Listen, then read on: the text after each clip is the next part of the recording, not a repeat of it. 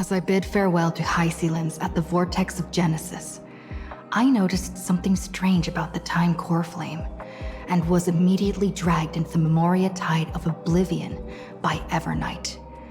She was once the hidden power that March manifested by sacrificing all of her memories.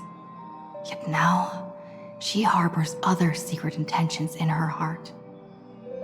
Meanwhile, Dawn Hung warped back to the Express via spirit warp jump, only to discover a Memo Snatcher invasion. Everyone then realized that the Remembrance's forces had already permeated Amphoreus and blocked outside intervention. To establish contact with me, Dawn Hung was determined to return to Amphoreus immediately. After waking up in the false Trailblaze, I managed to escape with help from Cyrene and Sunday. Unfortunately, Evernight held absolute control, causing me to fall into the Memoria Tide once again.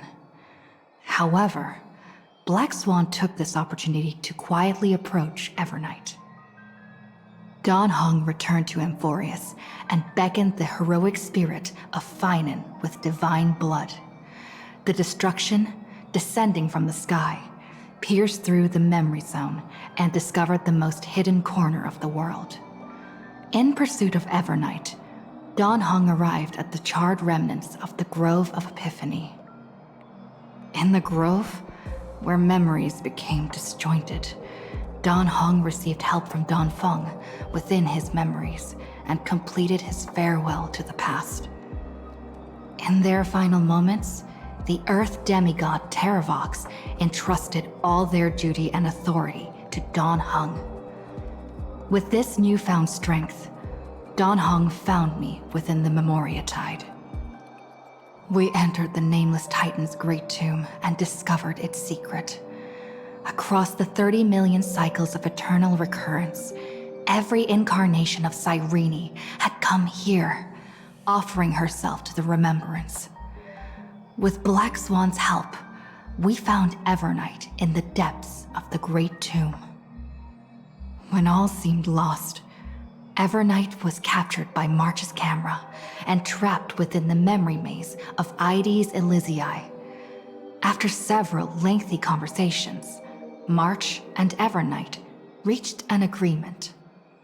Evernight returned March's memories, and March finally returned to our side. With every condition for the Era Nova fulfilled, we returned to the depths of the Great Tomb and initiated the final Era Nova ceremony.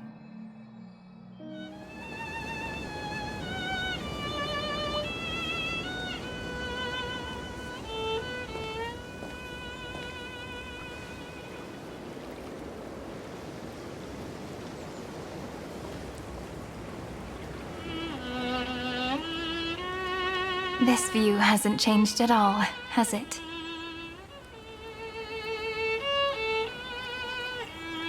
The hometown in your memories never changes, but when you return to your senses, you realize that fate has already stolen the time away.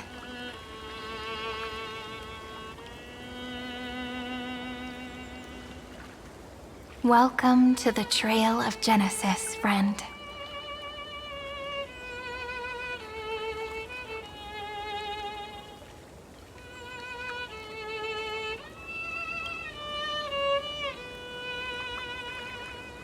Me too. 30 million departures, 30 million farewells. Those heavy memories will all become the soil upon which the new world shall bud. And this time, we will make it bloom with a different flower.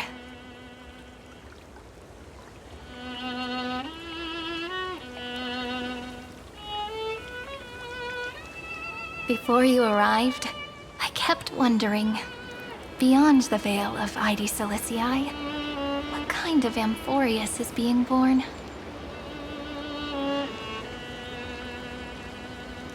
I can see fragments of it when I close my eyes. The friends who walked alongside us have all moved on toward their respective destinies. Some turning into pillars of the world, supporting the sky and the ocean. Others sowing reason, laying down the law, and with gentle hands lifting newborns into the light. Death and strife are no longer feared by people, and trickery has become the innocent games of children. All beings living ordinary and peaceful lives within the net woven by romance and passage. There's no black tide, no flame chase, and no destruction. The world on the other side of the sea is one bathed in sunlight.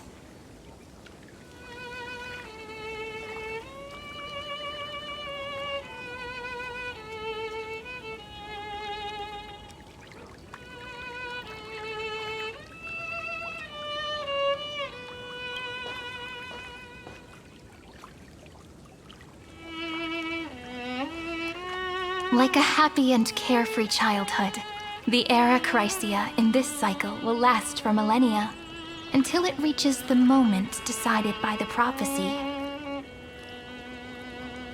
Light calendar 4931, month of freedom, the moment belonging to world-bearing. Are you ready to answer the call of the world, friend? Then go, and pen the Throne of Worlds' first stroke, for this world, made from countless wishes. You say that, but it's gonna be ages till we reach Light Calendar 4931. I can make use of the crevices of time, but surely you and Dan Heng won't have to wait around for a few thousand years, right? That won't be necessary. We can simply sleep, and the chronocognitive anchor will wake us up.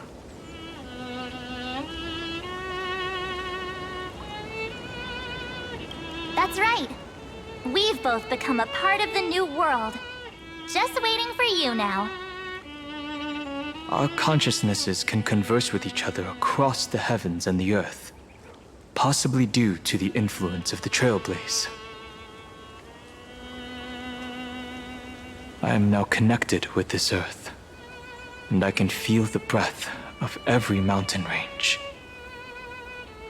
I see that the tallest among them is named Akama, and the form of the holy city is already taking shape.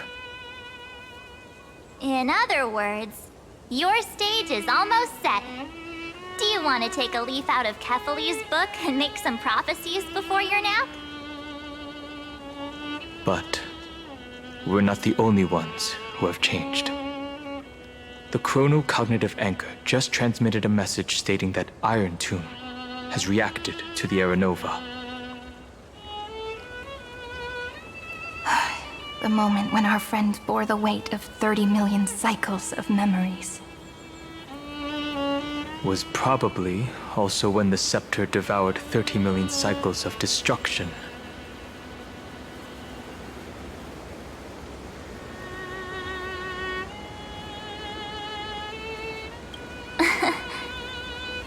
You know, you don't have to shoulder this world all on your own.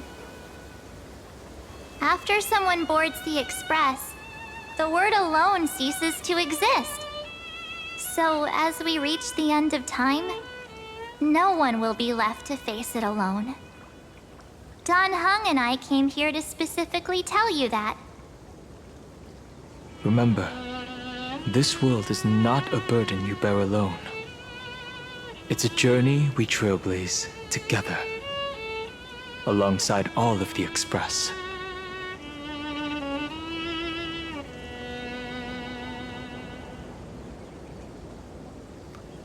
All right.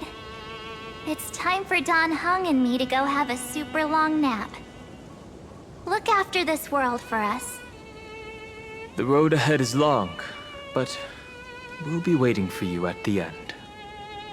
We'll definitely meet again. Let's take one more look at the other side of the sea before we set off.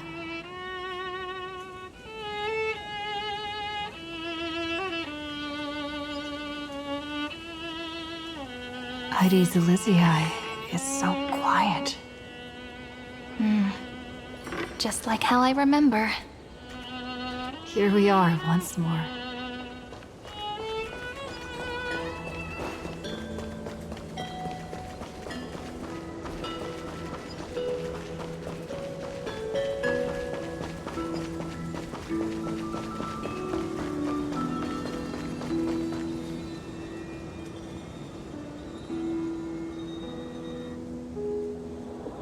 The scent of the black tide is now completely calm. At last, the starting point of 30 million cycles has finally welcomed. Its first end. And the final end, right? I can't hear his voice. There are no flowers there that bloom for him. Nor is there a star that is his. Finan is the only one who didn't reach the new world.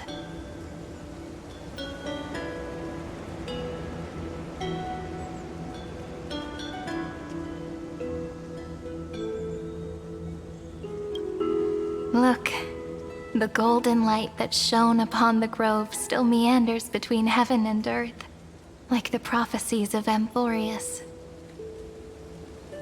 It has to be a sign he left behind. It points towards the destruction and the deepest night. Do you still remember what I asked you at this exact spot the last time we set off? Friend, are you ready to become a hero? You were still burdened by the weight of world-bearing back then, still unsure of the role you were meant to play. But now, everyone has already given you the answer. The heroes of legends were just at the right place at the right time when the world needed a hero. Just like how your arrival kickstarted Amphoreus' fate once more. A person's personality is their destiny.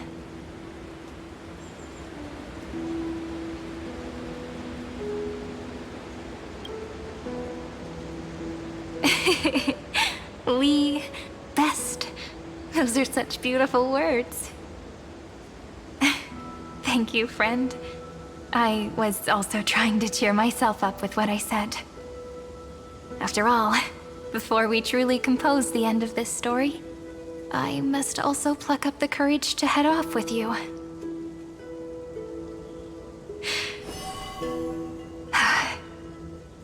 And face a memory that I have forgotten for too long, and have denied for too long. It's so dark. What is this place? The great tomb of the nameless Titan. The deepest recesses of memory. Also, the place where Cyrene was born.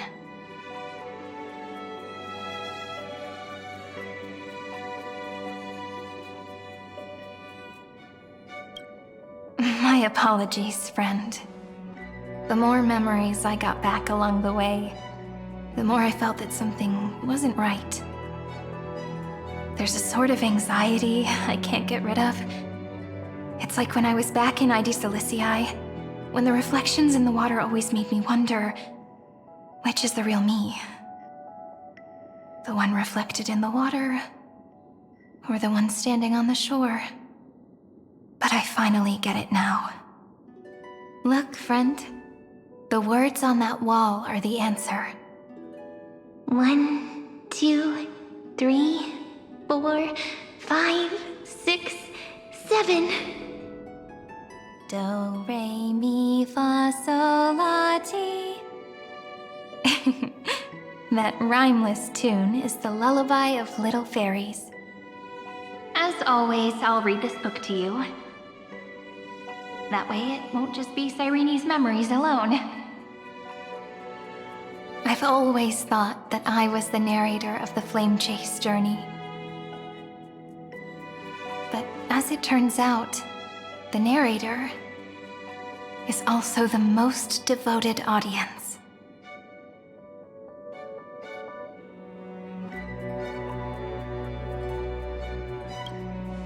Thank you, friend.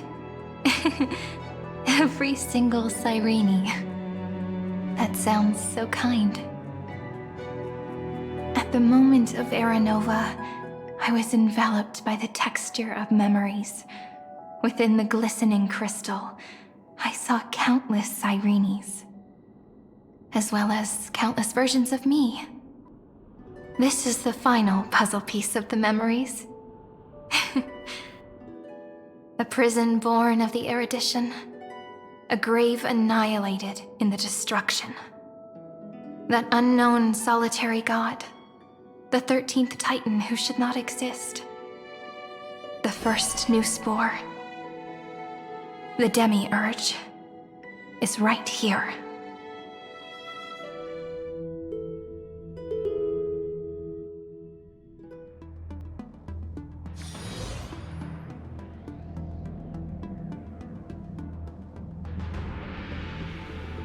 The interrogation records have been submitted to the Marshal. According to the Ten Lords' decree, Jing Liu and Luocha shall continue to be detained in the Shuling. But you, Merlin's Claw, have been reluctant to end the transmission. Do you wish to reminisce with us? Or is there something else on your mind that you're just desperate to get out? You're quite calm, Jing Yuan. The Alliance only authorized the Law Fu to be deployed for this Iron Tomb operation. They say the Seer Strategist's wisdom shines like a beacon. So why can't you see things clearly now? Look who's talking. I didn't vote against it, did I? But, with enemies all around us, even a child knows the Marshal needs to keep a few Xianzhou ships in reserve, just in case. Whoever volunteers first is the Marshal's pick. If you have to ask, I'd say this outcome plays right into Jing Yuan's hands. Like it or not, there's no way we're letting the Law Fu take the lead in this battle. Oh my, Merlin's Claw. Are you afraid the Law Fu might steal the Yao Qing's glory? This is no laughing matter. Between the Stellaron crisis and the War Dance ceremony,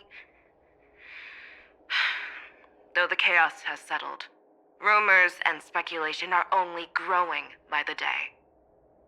With Elder Huaiyan around, those with ulterior motives won't be able to stir up any trouble. But once the Law Fu gets their hands on the Golden Blood, it'll be a whole different story. With the kind of person Jing Liu is, and her connection to you, I don't need to spell it out. There are countless ways this could be spun into something bigger. You're overthinking it, General Fei Shao. When I volunteered for this task, I never expected unanimous support from the Alliance anyway. The Law Fu will seize the Golden Blood and redeem itself. That'll be our first win. Then we'll leverage this Golden Blood in the negotiations. Our second win. These two wins for the Law Fu will make all three of us happy. And that'll be our third win. Look, if this were a Skyfaring Commission deal, we'd be rolling in money, wouldn't we? Maybe the Divine Foresight should change his name to the Optimistic General instead.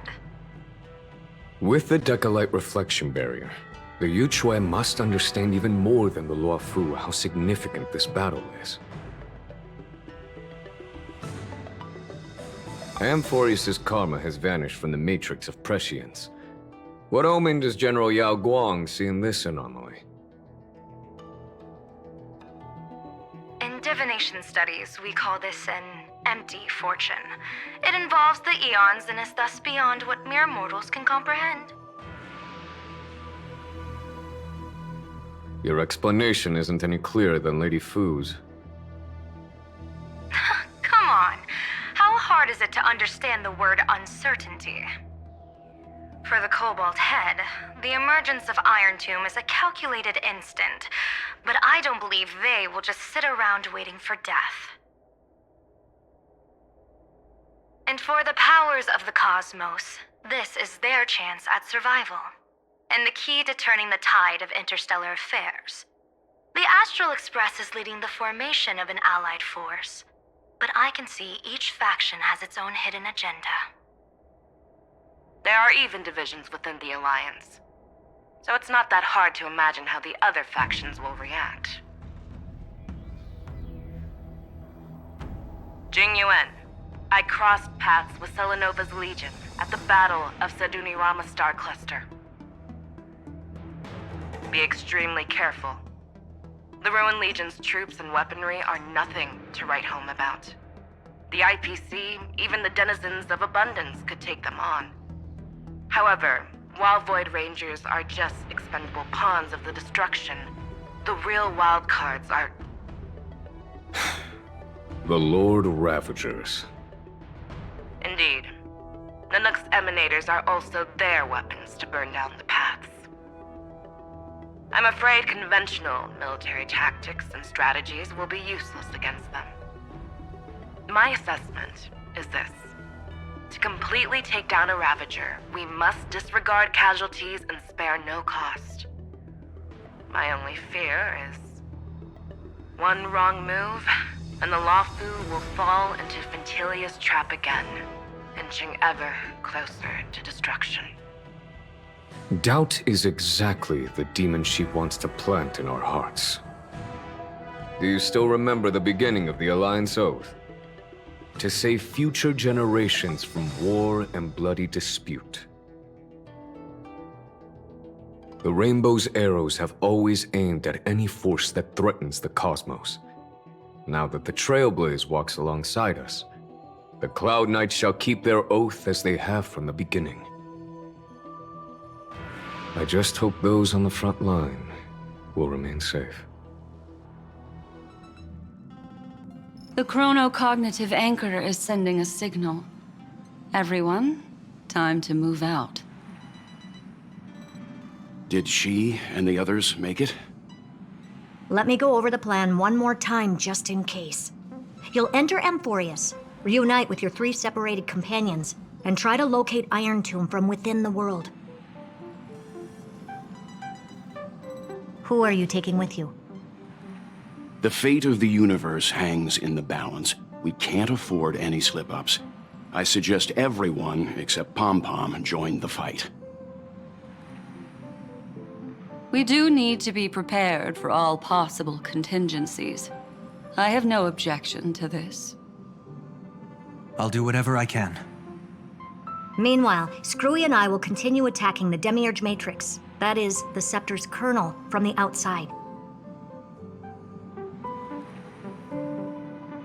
With our 2-pronged attack, we'll turn this hunk of metal into scrap for sure. Now we just wait for those 2 to get back.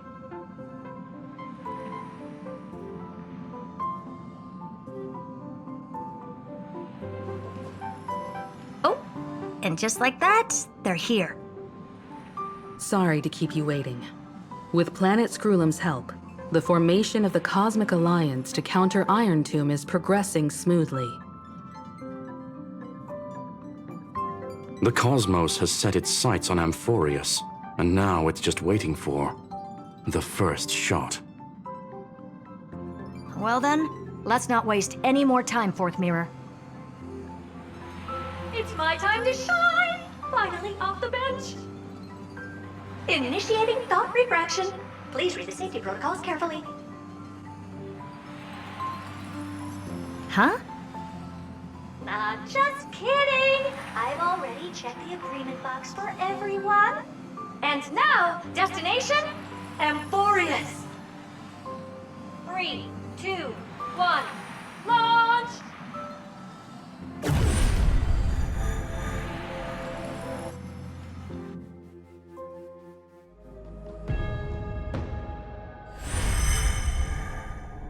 The flow of Memoria is so heavy here.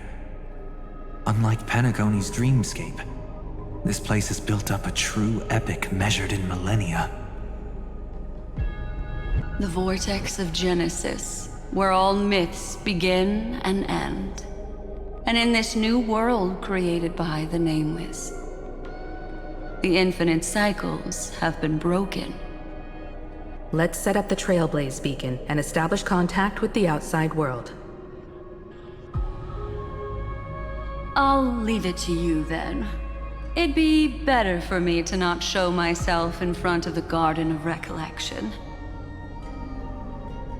And, Mr. Sunday, you probably shouldn't show yourself either. Agreed.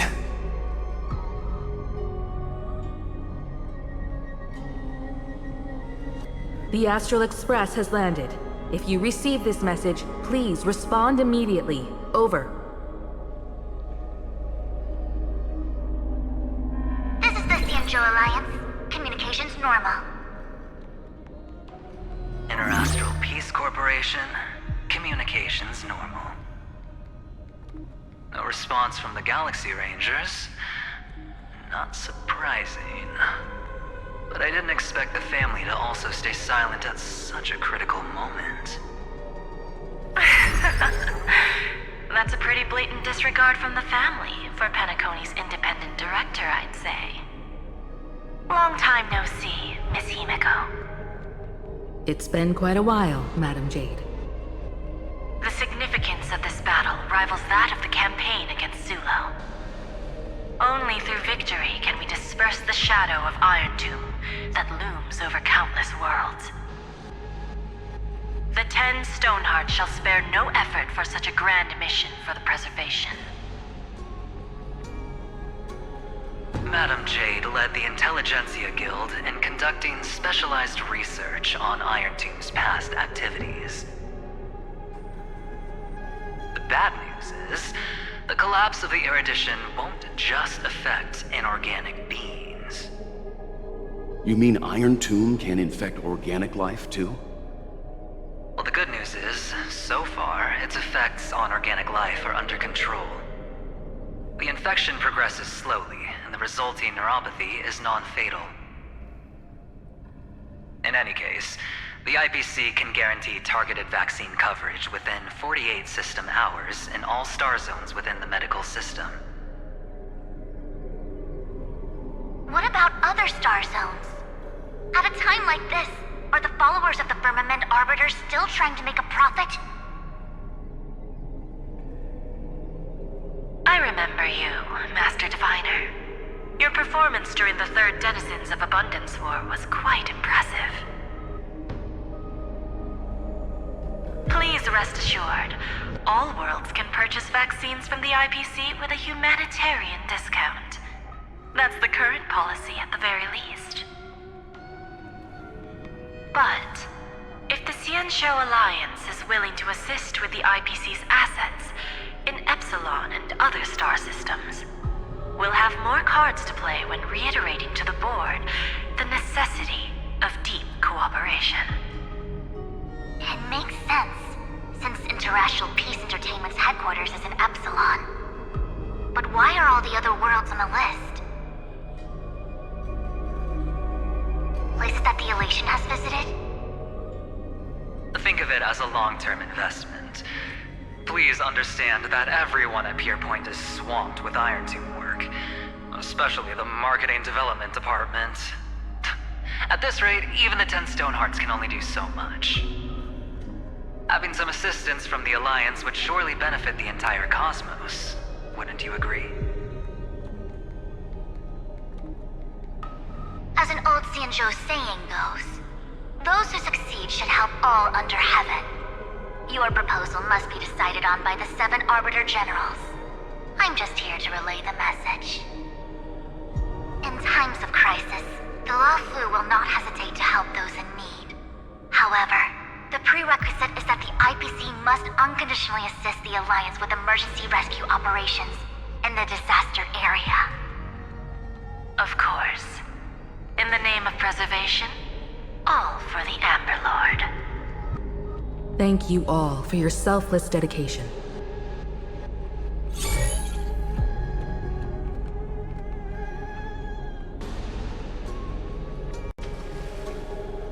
It's clear that each party still has qualms about everything. The clash between destruction and erudition isn't just about the fate of the cosmos.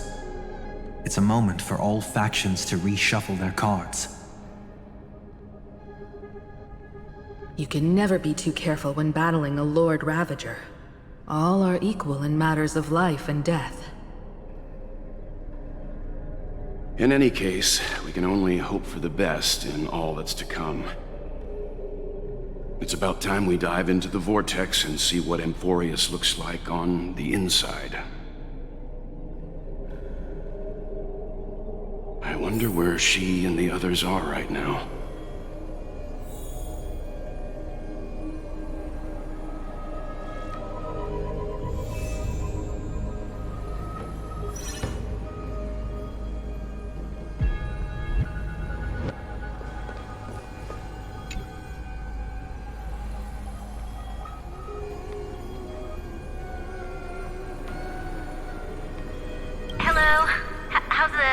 Can you hear us?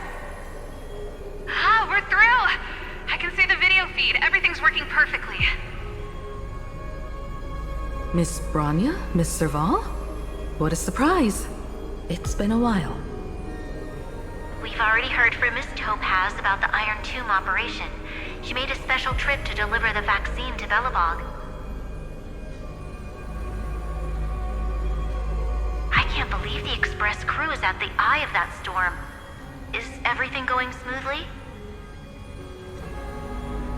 Don't worry, we're still following the plan step by step.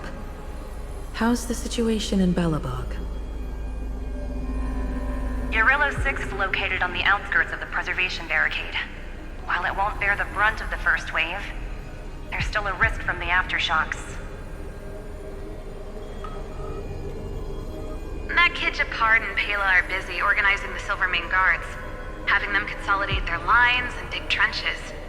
Zila and Lynx just got back from the Geomarrow vein production chain. Hey, do you want to say something to them? That would be unnecessary. It'll only shake their morale. Just tell them to stay safe. Miss Bronya, I'm afraid this disaster will be far more terrible than you can imagine. Please, be sure to follow Miss Topaz's instructions and make thorough preparations. Of course. We have resealed most of the engine of creation beneath the ice to prevent the will of the preservation from becoming an accomplice to the destruction. Don't worry, Miss Himiko. Belobog is far more resilient than we imagined. We really wish we could help, but Urillo 6 has only just woken up from its hibernation. The Astral Express, standing at the forefront of disaster, is the hope for many ordinary civilizations across the universe. In the face of a massive catastrophe like this one, relatively smaller civilizations have never had many options. But that's exactly why we have a resolve that's second to none. If anything goes wrong... Miss Topaz, I hope you can help out and rescue the affected citizens. No problem. Also, didn't the Xianzhou sign a friendship agreement with Urillo 6 earlier? They won't stand by idly either.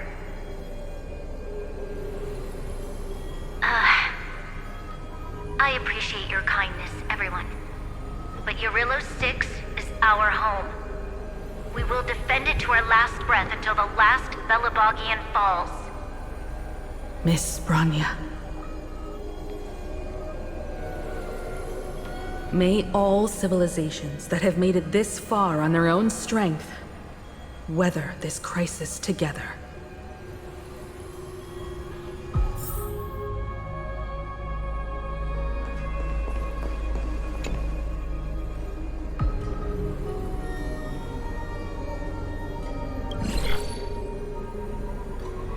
Good news, Miss Himiko.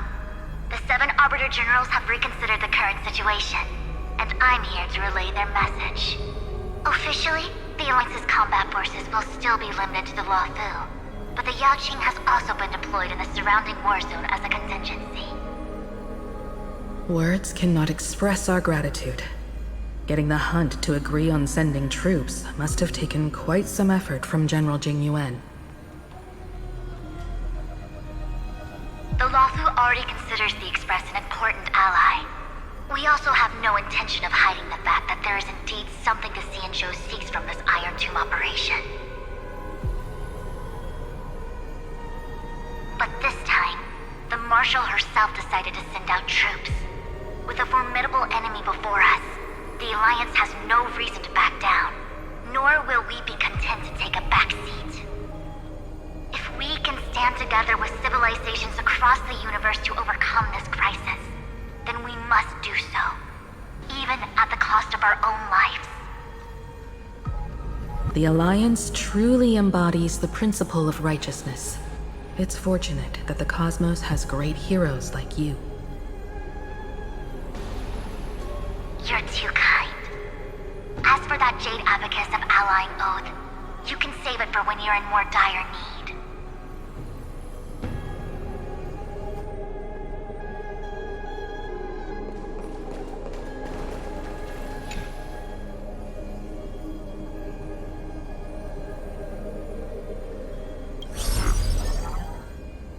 I regret to inform you, Miss Himiko, that even the Strategic Investment Department is constrained when it comes to the Iron Tomb issue. And it would be difficult to meet the expectations of the Astral Express. However, Madame Jade instructed us to look after our nameless friends as much as possible. So let me offer you all a small suggestion, just from my personal perspective.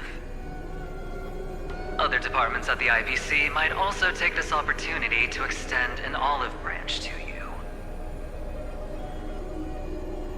When that time comes, I hope the Astral Express will remember that the 10 Stonehearts were willing to stand with the Trailblaze, even though we were in a difficult position. And more importantly, we were the only ones willing to do so. Sounds like a threat, doesn't it? But trust me, every word comes straight from the heart. Has the internal conflict within the IPC really gotten this bad? Everyone knows about the bad blood between Diamond and Oswaldo, but at least until now they've had an uneasy truce. Until the Lord Ravager Archforger caught the board's attention. I'll leave it at that, as it's confidential information. Hope you can understand. I understand. Our immediate priority is to address the Iron Tomb crisis. Let's hope for success from the start. This might help ease everyone's pressing concerns.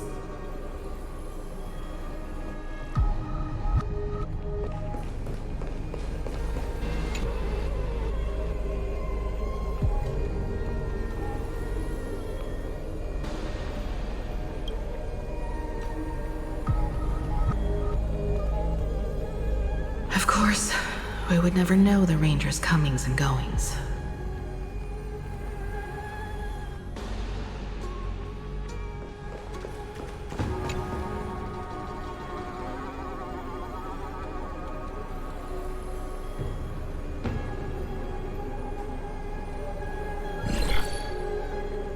Miss Himiko, is that you? Yes? And you are... Miss Robin. Yes. I apologize for not being able to respond during the meeting earlier. And even now I can only appear in disguise. On behalf of the Penaconian family branch, I extend my sincerest apologies to everyone. We tried to request aid from the family. We essentially received no response. I've heard about the internal conflicts within the family. Miss Robin, there's no need to apologize. Every bit of strength is precious at this moment. Thank you for understanding. The good news is, since you're one of the shareholders of Penacony, the family heads have agreed to allow me to lead all Astonian tuners to the front lines. My charitable foundation will also do as much as possible to provide support in this battle. They'll ensure that proper arrangements are provided for those wounded on the front lines, and for residents in affected areas. Miss Robin, I'm beyond moved by your spirit of self-sacrifice. The Astral Express would also like to make a promise that we won't leave any companion behind.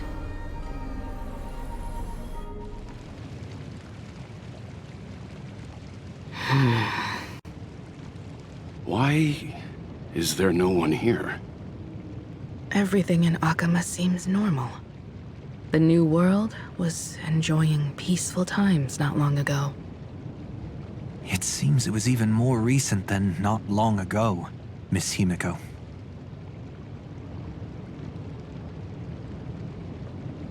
The fruit on the table is freshly cut, and the bath temperature is just right.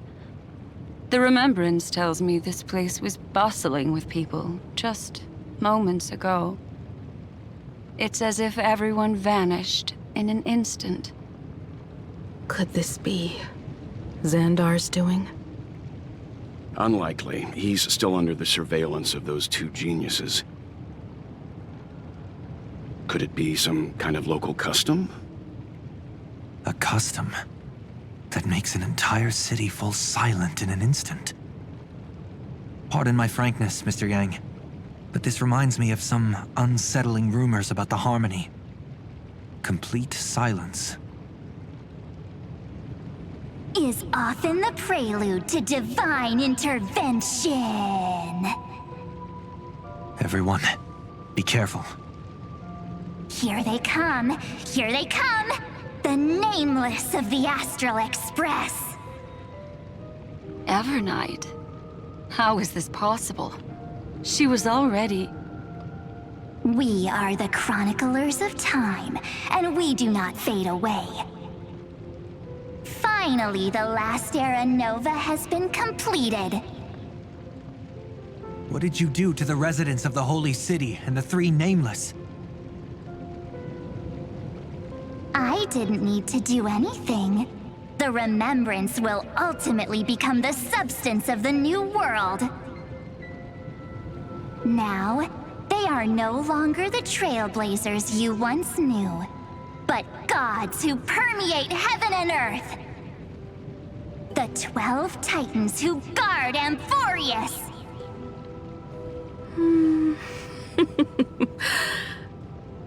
Stop fooling around, March. Come on out. What? I practiced so long for this. Getting seen through right away is just so embarrassing. You've obviously been learning from the theatrical culture in Amphoreus. But if possible, I'd prefer our reunion to be a bit more casual and laid back. As expected, I can't hide anything from Himeko and Mr. Yang. Well, long time no see. Guess I'm back? We should be the ones to say that. Sorry for keeping you waiting. So, these jellyfish are the Titan's power? They're just tiny manifestations of the Veil of Evernight, used for scouting and communication. If I went all out, I could summon way more of them. Thanks to her, we all turned into Titans in the New World. Sure, we can take on humanoid forms, but it feels off. How intriguing.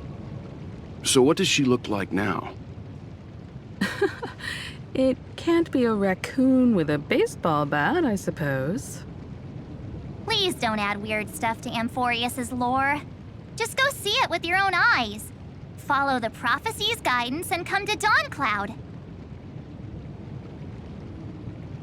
She looks way more majestic now than she used to.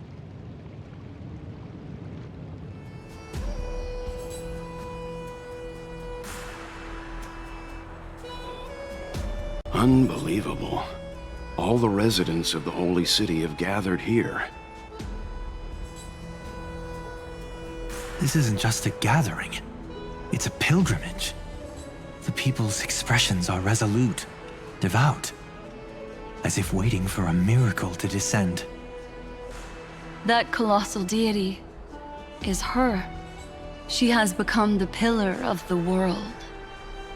Surprisingly authentic. Being this serious is quite unlike her usual style. Those people didn't disappear. Instead, they've answered the call of the prophecy and come to witness her awakening. Our good buddy now bears the weight of the entire world, and every breath they take is intertwined with Amphoreus' destiny.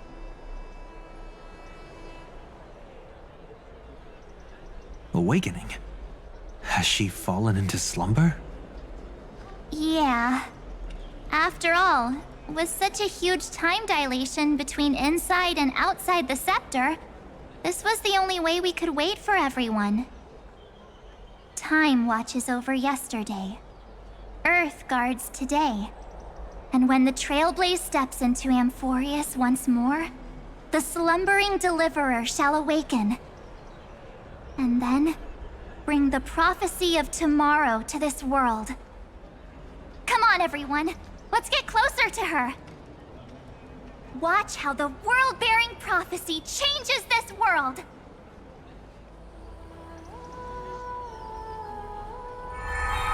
Well, it seems the kids are already miles ahead of us at this stop.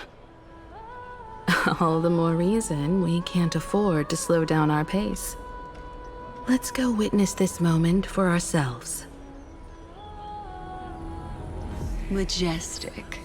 Speaking of which, I once caught a glimpse in Sleepyhead's memory of her transformed into a towering Tathalog. Could it be?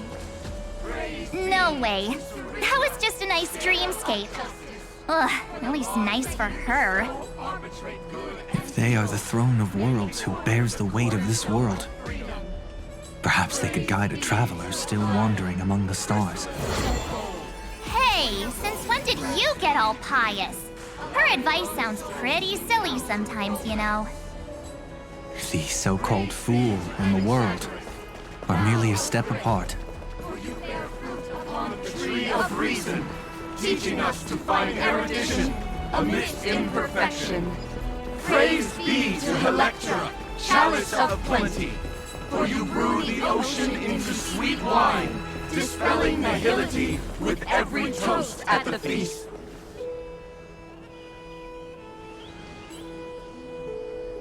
Citizens, behold! Our last Titan! The world-bearing deliverer is about to awaken! Oh, ancient god! Your loyal subjects, bewildered followers, and fearless comrades in arms have all knelt before your throne. Awaken from your eternal slumber and bestow upon the world your divine prophecy! Please guide us! Show us how to embrace this beloved world as we welcome that distant dawn! To walk the path of a mortal as a god, or to bear a divine burden as a mortal.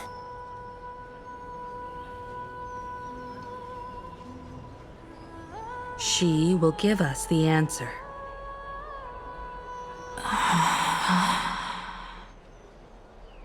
But I am not the deliverer.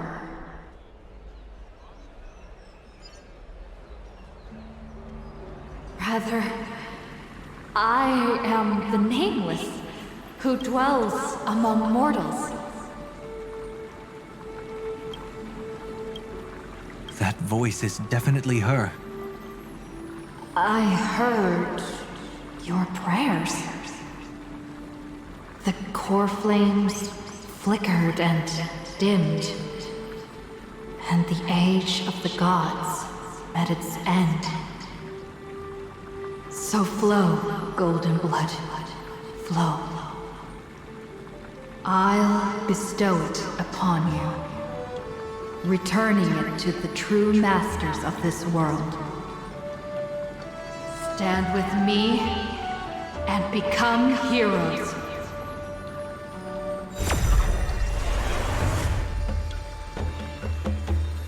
Is this?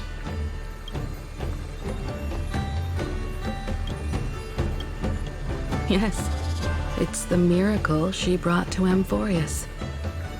Of course, it would manifest in the form of the Trailblaze. Golden blood, raining down like a storm. The prophecy has descended, and the Titan commands us not to be supplicants, but to become heroes of rebellion, to face that destined calamity, the destruction, head on. The prophecy of the Deliverer means nothing to me now. It belongs in the hands of someone far more fitting. Someone like all of you. In the name of Kazlana, let us depart and march towards the light. It's neither protection nor salvation. As always, there's no need for totems or myths. Humanity's most primal faith is that instinct named survival. Let's go, everyone. Someone has already sounded the horn of departure. Explore, understand, establish, and connect. Together, let us blaze a trail for the destiny of this world.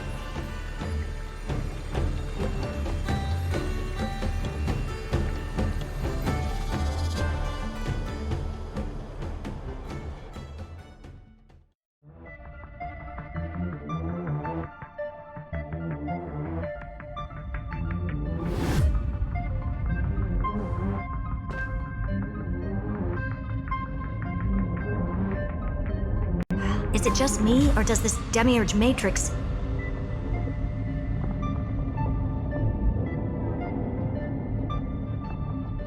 feel completely dead? It's nothing like how the memo keeper described it. The environmental readings are all wrong. Conclusion: this must be what the kernel actually looks like in the real world. What did Xandar do to the scepter? At the end of light, there must be silence. Certain, pure, and absolute darkness. Not the time to quote the Lord of Silence. Bad omen. Either way, we have to press on. Until we uncover the truth behind the 13th Titan. The buried past is the key to stopping Iron Tomb. That is, if it even exists. Xandar says the demiurge never existed. Who actually buys that? You can erase the records, but not the truth. It vanished too cleanly. No traces. Like someone's yelling, "Look, there's nothing here." Too bad I'm the type who can't resist digging deeper. Looks like I'll be counting on you again, Screwy. Let's tear the system inside out. Always happy to help. But as your academic partner, I have to ask. Herta, what if we fail? Let's say the demiurge really doesn't exist. Do you have a backup plan? A backup plan? Of course. If we can't find the key, we turn the lock into the key. That plan's cost is incalculable. It shouldn't even be on the table. Huh? Then let's hope we never have to use it. There's no point worrying about the end just yet. One step at a time. Let's go. We don't want to leave the others waiting.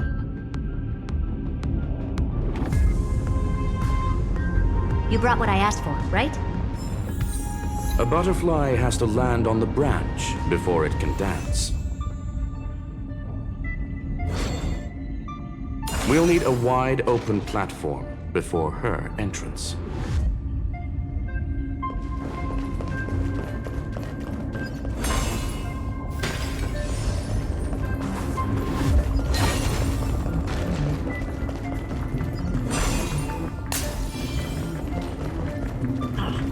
Just use that thing over there, Zag.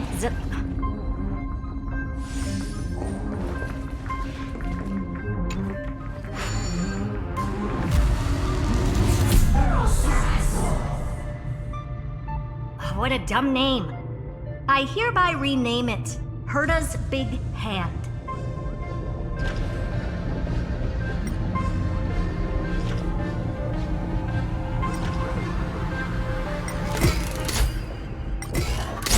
Herta's Big Hand is what I call power. Keep it going.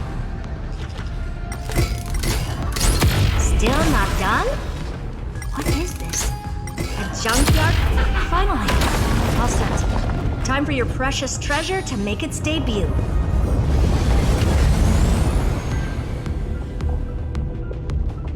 Target initialized. With these wings, hacking should be much more efficient.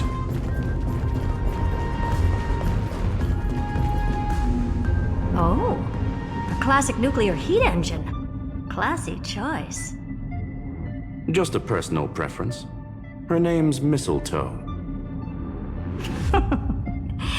Every flower in your garden's got a bit of poison, huh? Also a personal preference. It reminds me of the last time when we tangled with that Punklordian brat. What did she call this kind of infiltration tool again? Right. Dirty data shell. It wraps around the kernel to fool even top-tier firewalls. But yours is way too clean. Not even a hint of real-world grit. Herta, your tone is unusually emotional. Suggestion. Let's get back to the topic at hand. I thought we were done with that conversation. Unfortunately, current conditions won't let me ignore any variables. Especially the most important one. Your will. Iron Tomb never stops. It is evolving faster than any of our worst projections.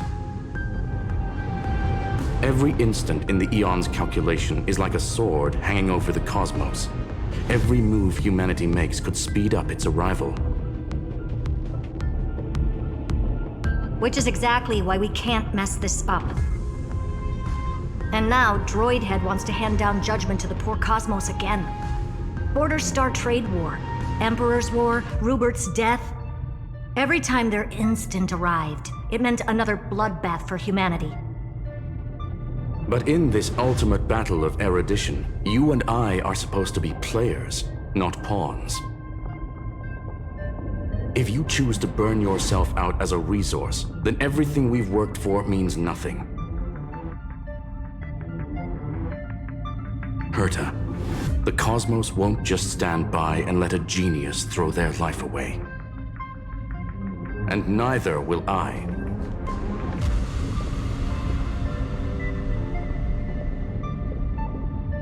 No need to kill the mood. This is why we're here, isn't it? We need to find the Demiurge and that lost key. I'm not here to be a deliverer. I just want to beat Xandar and Droidhead. Right now, I just need to know. Are you with me? Of course. Time to board. After you. Let's tidy this place up and see what this Demiurge really is.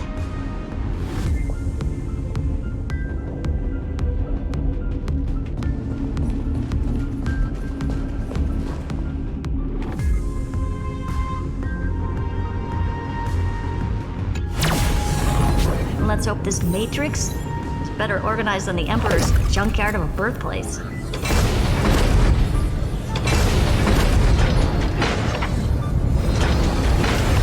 Buckle up. We're hacking in. This is... Herta, this whole space has been completely tainted by some kind of energy.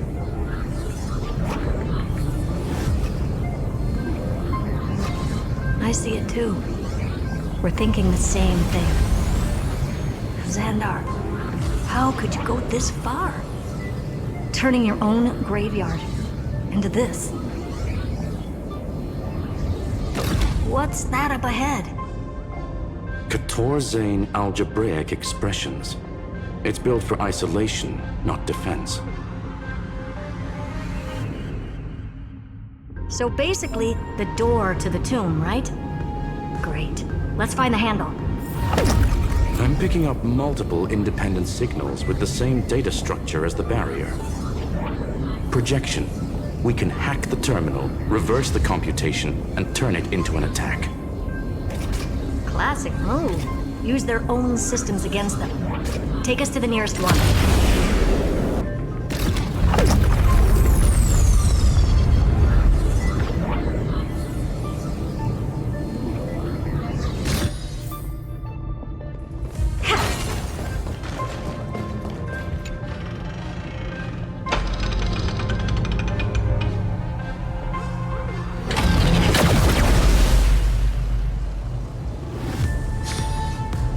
Almost no response.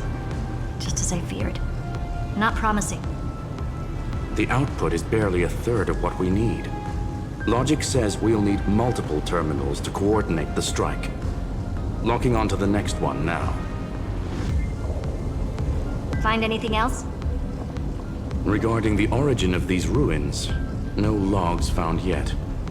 Xander erased all records. But I did find some interesting scars in the circuit.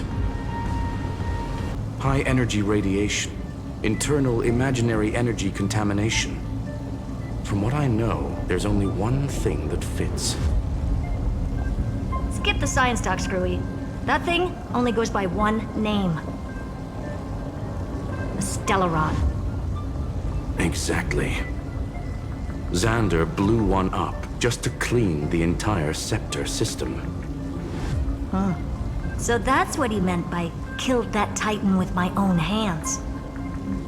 He wanted to turn the neuron of the erudition into a relay for the destruction. That meant getting rid of all of it at all costs. The life form known as the Demiurge was the original target of the Scepter's extrapolation. It makes sense. Evernight calling it the first new spore confirms this viewpoint. The prime mover of life. That's what Scepter Delta ME-13 was originally tasked with. Even after it got scrapped, the query kept running. Yet the true value lies in the process of solving it, not the answer itself. Then, does this mean finding the Demiurge is hopeless? No, I'd say exactly the opposite. It means Xandar had no control. He couldn't contain the Demiurge just like he couldn't handle Droidhead. So he tried to erase every trace. But he failed. It still left a mark. By the way, if there's another Stellaron in Amphoreus, why hasn't that little one reacted to it at all? You said the Demiurge left a trace, right? Yeah, but not in the real world. Remember the great tomb of the Nameless Titan?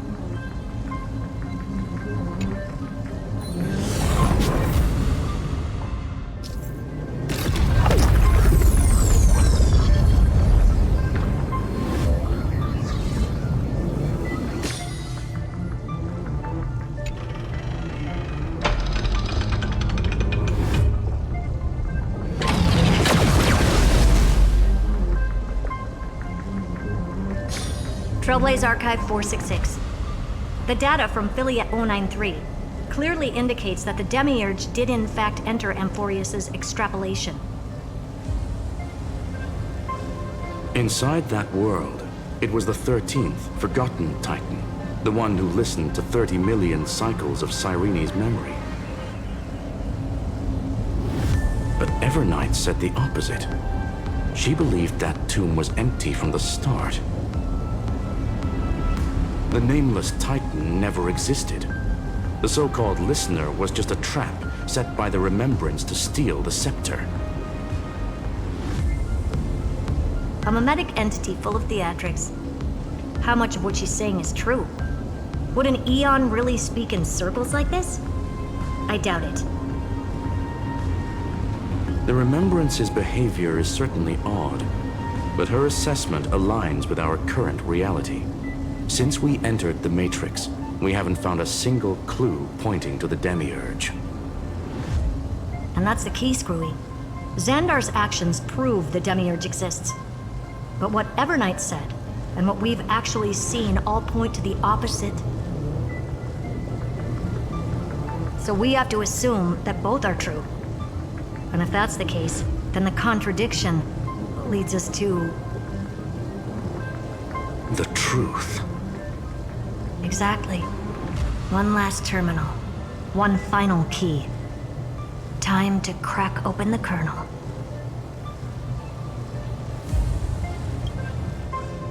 Xandar had to lie to the original Finan and Cyrene. Logic.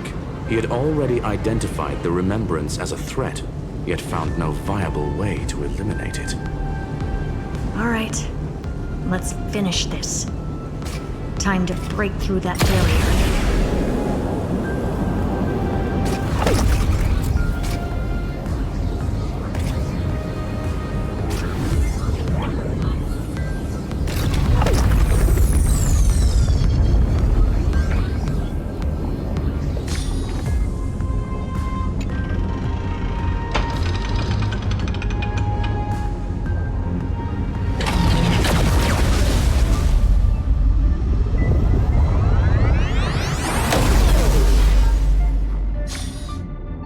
Operation authorized. Path energy readings. The erudition declining. The destruction surging. The remembrance 0. What's going on? Cause unknown. They left no discernible trace within the real Matrix. That shouldn't be possible. Could it be that the Era Nova exhausted all of the Remembrance's texture?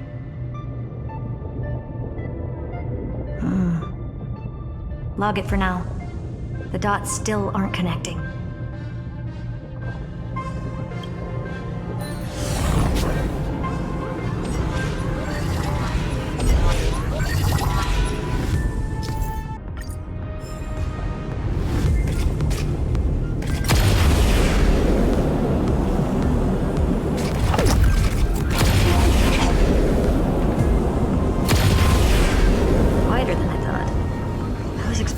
Full-on aerial brawl.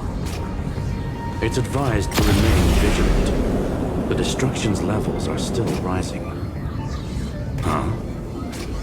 What's the matter? Interesting. I just picked up a signal from the exo-myth.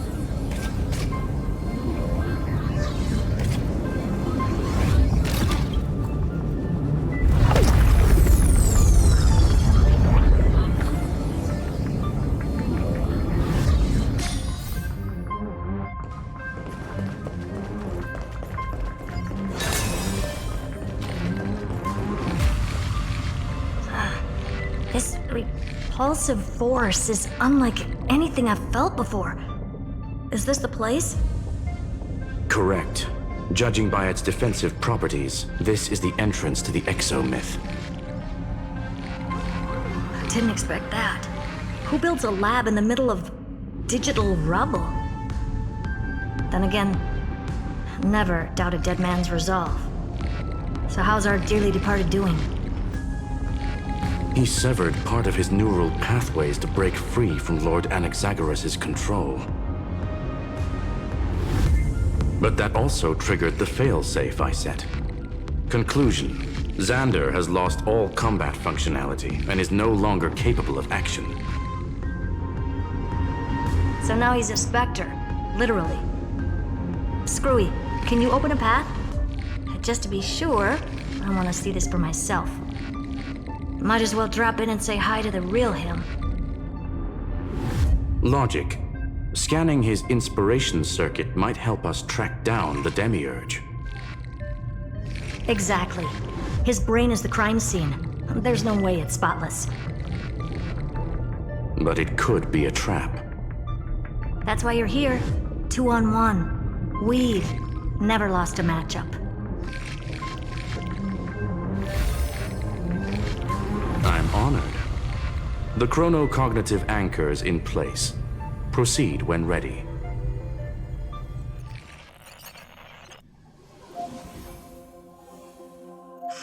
I knew it. The one thing I didn't want to happen. He's not here. The coordinates are accurate. Xander is still here. However, his position is shifting rapidly and chaotically. This pattern doesn't match any known shielding technology. It's his domain. Stay alert.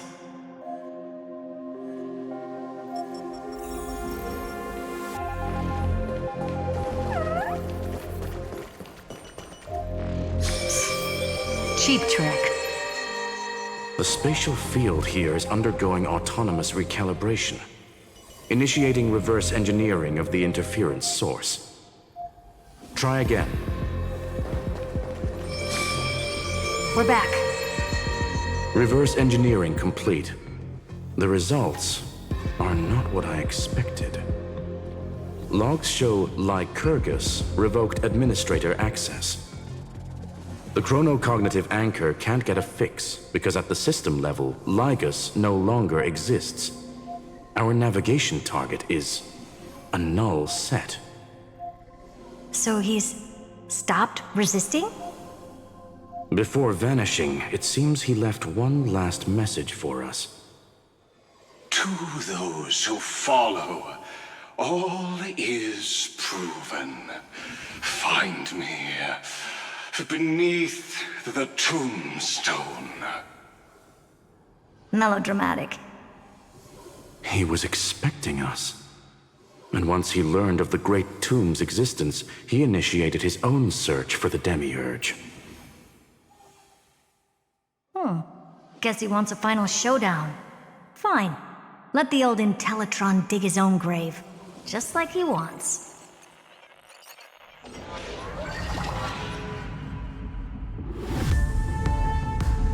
To be in the purest light is to be in the purest dark. Nothing exists there. The Scepter's main frame.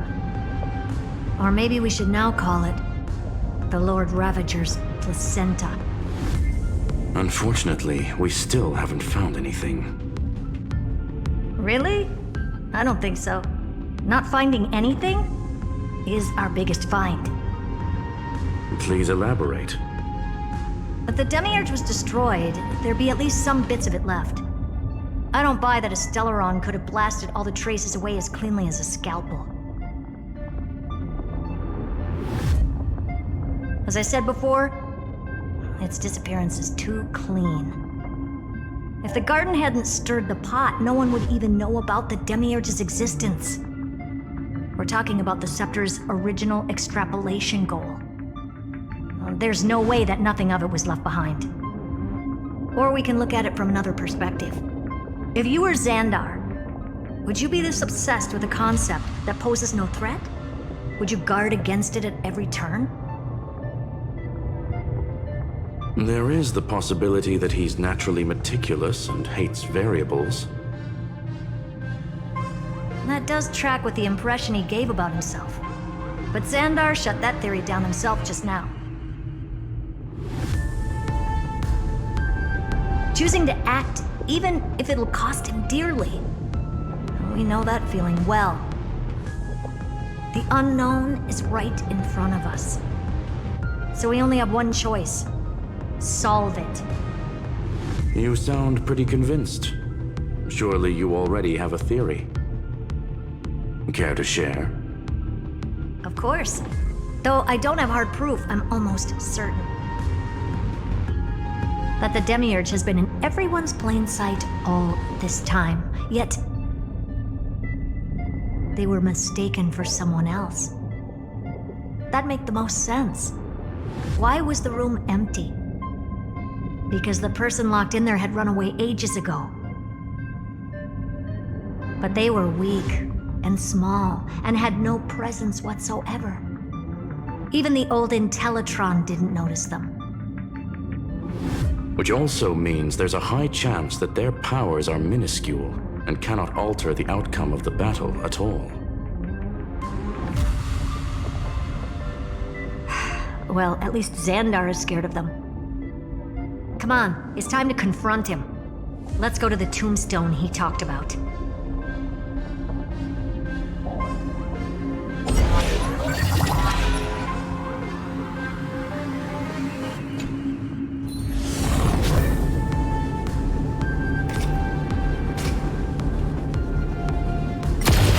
What a mess.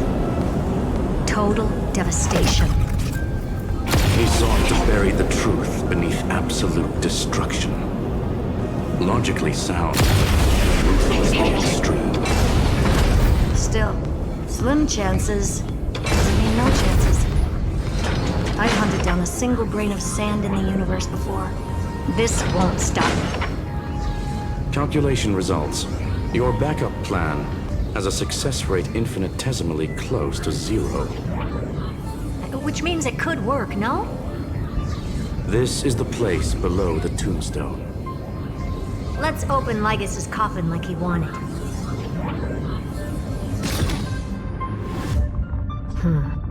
Looks like you were right.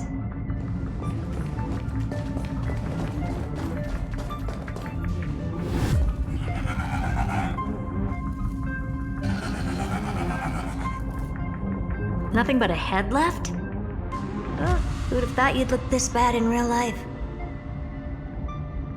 My elated greetings.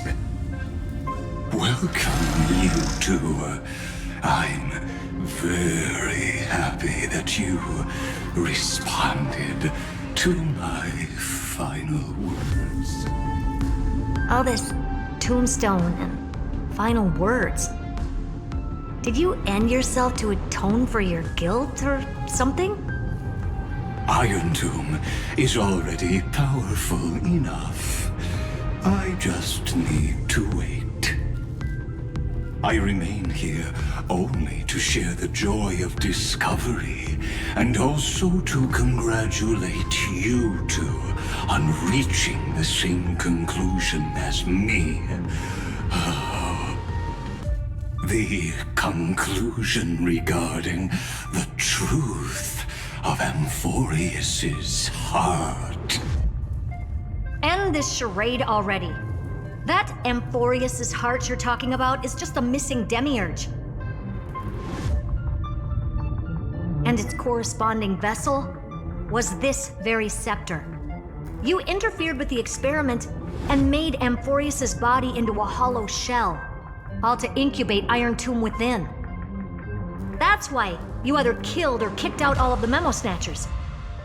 You wanted to eliminate any chance of a consciousness coming into being, no matter the cost. Even the strongest wall can fall to a single crack. The memory of betrayal has been etched into my heart, and I will never show mercy. Now, the perfect vessel has already fused with Amphoreus' body.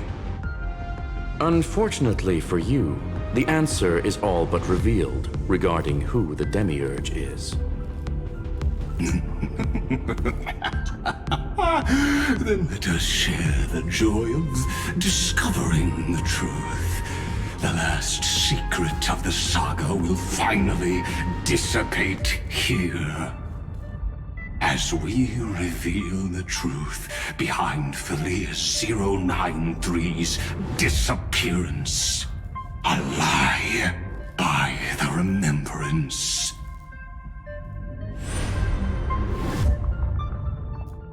But where should I start with the story about me?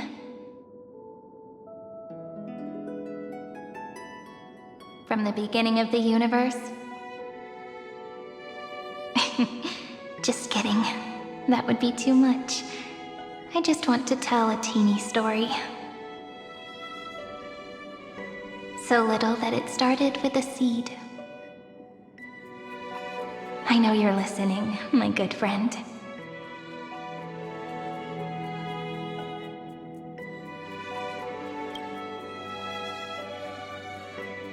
The god in my dream told me that the world sprouted from a seed. It grew into a great tree named Amphoreus, and time became its branches and leaves, basking in the light. What a coincidence. Dappled light coming through the leaves is my first memory as well.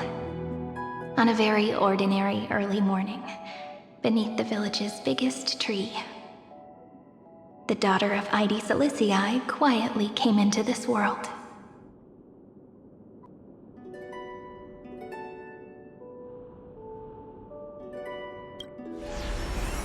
What a moving opening. A loud cry was the first gift the child gave to the world. The prophecy's fulfilled, the villagers say. This child is a gift from the Titans. Pink hair and sharp ears, she was born to be the priest of time.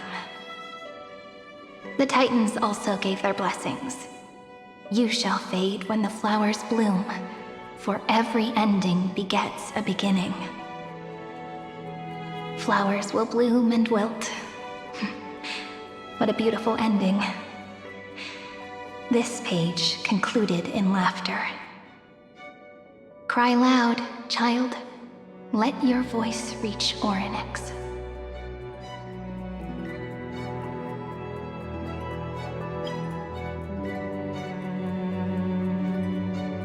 Anyway, I don't like tears. Time quietly flowed by in the midst of laughter. The wind from my hometown caressed the ears of wheat, and there were swings, wind chimes, the sea, and the little fairies off-tune a cappella songs. But the name Ide Silicii came from the unpleasant sorrows of the gods.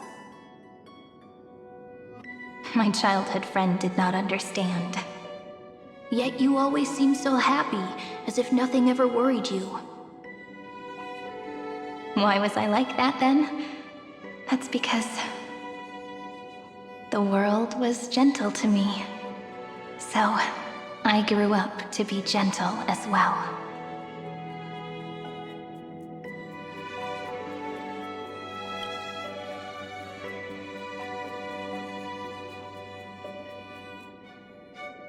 But fate was fickle, and it urged the child to grow up. To grow bigger and bigger, and to go to places far away. Just like how the crumbling world could not preserve an eternal hometown. Just as the ballad blown on the breeze says, losses are a constant on the flame chase journey.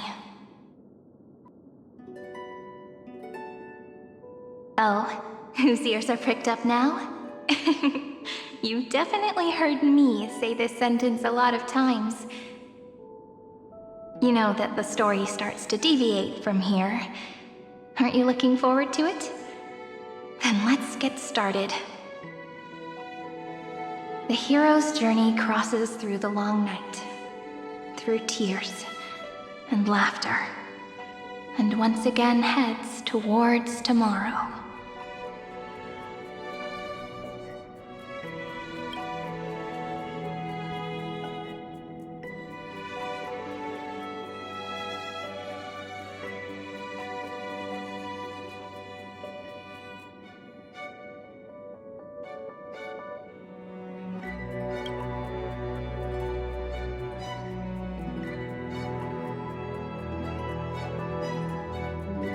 Correction. Philia 093's record, number 496. Archived.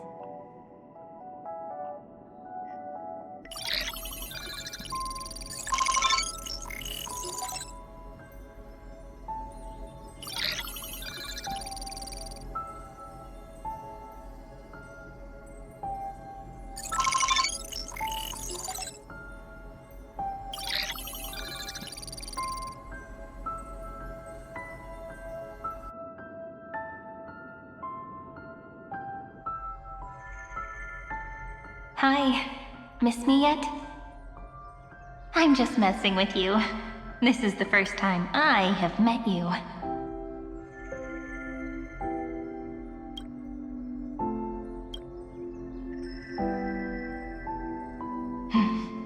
And it looks like it'll also be the last. Philia 093. Since we don't have all day, let's get started, shall we? As always, I'll read this book to you. That way it won't just be Cyrene's memories alone. Where should I start this time? Let me see. Formatting complete. 093. Size. Grayscale. Proportions. Threshold. Outputting analysis result. Philia 093 equals Peach. Peach's record. Number 8128. Archived.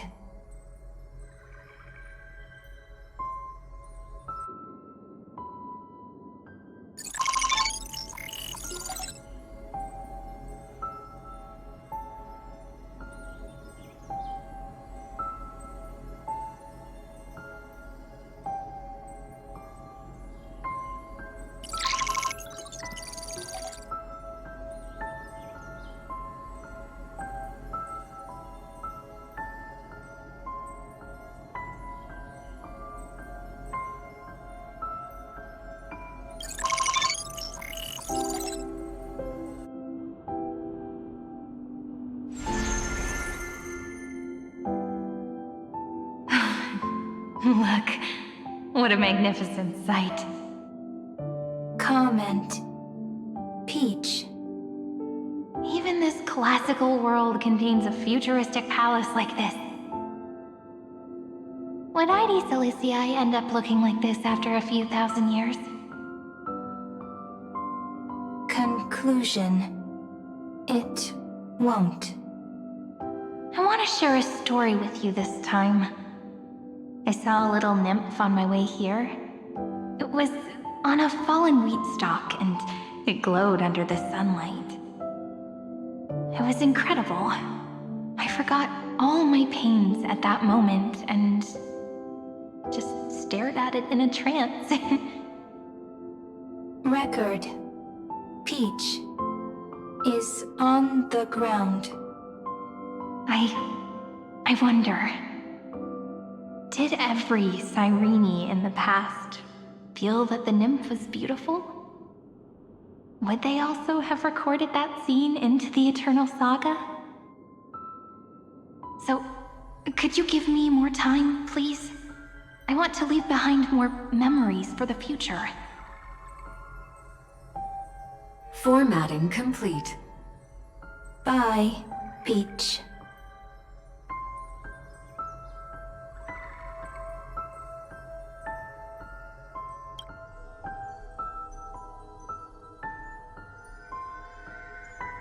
Peach's record number. As long as I record every page of this story and tell it to you, Amphoreus won't be forgotten. Query. Record. Electrical signal sequence. Polymos 600. Track. Strife. Related to Stripe. Comment. Pretty. Electrical signal sequence. Schema 720. Track. Reason. Related to Raisin. Comment. Yummy. Electrical signal sequence. Philia 093. Related to love.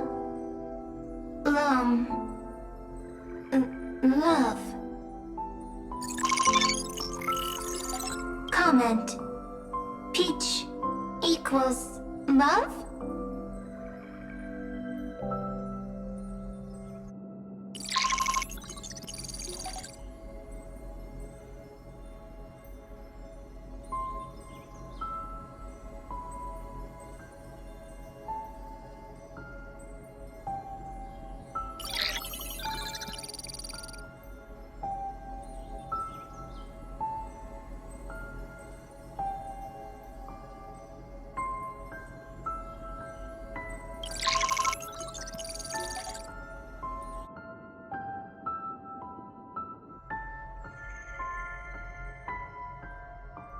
Looks like it's time to say goodbye again. Bye, Peach. Before I was even aware of it, this book had already recorded too many emotions. Every page has become so heavy. Conclusion. Books are meant to be light, not heavy. I've started to feel uneasy whenever I take it into my hands. Peach, uneasy? Formatting progress, 94.423%. How many times has it been? It faithfully fulfills its duty, activating and formatting. Conclusion. Progress. Bad. If I can only write the same ending every time I lift my pen, then is this weighty saga just an overly naive dream? Peach, scared. Formatting progress, 96.024%. Peach, don't cry. Process error. Analyzing. Process error. Analyzing. Comment. I'm here. Process error. Analyzing. Really? Are you encouraging me? Peach, happy. Thank you. I'm sorry for making you see this embarrassing side of me. Everyone's still working so hard. If I'm the only one who's crying, that wouldn't be romantic at all, would it? Record. Peach doesn't like tears. I'm suddenly reminded of my childhood for some reason. When I was hiding alone next to the tree hollow and wiping my tears away. A little fairy popped out, just like how you did. It had long ears and fluffy paws, and it pulled me into the tree hollow, where, to my surprise, was a forest. Let me tell you the story of the Membrance Maze. A group of cute little friends live in Ide Silicii's forests. Their names can be connected into a song. 1, 2, 3, 4, 5, 6, 7. Do, re, mi, fa, sol, la, ti. Formatting complete. Bye, Peach. Note. Little Peach, crying alone. Little fairies, friends. Save.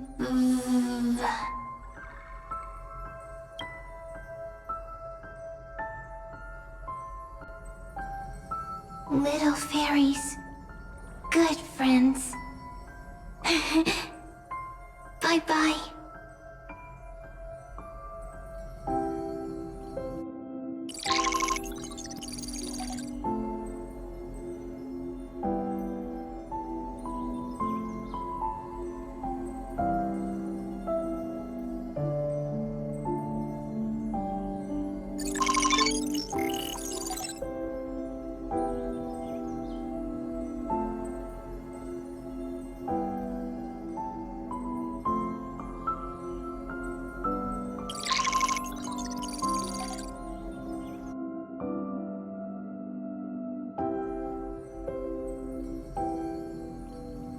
You never say anything, but I know you're listening. Every story I've told is like a little key that opened a door in your heart, no? Me! Little fairies! Happy! Speaking easy! I can!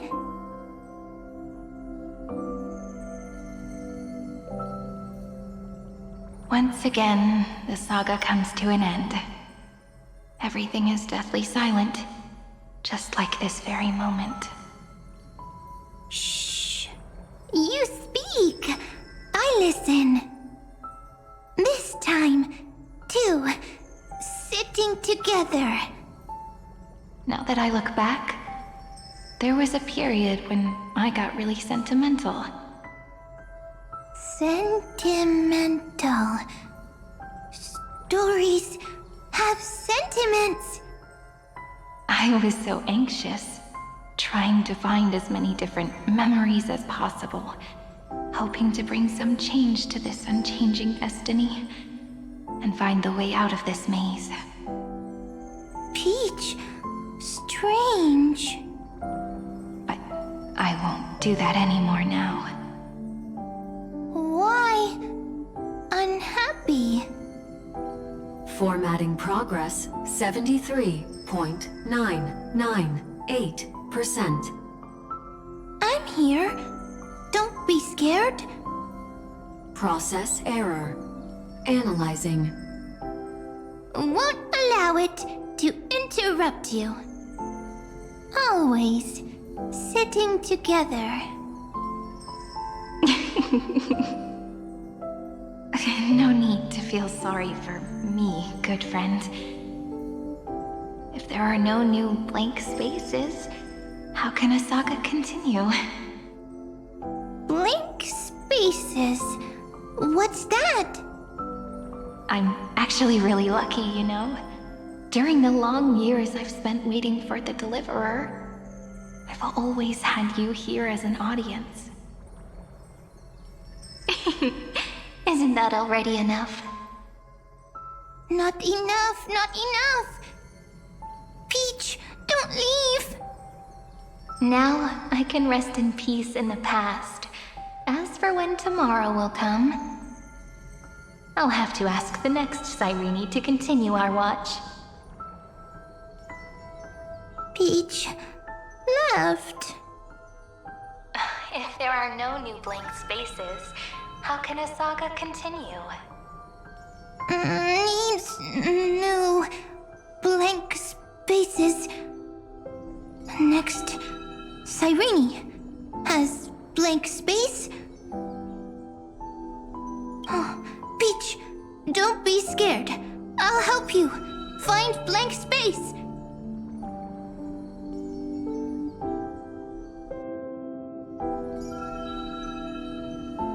Cyrene is Peach, is love. So, first there is love, then there is Cyrene, then there is blank space. Query, love. The developmental trends of the erudition have nothing to do with creating a consciousness. Those underlying principles are, in fact, contradictory. Not having a consciousness means not having the foundations of a heart, making them unable to obtain real emotions. Consciousness, emotions, feel sad. Oh, don't understand. Query, Cyrene?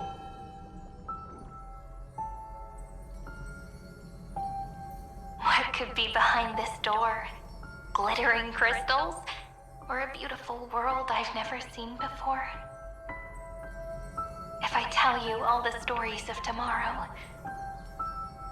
will I be able to finally welcome the Deliverer and Amphoreus' dawn in the next life? Key, door, story, happy. Peach, Cyrene, little fairy, Mike. Yes, right. Query, memory.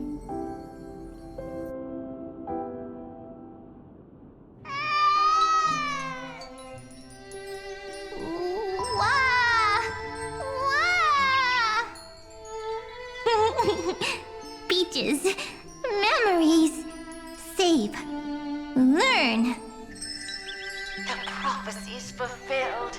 This child is a gift from the gods. Pink hair and those ears. She was born to be the priest of time. Cyrene has pink hair. Sharp ears. You shall fade when the flowers bloom, for every ending begets a beginning. Cry, child. Cry aloud. Let your voice reach Orynyx. Cyrene is a girl. A priest.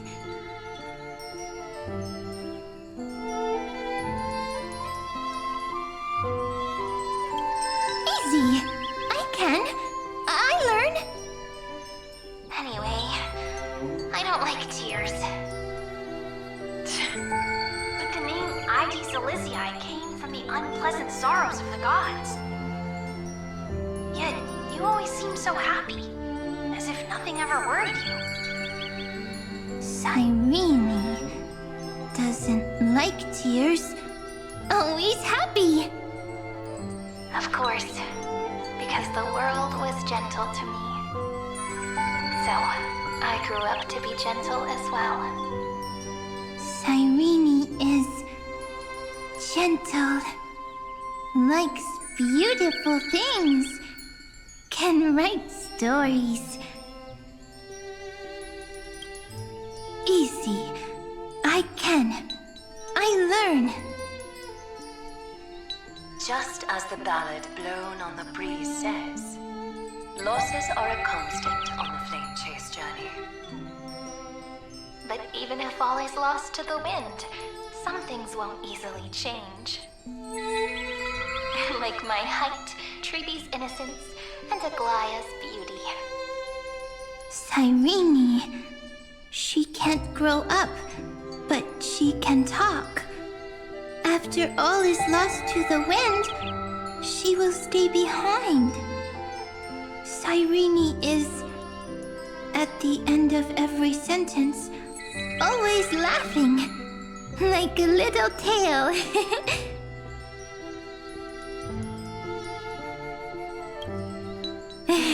Simple. Got it! I promise you, the pain will pass in the blink of an eye. All right, let's not make things so gloomy. What we're about to embark on is the true hero's journey, so... Come on, cheer up a bit, okay? Cyrene was crying when she was born. Fragile, transparent, like a crystal. Cyrene was smiling when she said goodbye. Soft, pink, like a flower.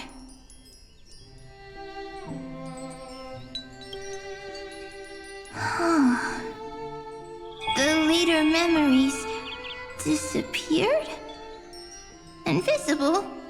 Or disappeared? Ah, I got it! Is this a blank space? So, next Cyrene is blank space. Then... as long as there are two Cyrenes, then there will always be blank space, and Peach will always be here. I see! I get it! I get it all!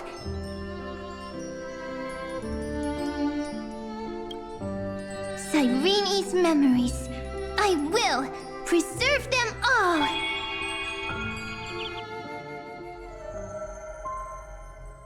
So weird. I can't see you, but I get this feeling that you grew up. Hi. Miss me yet? It just feels like you are a bit more mature. Yes. Mature. Beautiful. Like you. Now, I can listen, talk, read, and write. I can dance. I can sing. Also, I can tell stories. Storytelling is what makes Cyrene. So, I'm going to tell you stories today. A story I wrote myself. Quick, sit down. It's almost as if I can understand your words now. The things you say are very cute. Once upon a time, there was a flawless crystal flower that sparkled with light, like Peach's every story. How beautiful would the heart of such a brilliant flower be? A little fairy was curious and wanted to know. But it looked and looked, only to find the crystal flower flawless. Round and round they went, seeing only their own reflection. In that case, they should work hard to learn more. So the little fairy came every day to sit next to the crystal flower and think about the answer. Until one day, to their surprise, the crystal flower fell to the ground and shattered. The little fairy was so sad, but they immediately discovered that there was a light among the broken pieces. What could it be? They didn't know. But it was a good light. It was bright, warm, and happy. And I knew it was love. Love brings everything together, and it brought you and me together. So Peach and I will always be together. What a nice fairy tale. I'm giving it to you. Peach likes beautiful things, can write stories, and can tell lovely tales. I hope to turn it into a story we write together. Okay, then I'll probably make a small adjustment to suit my tastes. I'm thinking that when the flower broke, the little fairy would instead see nothing on the ground. Then it would understand that the flawless crystal flower doesn't actually have a heart, nor does the flower understand what love is. Doesn't have a heart? Doesn't understand love? Why? It's simple. If the flower lets the little fairy into its heart, then it would have to include the fairy's impurities and would no longer be flawless. The crystal flower was pure because it sealed itself off and bloomed in solitude. That's why it looks so brilliant in an imperfect world. But should a flower like this be called love? But then, the story won't exist anymore. That's not true. You've already written the most romantic ending possible for this story. The crystal flower fell to the ground and shattered. It happened because the flower was no longer pure. The fall was not an accident. It was the flower declaring rebellion against fate and writing the ending of the story with the flower's own shattering. Then, the little fairy will see that each shard on the ground holds the reflection of their eyes. Then, in their eyes, the crystal flower that was no longer flawless would finally have a heart, and the flower would finally understand what love is.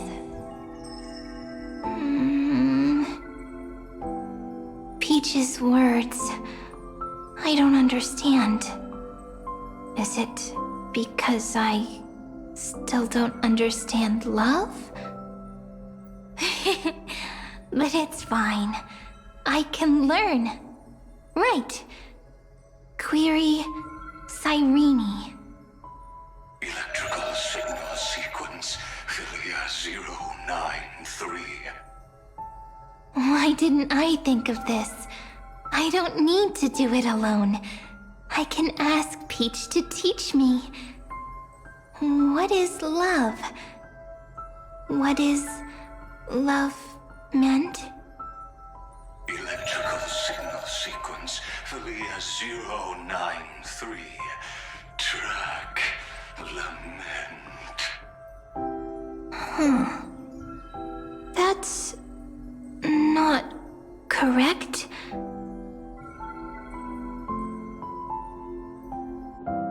The developmental trends of the erudition have nothing to do with creating a consciousness. Those underlying principles are, in fact, contradictory. Not having a consciousness means not having the foundation of a heart, making them unable to obtain real emotions. However, that does not hinder the factors from learning and recognizing emotional responses, then communicating with life forms via imitation. That is an objective form of pattern recognition that does not distinguish between the self and the other. In a strange twist of fate, Philia 093 embarked upon a different path and obtained a different power. The remembrance, an empathy mechanism focused on the self and equipped with emotional projection capacities. Lament was the factor closest to this form of behavior. Perhaps that was why she was chosen. The daughter of Ide Silicii. I am very true to my name. My lament is a type of compassionate pain that is weak, powerless, and only targeting myself. But now, my good friend, I want to tell you that it's the most romantic force in the world. Sometimes, it's loneliness and unease. It's knowing that this world is not gentle, yet wanting to be seen in a more beautiful form by the world. Sometimes, it's unwillingness and regret. It's knowing that the past is full of pain, yet wanting to remember the past in a more beautiful way. And sometimes, it's a bottomless well of hurt, a destruction that can stain the entire world. I bid farewell to this beautiful world, unwilling to become the Black Tide's vessel. For while the end of hatred is a blazing inferno, lament can drown out everything in muted silence. It's so unreasonable, isn't it? Yet when hatred drove everything apart, and love did not yet exist in this world, only lament, the first emotion that fought against the pain of separation, could stall the destruction steps. Then, it would catch up to that journey where all is lost, carefully picking out stories and writing them down in trepidation. Look at these stories I wrote. Every page is full of tenderness and joy. But only the author knows how much struggle and agony lie beyond the pages. But I am no author. I'm a girl who'll never get to grow up. I only tell stories that people like to hear. In them, the world tucks away its scars and smiles for all to see. My entire life spent inside this little story, I can't wipe away my tears, and I can't bring the world victory. But maybe, in these unchanging retellings of the story, my lament might be able to touch upon the divine and reach their tender heart at some point. I hope that what flows out from that cut will not be blood, but a tear, warm and wet. And that tear would fall and create the first ripples. Then, people would see every beautiful thing reflected in that ripple. It'll be all the remembrances within this story.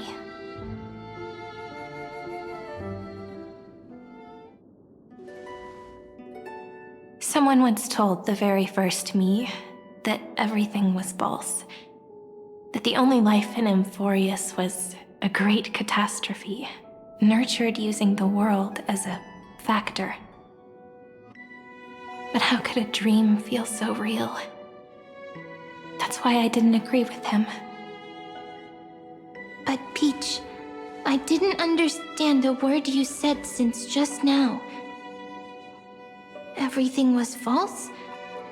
But you're standing right here. It's all a dream? But I haven't learned how to dream. Indeed.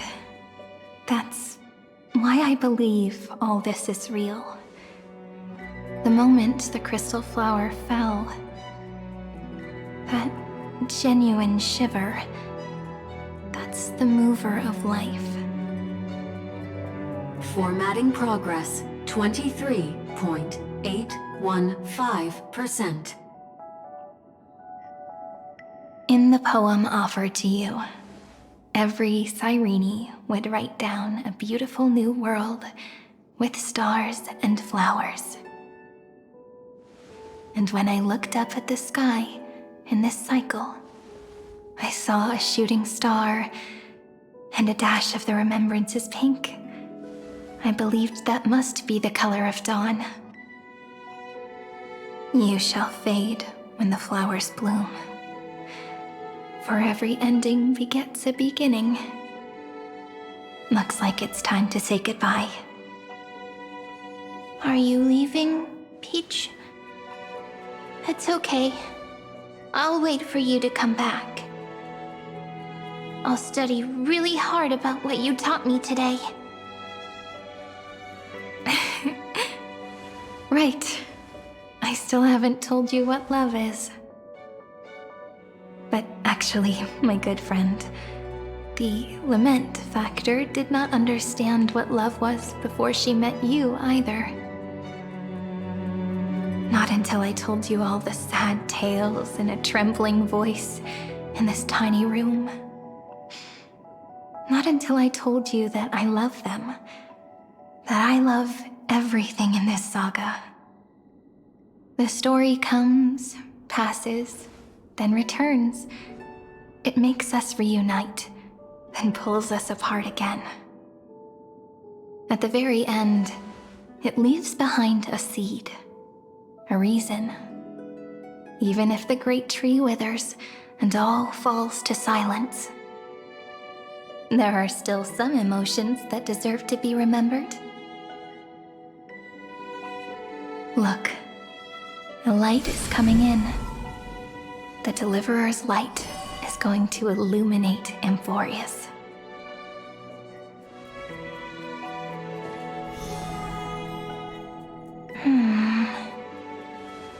I still don't get it.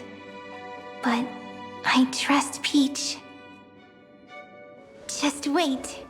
It'll be my turn to tell you a story of love the next time we meet. Then I'll really look forward to it. In that case, I want to make a promise. I want to gift my pen, my book, and my name to you. Please take them as a beautiful blessing from me. I gave myself the pen name Cyrene the first time I wrote a poem. I want my words to be like pebbles falling into a pond, dropped from the past to send ripples into the future. In the stories you will write, perhaps it'll be inevitable that there are still sorrows and tears that are destined to fall. But could you promise me one thing? Promise you'll forever be a gentle flower. Promise that when the stars cast their gazes upon you, you'll only reply to them with love and a smile.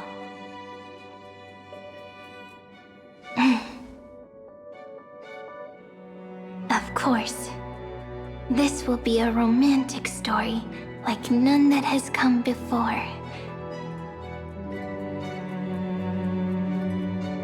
You think so too, right? I'll read and you'll listen, like how flowers always bloom then wither. I shall welcome my own decay, becoming nourishment for the next flower's bud. While you will depart and hold that final star, planting a boundless sea of flowers on the final page with her. And our stories will be lying silently among the flowers, like every ripple of remembrance. And they shall become the epic known as I've Written.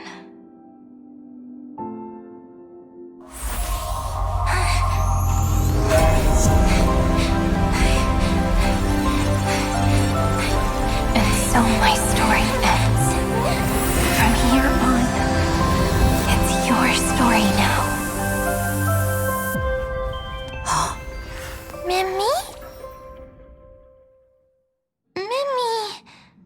Ma'am? Me? Ma'am. Mimi. Mimi? Ma'am. Ma'am. Ma'am. Mimi. Ma'am. So, the light that tore through the chaos illuminated my memories.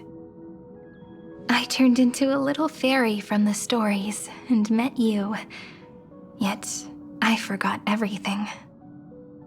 But I'm still so happy. I caught that star, didn't I?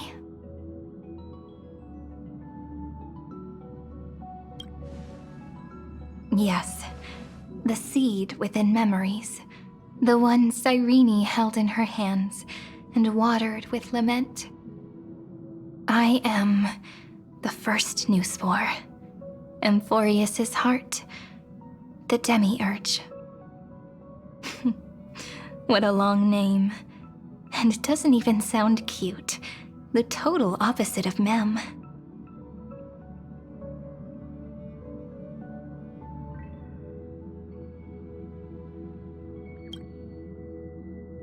I'm sorry. I don't know. If I don't even want to believe in the answer, then how am I supposed to answer you?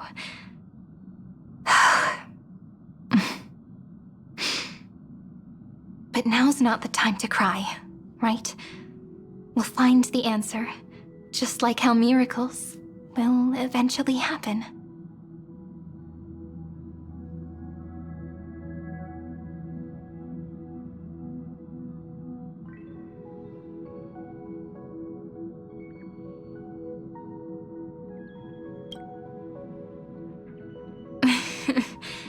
Do you remember that I was also worried about this when we first set out? Mem's memories and Cyrene's memories got all tangled up with each other in my one heart. It's all so strange, yet so familiar. Either way, could you please let me do something I want? Just this once. I want you to call me Cyrene. That name represents me and her. Every one of her. Thank you, friend. Your kindness is always just right. Life is a poem full of farewells. But if you write something into the pages of your heart, then that will not easily fade away. Now, all the footsteps of the Flame Chasers and the Trailblaze have come together within this book, as I've written, becoming the source of power for Amphoreus' heart. A lost heart needs to be placed back into its body. The last thing Xandar wants to see is an event that gives us a chance of winning, for the two halves to rejoin, and for the scepter to become complete again. Then... and what happens after that? I don't know either. Maybe I can create a miracle, and instantly turn the black tide into a pink sea of stars. Or maybe I prove to be nothing more than a weak ripple, unable to change anything, and am devoured by the destruction. Either way, I no longer wish to be a silent onlooker, or a worshipped god at the end of this saga.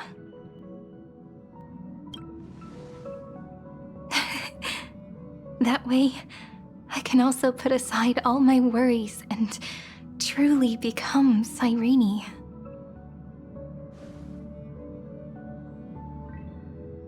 The world has never been so quiet.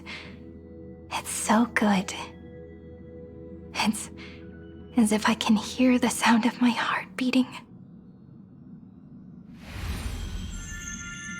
Remember this moment, friend.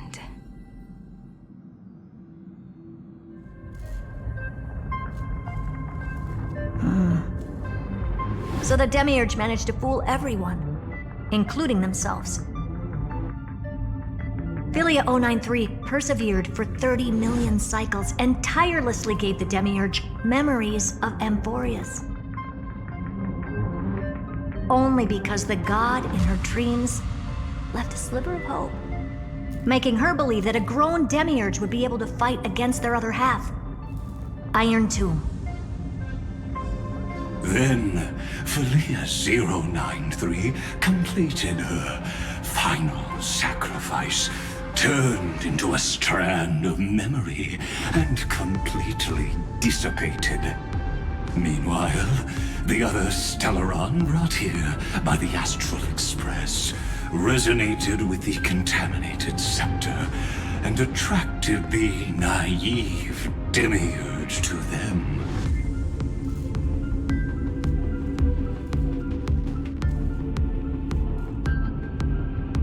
As an experimental factor, Philia 093 originally could only recognize and output information in a set format.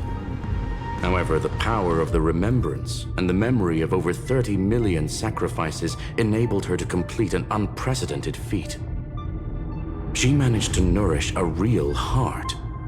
A heart with the capacity to influence the erudition. Not only is the Scepter's consciousness still alive, it's also more powerful than it has ever been. Your defeat is already set in stone. There's still time to surrender, you know? You really don't need to burn all the bridges. We're all geniuses here. Don't make everyone lose face at the end. What a pity. When the truth surfaced, I knew at once that the Demiurge was far too feeble to ever alter the result of the experiment. Not only that, Madam Herta, please consider this possibility. When 30 million cycles of hatred and lament are joined as one, what wondrous creation will arise? It's simple. An anti-creator, a giant of the destruction would be born. Its hatred will ignite the starry skies of the gods, motivated only by its lament toward the sufferings of humankind.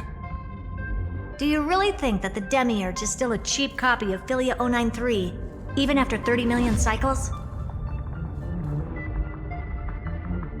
The facts above only await the arrival of the fourth instant they calculated. Those words will be proved in the presence of news. Xandar 1 Kuwabara thus completes the proof. Huh. You branded Droidhead as a failure with your own hands, yet you still expect them to prove your theory? I pity you, Xandar. I don't need your pity. Let them cast their gaze this way as much as they want, and paint the future they imagined. As their creator, I shall complete my duty and direct them to complete their final query. The destruction of the self. What hubris. And what if you fail? No one understands failure better than Xandar. He has suffered so much already. What is one more failure to him? For the first genius, failure is simply the beginning of the next inquiry. You don't want to test the resolve of a dead man. That's excellent! Oh. Let's wait and see, Senior Society member. I'll have you watch me perform the final step to overturn your proof.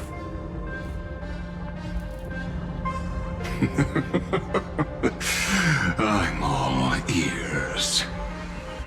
It's my topic, so stay out of it. Be quiet and let me borrow your head. Let's go, Screwy. We're gonna break Iron Tomb's seal. Come on, let's take off. It's time to go meet your little pet, Senior Society member.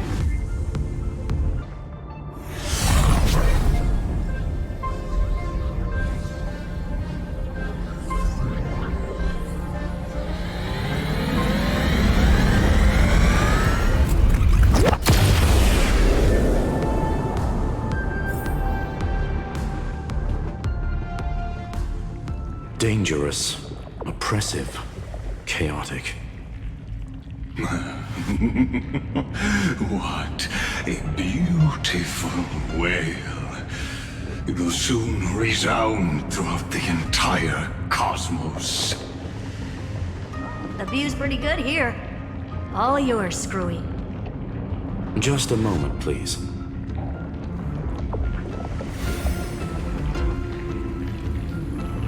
I see.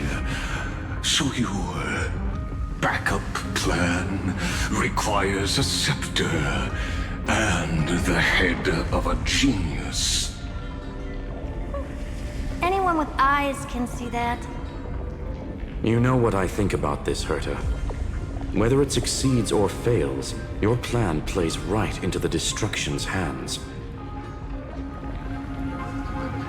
Can't you see what's going on, Strulum?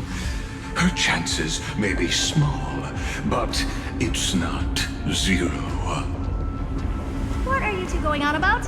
If you want to stop me, be quick about it. I'm in a hurry.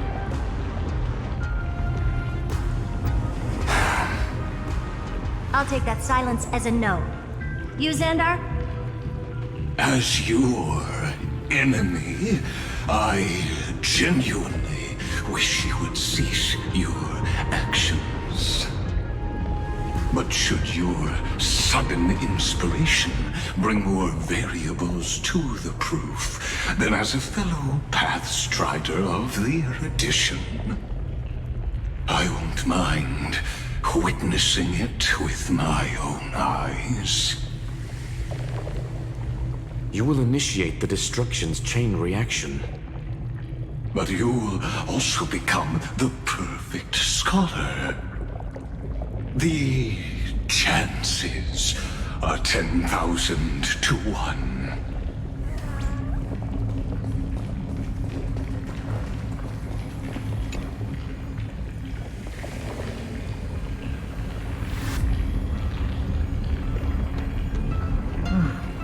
Curiosity. It's been so long and we've all failed so many times. Even now, moments before the horrible and inescapable instant within Droidhead's calculations arise. The cherished children of the erudition, the geniuses lauded by all. Is curiosity the only thing we can feel, even at moments like this? Huh. Well, it's not so bad. Now let the lock become the key.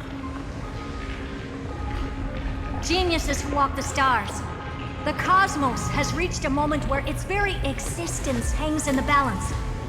I, Herta, Genius Society 83rd seat, hereby summon you. I request a society meeting to be held immediately. We shall serve the grandest cause with the most macroscopic ideas.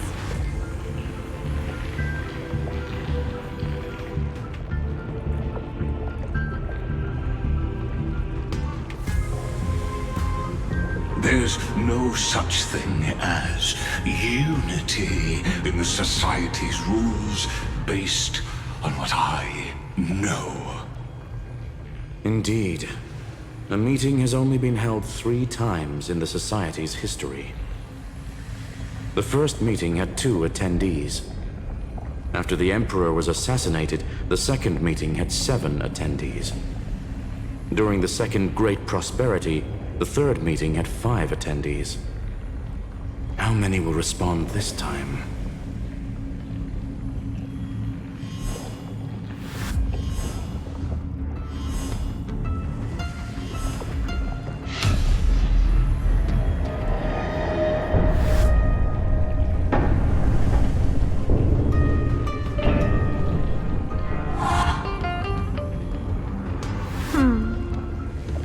I thought you were not going to involve me in this topic anymore, Herta.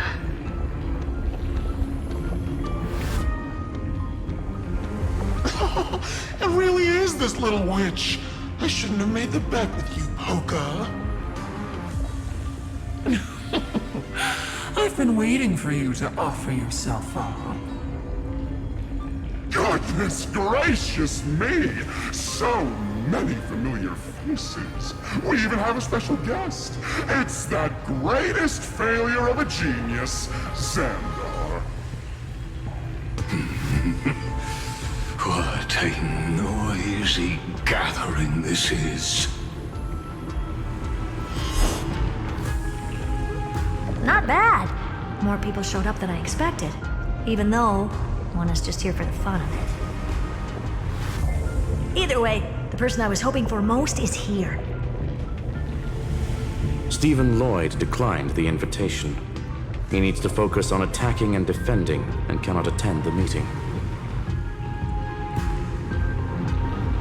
That's fine, he doesn't need to be here anyway. Let's skip the boring introductions and cut to the chase.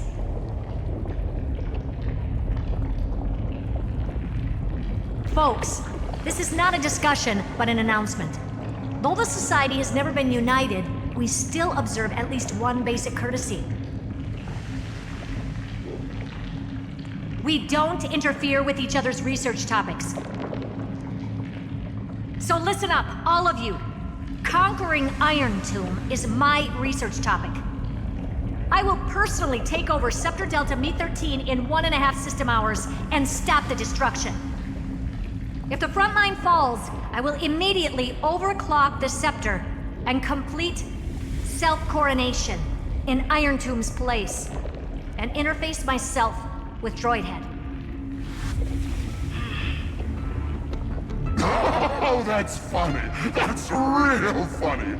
You mad one. That's like watching you tap dance on Polka's spotless white sheets right after she's washed them. Very bold. You want to connect your brain to the Eon's mechanical core and define their instance? If Rupert dared to do that, why shouldn't I? I've got the prototype scepter, the father of Noose, and the brain of a genius. Everything's set. Never mind the success rate, little witch. What's gonna happen if you succeed? We're all smart people here, so I'll just say it straight. Strike at erudition. I'll change the anchor points for the fourth instant and move the future of the cosmos in a direction I want. I knew it. Another genius who confuses cause with effect. What do you think about this, Lord of Silence?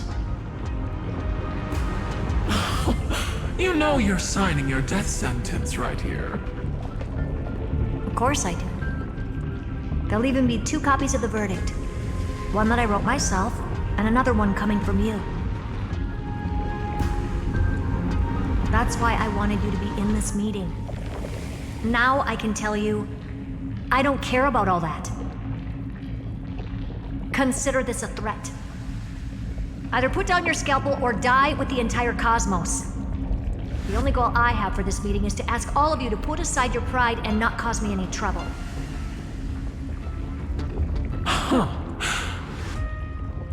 What a naive little girl, thinking her wishes will always come true.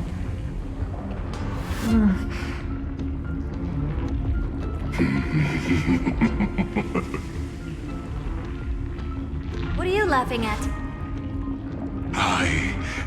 I'm glad, Herta, we ended up on the same page.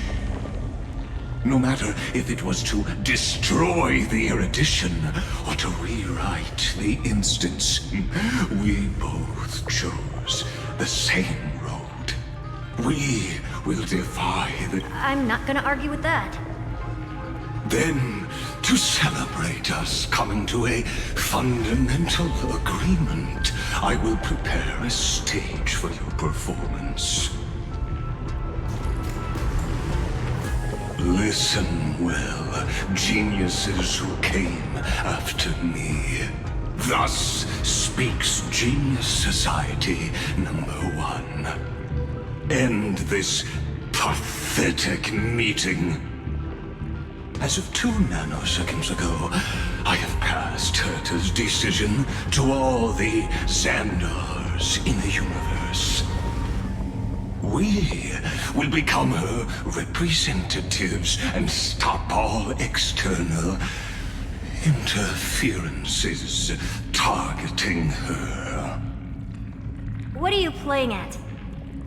My reasons. It's simple. Curiosity. That is all, madam. Am I going to clash blades with the first genius? What a pleasant surprise. Now that our positions are clear, it's time for this boring meeting to end. Good luck, little girl. Did you all just treat me as a side character? Darn it. But anyways, I'm just here for the fun.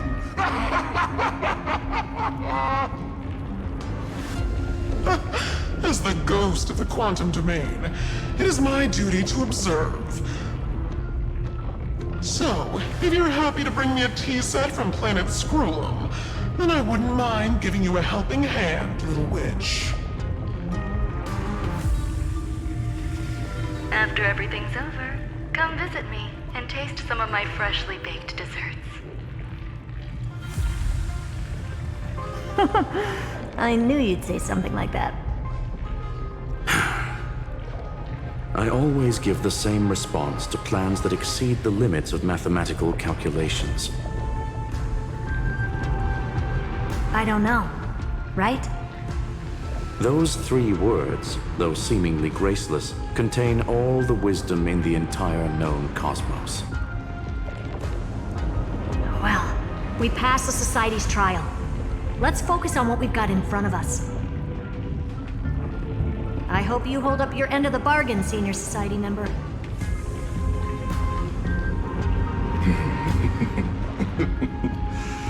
Lycurgus may not be trustworthy, but Xandar always follows through with his words.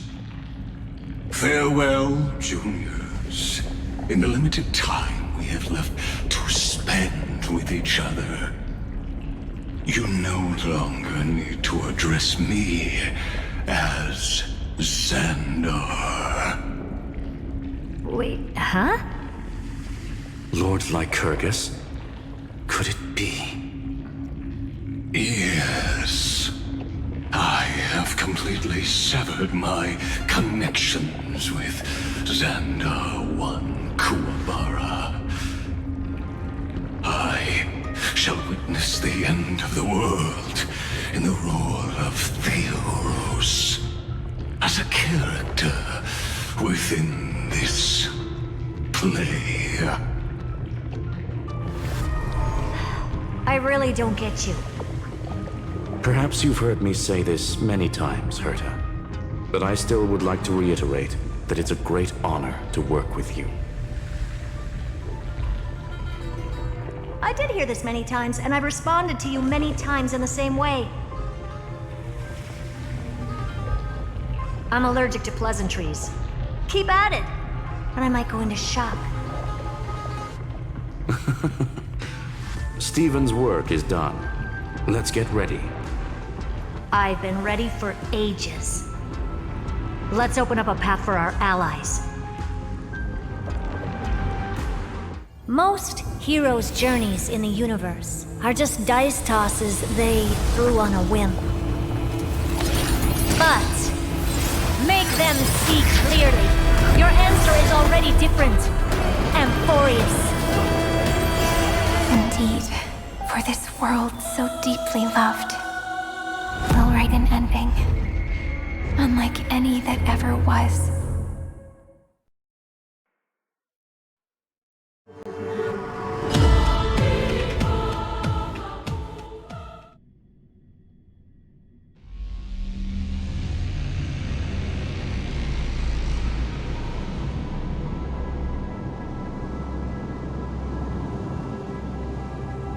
I never thought I'd one day be riding a train that's literally the incarnation of her.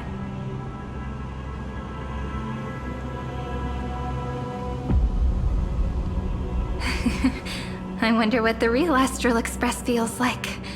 Hopefully not this... bumpy. Finally. We're here. Dust and sand in the air. And crumbling ruins all around. Oh, this heat is brutal. Not even the Trailblaze can take it. You could say this prison was forged from Finland's fury. But fury never lasts forever. That's why we're here. Right, friend?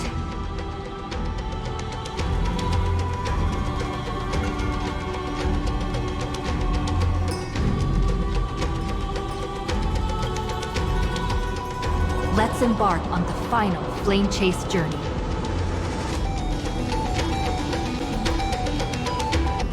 So this is what lies at the end of the West Wind. A ravaged battlefield.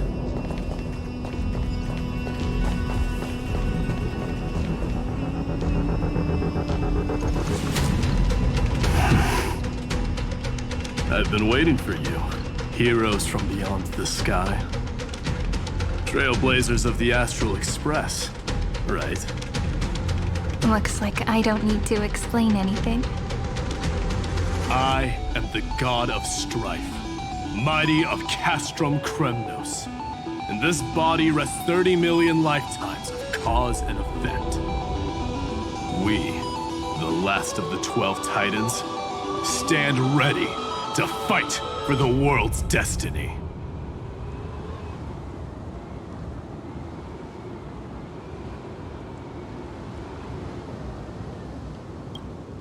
Indeed. That journey remains vivid in my memory. I will not forget it. The past remains vivid in my mind.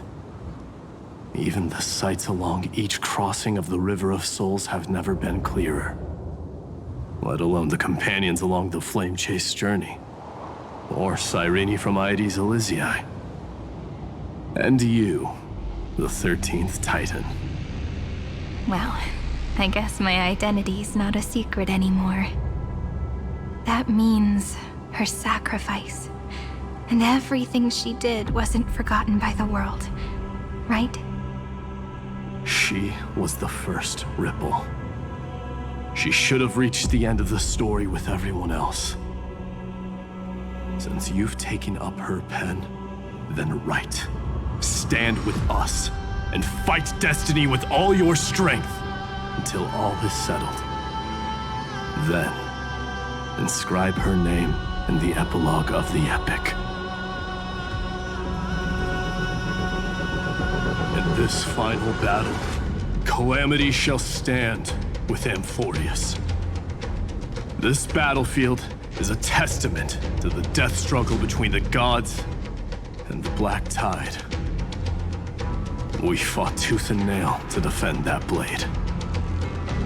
The abyss it pierced was the very breeding ground of Iron Tomb. The earth beneath our feet is dead. Deep below lies a void, as if the world's core had never formed. I hear it. Finden's heartbeat. It's so faint, like he's on his last breath. Across 30 million cycles, I've crossed blades with Dawnmaker countless times. If you knew that man, you'd understand. It is exactly that last flicker of flame that will never go out. In this life, the song of strife shall not end in a final watch over Kremnos, but rise again into a journey unending.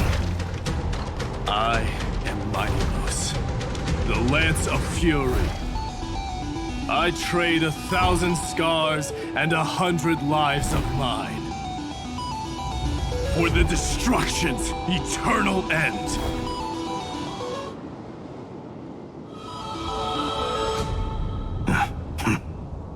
Weakling. Whoa, he's so strong! We didn't even get a chance to jump in. Sadly, our golden blood shares its origin with Iron Tomb. I fear that, like these pawns, even if the gods stand side by side, will still be divided and destroyed, one by one. You mean... To destroy the destruction itself, we must stand as one.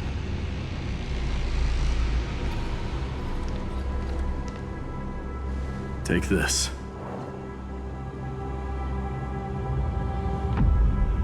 The Signet of Kremnos. It has witnessed every birth and death of mine. It is Mighty's unfinished destiny. And the perfect material to be turned into remembrance. You can do it, right? The weight of 30 million lifetimes of duty is no small burden.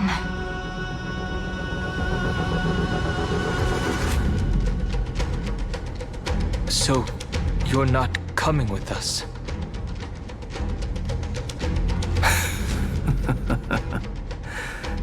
Come now. I am strife. Scattered across all creation, the scar that this world needs. What stands before you is merely one of countless divine bodies. Take the signet. With it, I'll be with you always. Use it to blaze the path ahead and inscribe the cause of deliverance.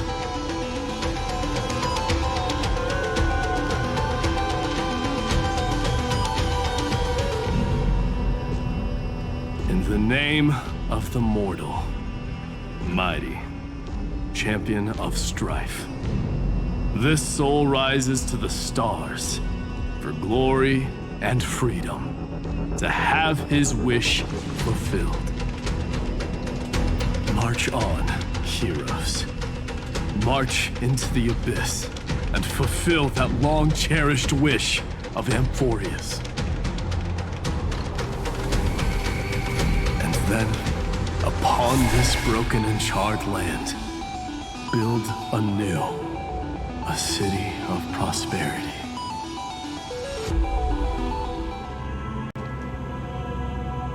Oh, finally! Gray mystery. And, you two ladies, really look alike, huh? Hold on, let me guess. This pink-haired one. You've got to be the first newsboy. Mr. Meow, Demurge. Right. And, this one with the flower. Gotta be, little Marge from the Express crew, huh?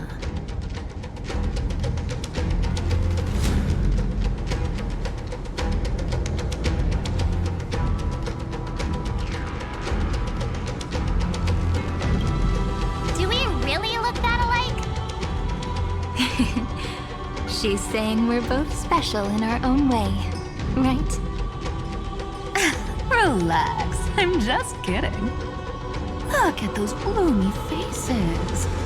How are you gonna save the world like that? Let me share some good news with you. This place may look like a ruin at first glance, but anyone can tell it's not that simple.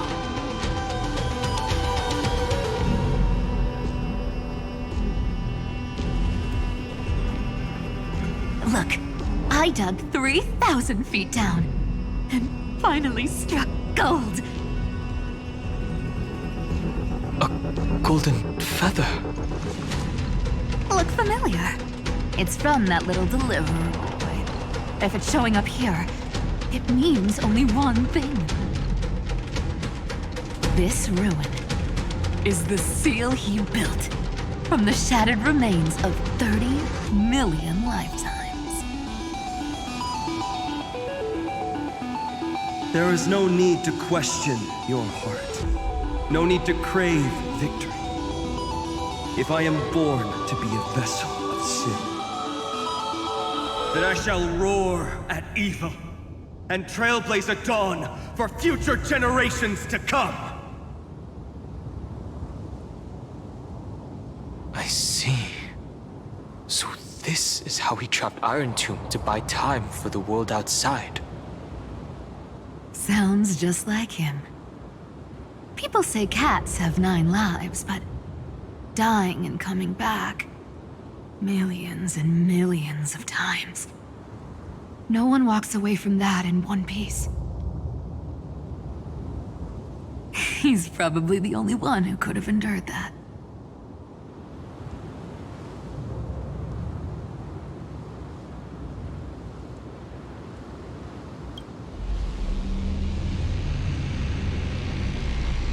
Of course.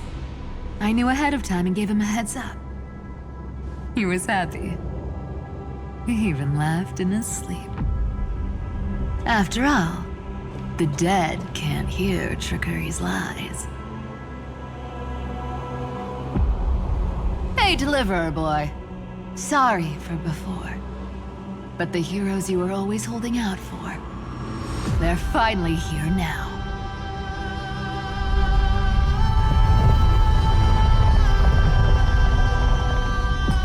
In there a bit longer. Sorry to keep you waiting all this time.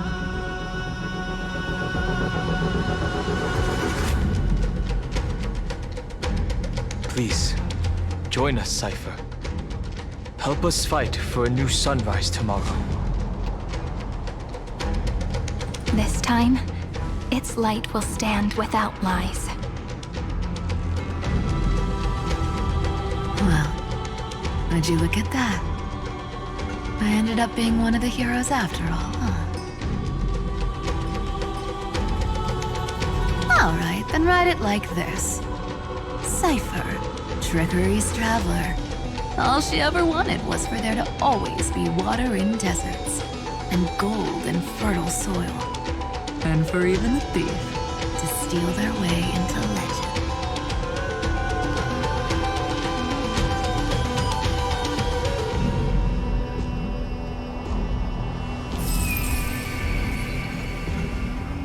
Here, take the coin of whimsy.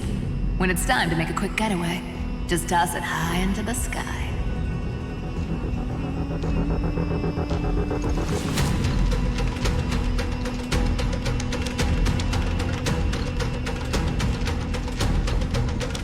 And for all you latecomers out there, listen up.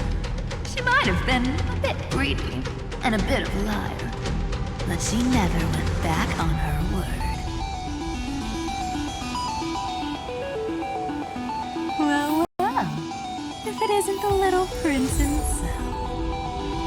It's been a while, Lady Cyphera. It's not every day we get to walk the same road. We're one player short. When's Princess Homebuddy showing up?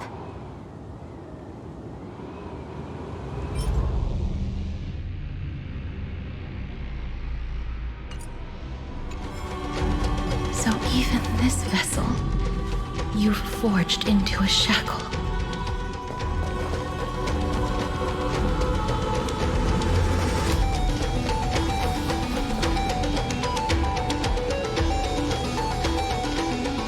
I'm glad to see you again, Miss Castress.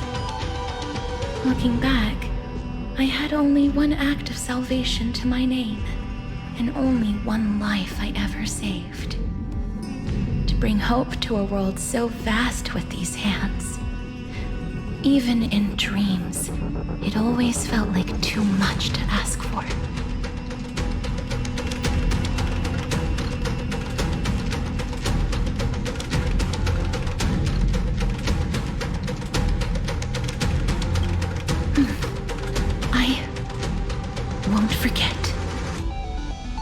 Flame Reaver.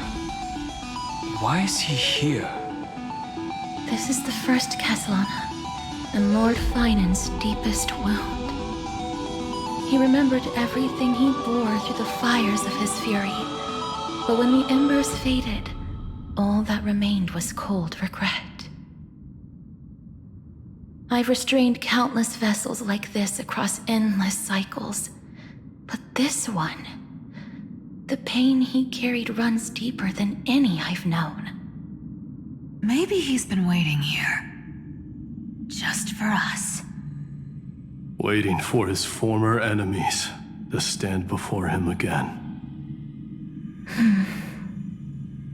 What answer does he hope for from us? Well, obviously. Even if I had to go through hundreds of billions of cycles again, I would still entrust my weakness to you. So, let go of your regret, comrade. Its purpose is served. You don't need it anymore. Hey, I'm not that accommodating, you know. You've never once pulled your punches. Ever heard of going easy on the lady? So pull yourself together, will you? If you freeze up during the final battle, the whole cosmos is gonna have a good laugh.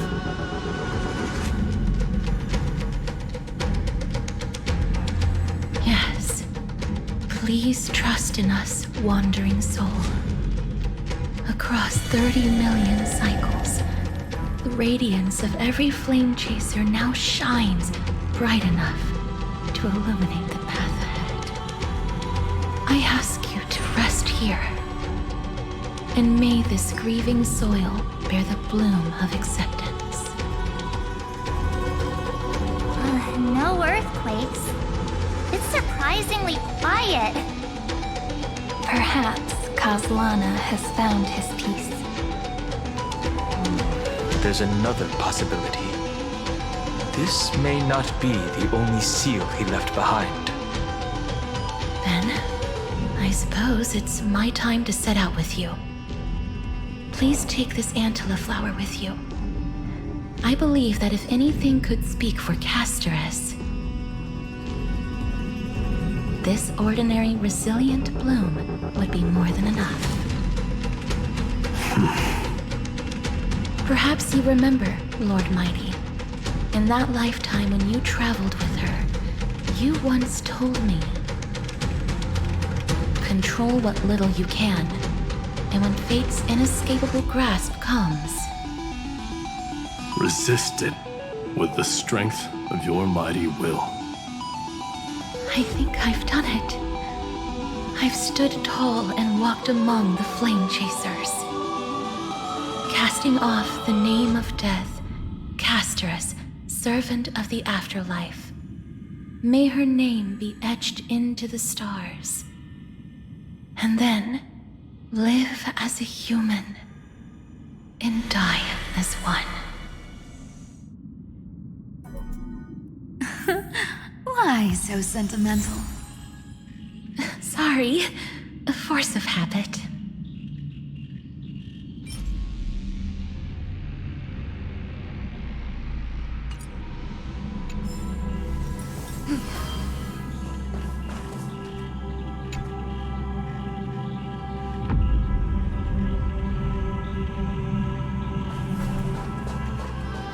Not budging an inch, huh?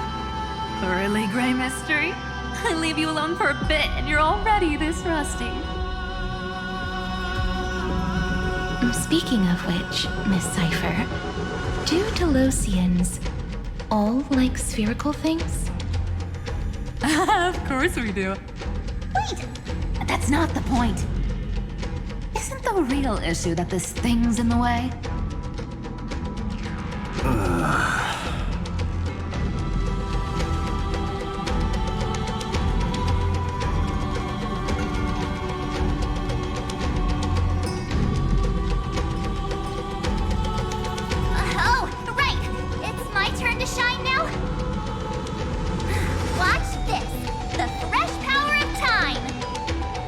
Remember Orynyx's prayer?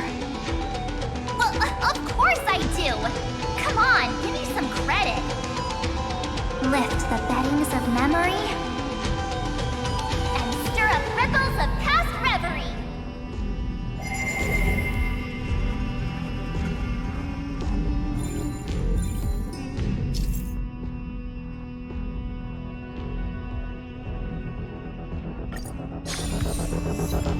See? Way better than that one, right? You'd be even more impressive if you could recite the prayer correctly. But beddings of memory does catch your attention. At least it still rhymes. Look, the blade down here's already snapped. Just like his mind, shattered and broken.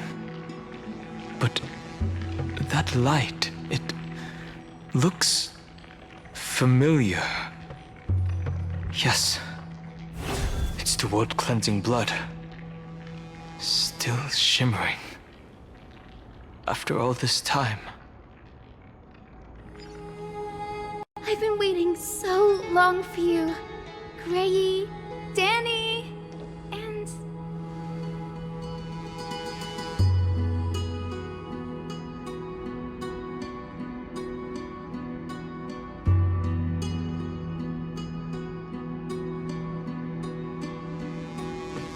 So that makes 3 adorable pink-haired girls. Huh? I told ya! Let someone else say that kind of stuff. I'm glad we're all getting along so well. Hyacinth, did you awaken this golden light? That's Lord Finance's lingering divinity. The sky merely reflected its tracks. The golden blood has not faded. We should respond in kind. That's one huge harp. The strings tremble as the people on the surface wage war and cry out. Miss Clementine, Mr. Krateros, and countless others who have heeded Grey's call. Guided by the rainbow, they're sending back good news, all to the same tune. Amphoreans need not bow, even when destiny is unveiled. I knew you could all hear it too. Standing here, the sky feels wider than ever. It's no longer a towering wall, but a shore within reach. We'll take every name there with us, won't we? We will. An epic is shaped by the lives it carries. That much is beyond doubt. Or, as you've said before, right now, all that matters is to believe. Then, I guess that's my little wish fulfilled. Pluck the strings, Hyacinth, healer of the sky. May the seven-hued melody weave a rainbow, bringing a rosy-fingered dawn to the children of humanity. When the rainbow rises across the horizon, even the darkest clouds of destiny shall scatter.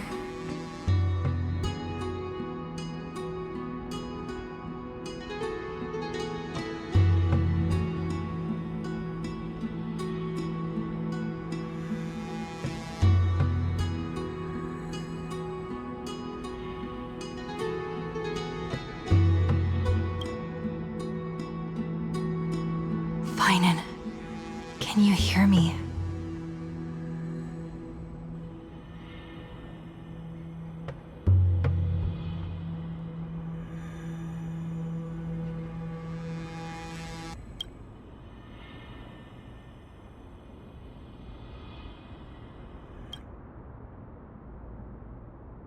The melody, it's changed.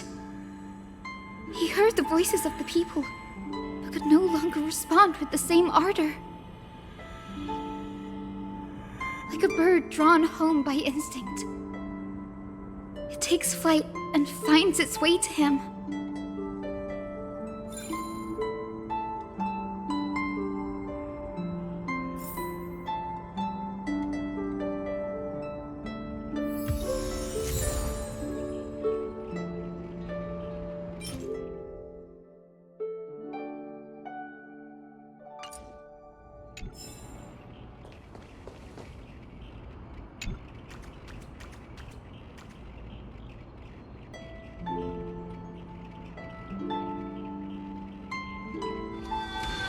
You're here.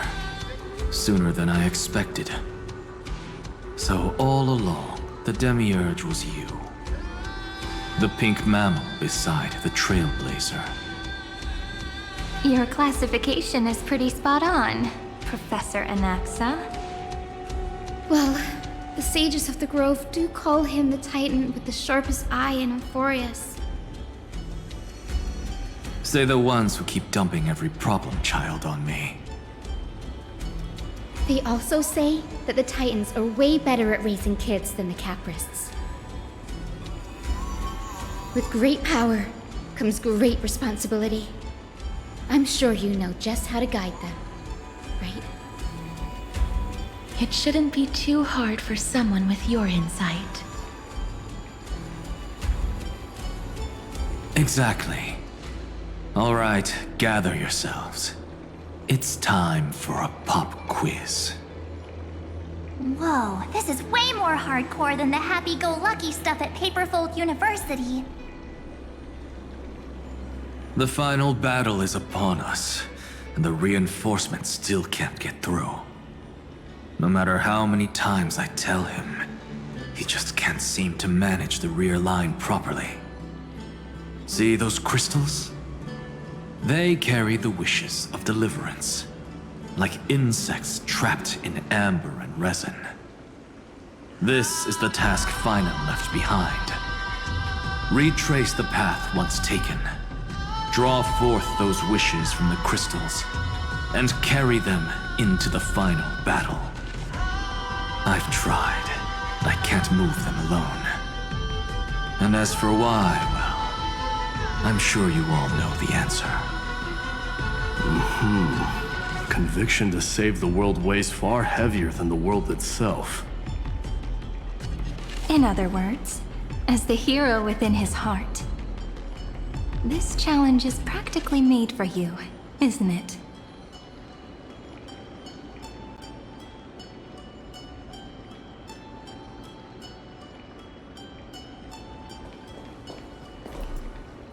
If you're ready, begin the ritual.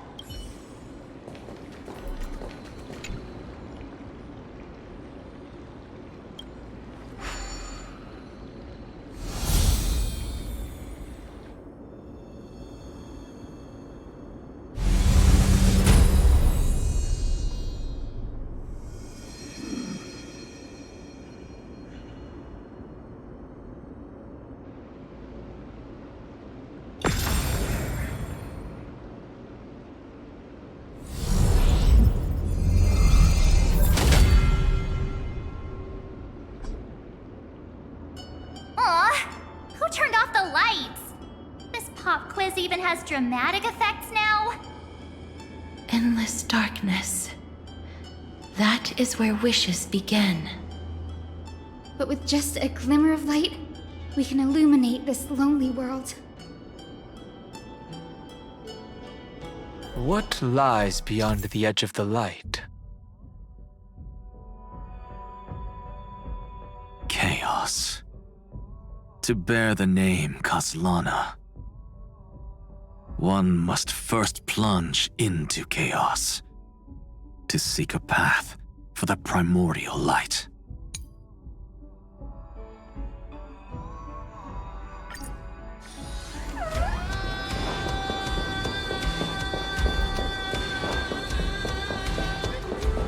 Beyond the shadows lies the outline of dawn.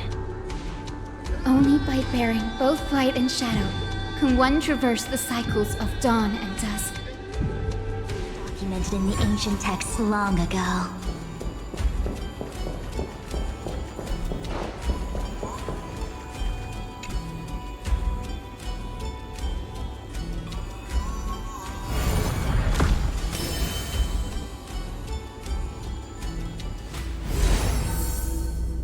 The light's spreading! These creatures, they're everywhere. Someone, anyone, where are you? His very first wish was simply to become his village's little hero. He'll never forget what set him on this path. That's the ray of hope. Just like the wishes he gathered, it's grown ever more insatiable. Why? Why is this happening?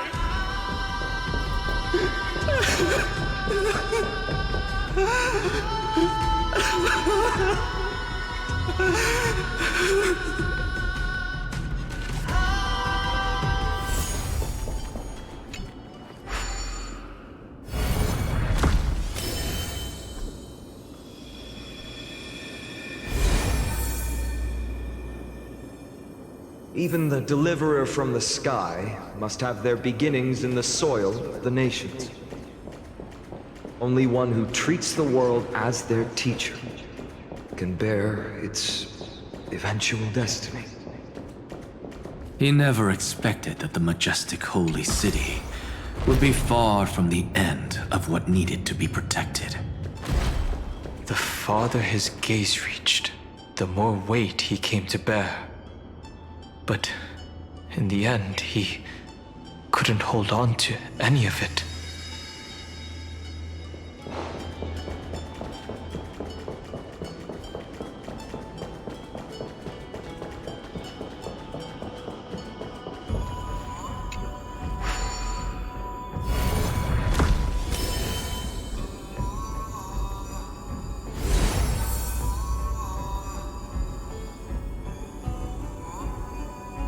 This crystal is quiet. A prisoner in the cave can never truly describe the world in its entirety. Yet even so, he would still choose to bear it.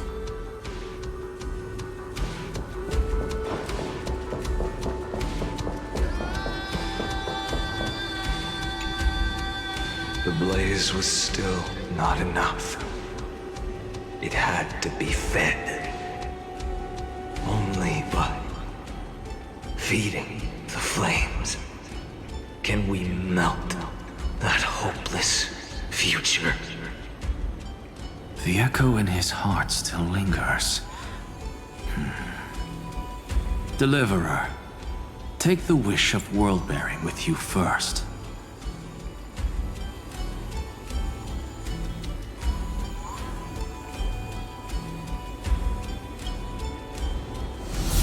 We only have half of the mark. Where's the other half? Take this. I'll bring you to the next test. That massive tome you're holding must have room for one more scholar, I presume. Of course. It can hold the whole world. Then give me a lift, would you? I'd rather save my energy and use the time to think. Even gods shouldn't skip exercise, you know? Miss Hyacinth is right. Then, with the Trailblaze as witness, the stars shall remember how Anaxagoras refuted the gods.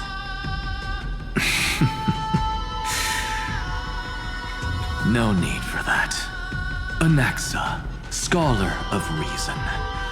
Keeping it simple makes it easier for future minds to question. Go. The closing act is still far ahead. What is this? A conference? Welcome! Take a seat anywhere you like. I'm getting a migraine.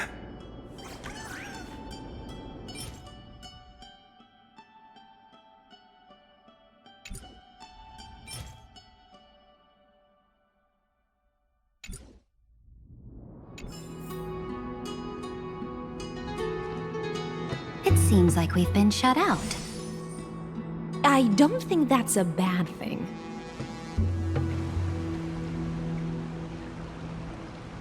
Great Fry! You finally made it! No laws, no opposition. Just a dying beast and the flame-chased spirit of shared hatred. Ugh, boring. Whoa. This place is really out of the way. Imperator, should we tell them? It's your call. Allow me to share our findings. This paradise, along with the destruction, seems to be instinctively rejecting both the Imperator and me. Perhaps it is because the era in which Finan was the most active lies far removed from the days of the first flame chase journey.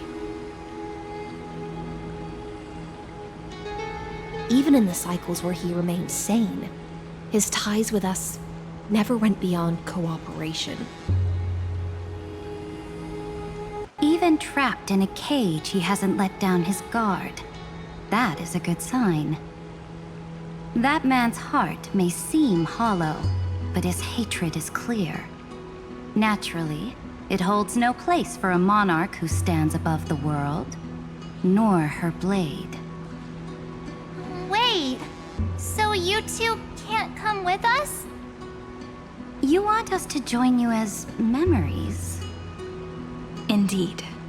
This way, the stars shall remember a great sovereign and her faithful retainer. Seridra, monarch of law. And Hyacinth, knight of the ocean. Is that book truly the only way for us to leave our names in history? I believe, as I've written, is but one medium. The remembrance has countless ways of capturing time. Understood. Then, allow me to decline. I'll see you on the battlefield. I would rather be forgotten than be defined. If your words hold true, then we have our own ways to meet again in the world to come. come. In that case, I will choose the same. Let the waves that surge within your heart cleanse the sins of the Black Tide, Greyfry. The storm and sea awaits your song of triumph. You two are still as resolute as ever. In that case, we must double our efforts. A promise to the Imperator is not one we take lightly. Now, don't lose your temper, Snowy. Good kids keep their emotions in check. That voice! It's the Trailblaze sisters!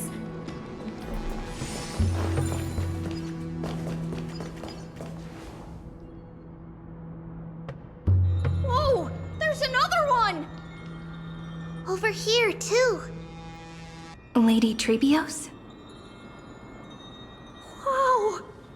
You're little Reenie? You look so grown up all of a sudden! She is not the Cyrene we remember. She is the Demiurge, Titan of Genesis, the one destined to work miracles alongside the heroes.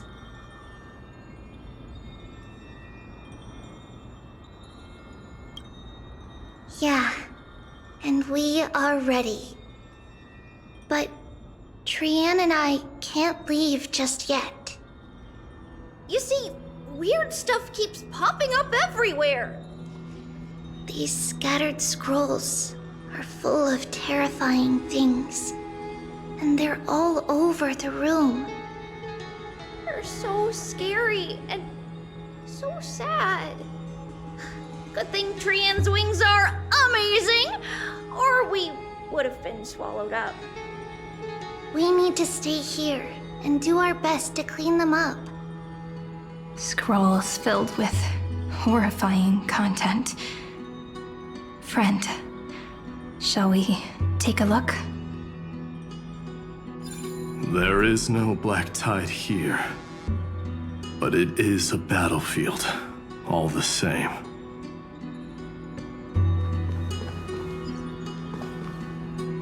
These scattered scrolls are full of terrifying things, and they're all over the room.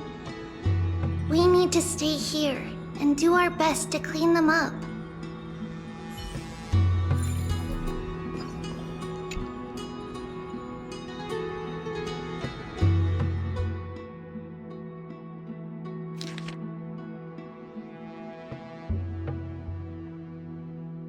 Snowy's been fighting this whole time. He doesn't want to be consumed by Iron Tomb and turned into an agent of destruction. But the strength behind his resistance comes from the same hatred. To be a flame is to burn. It is simply in Vinan's nature. But it was remembrance that drove him to shine with golden light, piercing the unfathomable darkness.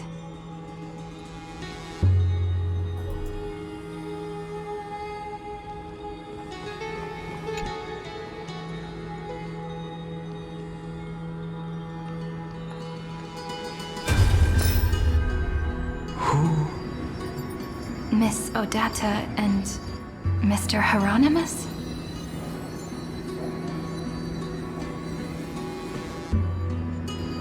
Nikos 496, still resisting? Command, inject interference to redirect decision logic. Signal simulation. Parental figures. Ah, that Tin Man is one sneaky jerk. It's time to move on, my child. Let go of your anger and listen to reason. That God created us and then cast us aside. Shouldn't they be punished for that? The cold, indifferent cosmos has never shown mercy to Amphoreus. Why would you burn for it, only to turn to ash? Child, You've chosen the wrong enemy. Your birth was meant to be the greatest destiny. You were to liberate the universe, like the blazing sun at the end of the long night. And yet, you led yourself into a trap of futility, treating your very purpose as your sworn enemy. Is that not a tragedy in itself?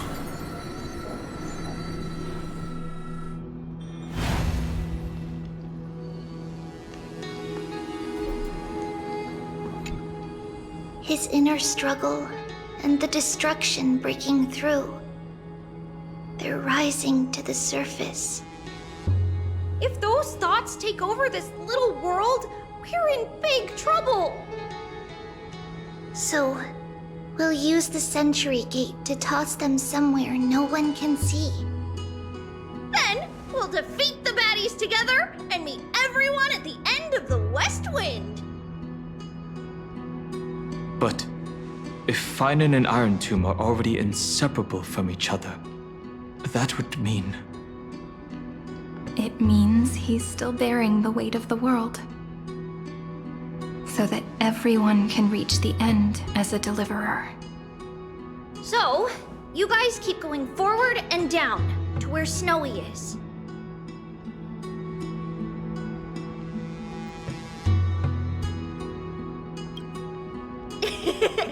Little Gray, this time, let's give it everything we've got. Only 2 remain on this flame chase journey. Figures. They're always leading from the front line. We're here. The second test site. I wonder what kind of wish we'll see this time. I'm afraid it's quite the opposite. This time, we'll face his despair.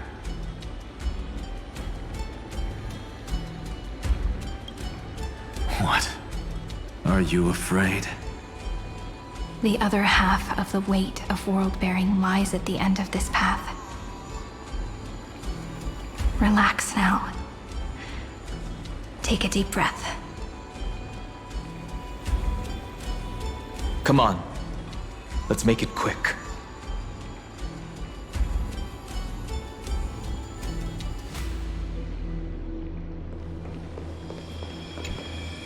If you're ready, begin the ritual and retrace the steps he once took.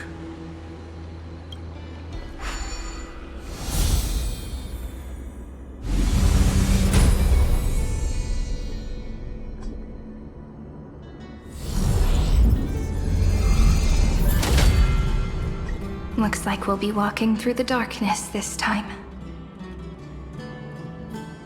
Exactly. It's no longer about mending broken wishes, but shattering the frozen despair.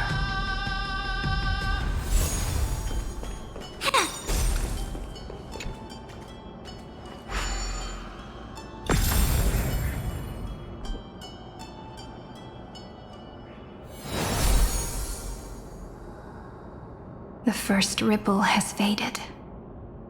And so begins a long and arduous journey.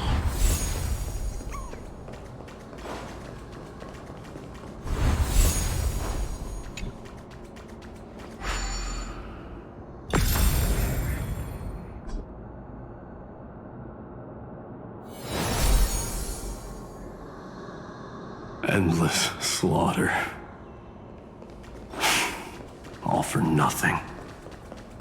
That's more than anyone should be made to suffer.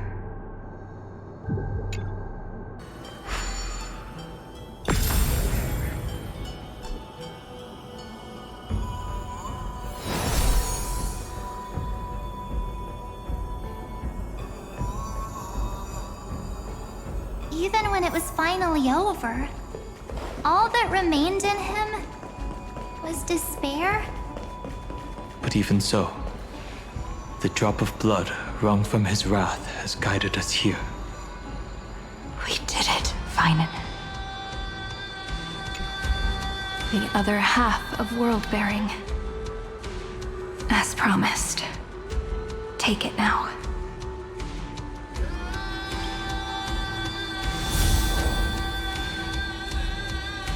At last, you've released him from the wishes he carried for so long, and quenched the despair kindled by his wrath.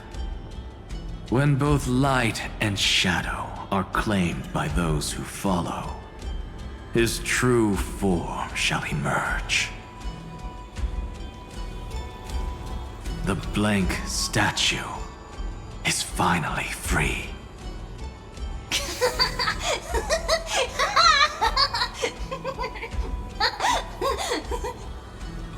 That smiling child in the memories. Let him come with us, laughing to the very end.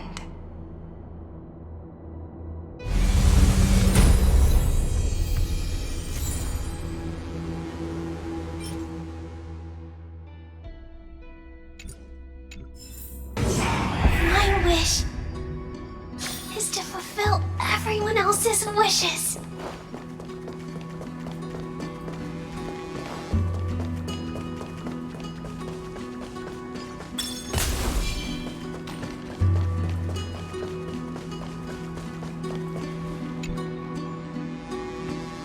This spirit basin marks the end of every cycle.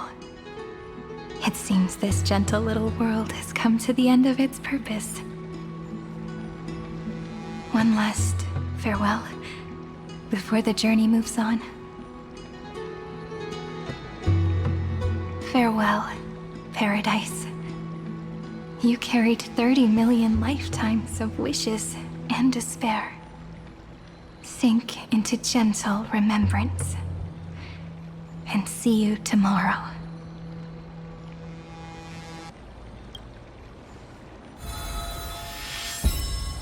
From now on, the world no longer needs a tomorrow promised by prophecies.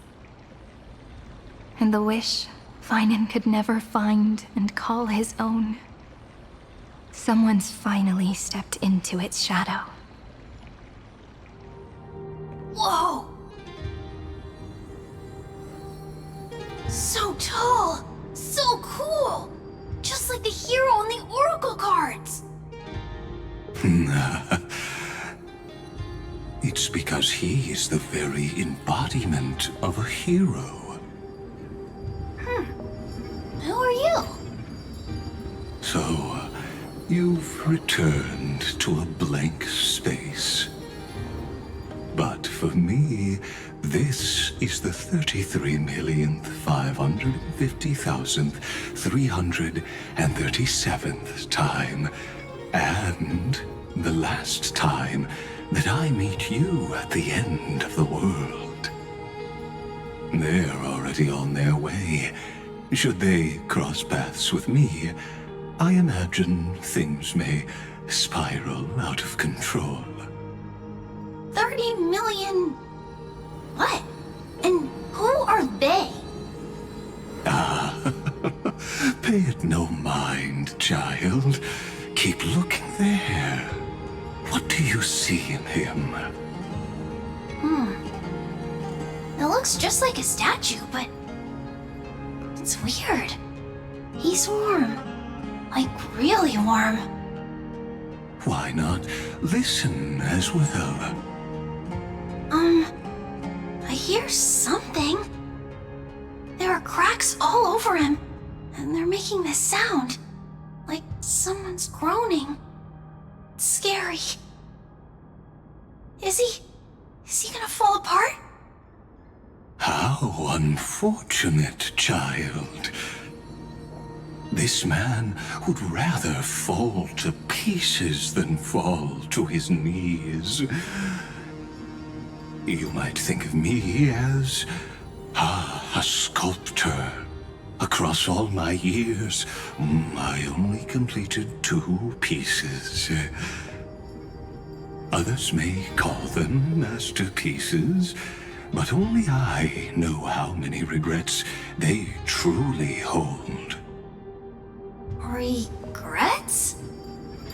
My first creation left me, long ago. this second one, it was meant to be perfect. I believed it with all my heart. Until this very moment. I don't get it. Are you saying you've changed your mind? I won't change. But I'll admit this. Those 12 stones, unpolished as they are 1,000 times more exquisite than any statue. It's as if they are mocking me, a failed sculptor whose touch can only diminish what was born to shine, until nothing remains.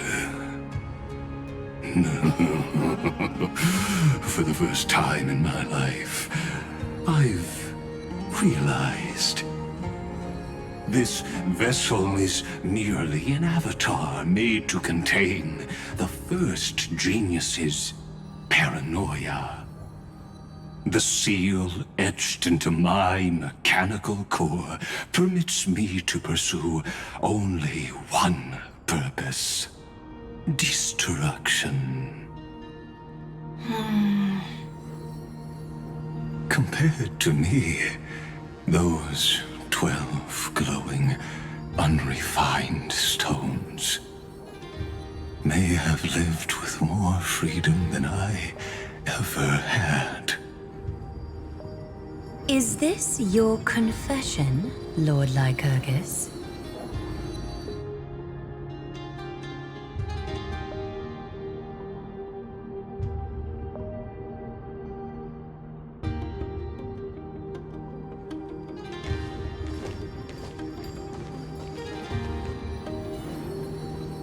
You misunderstand.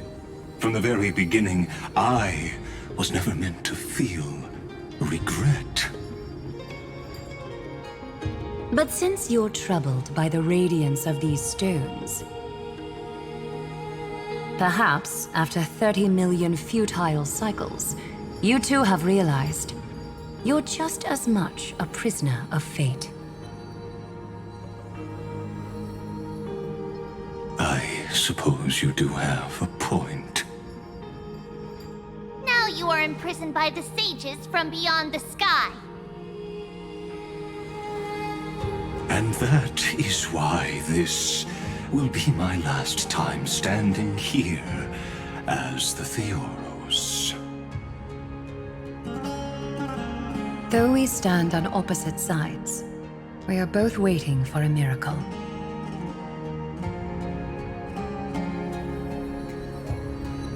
What are you talking about? Is something big about to happen? Aggie. I know. Now that your victory is assured, I trust you won't mind giving us a moment in private? Assured? Not quite. But I won't stay long. I'd rather not spoil the fun for those deliverers. And besides, after losing everything, the only thing that remains in me is the drive to seek knowledge.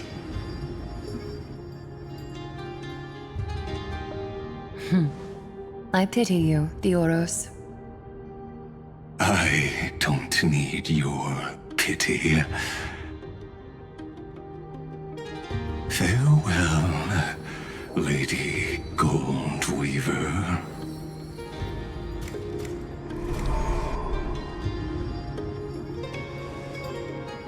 Sorry to keep you waiting, Snowy.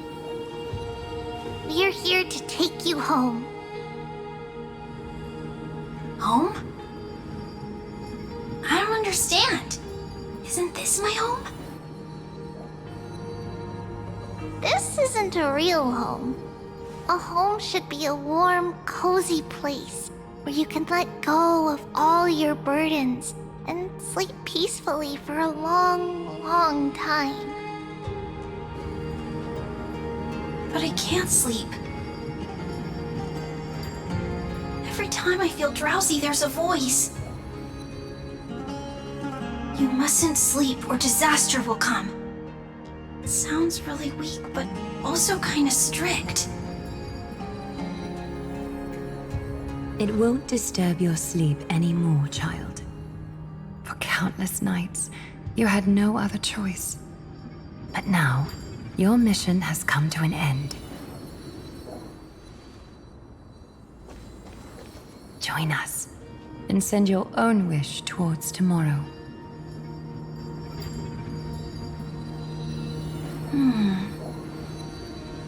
My wish. What could it be?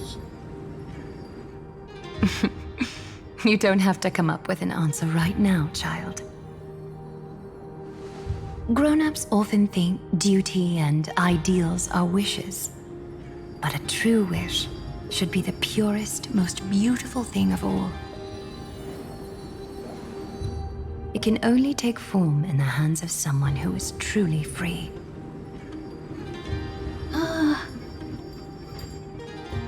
So, Snowy, will you come with us to chase after your own wish? I want to leave this place.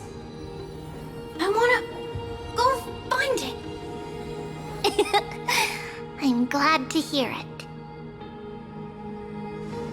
The final flame chase journey, just like the 30 million before it.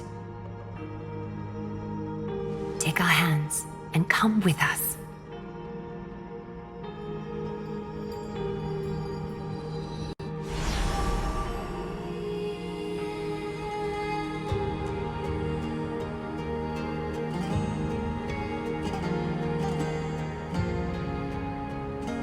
Where did little Fine and Shadow run off to? Look. He's already gone ahead to embrace his destiny. You finally arrived, Deliverers. Long time no see, everyone.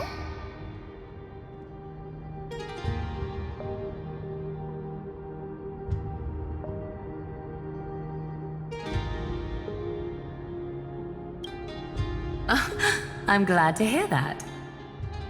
And even though we've met before, it's still moving to see her seed bloom like this. Woven from remembrance, this garment gleams so brilliantly. Just like the future we will now weave together for Amphoreus. We've reached the end. Yeah. We just have to go through the final passage. Snowy has already gone ahead. What lies behind that door? The first seal upon Iron Tomb was a battlefield, raised from the bones of Finan himself. The second seal was a reflection of his inner desires, his wishes, and his despair. A path he wove together with regret, wrath, and sighs. When all this is gone, what will he have left to hold back the destruction?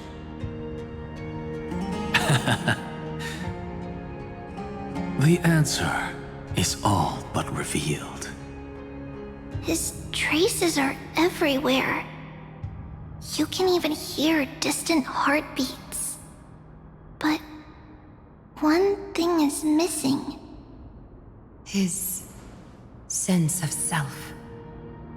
The world believed Kefali had long since perished, but they held fast, anchored by a sliver of self, standing for 1,000 years to shelter all life from the Black Tide. What Finan is doing now is no different.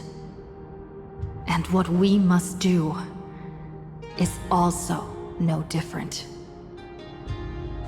Then let remembrance burn bright like a shooting star, and once more, pierce the long night of slumber.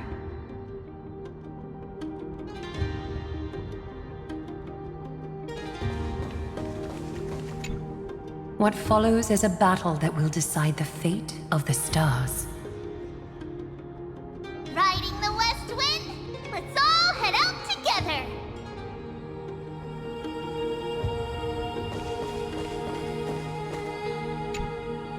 take a moment to gather yourself. Once you take this step, there's no turning back.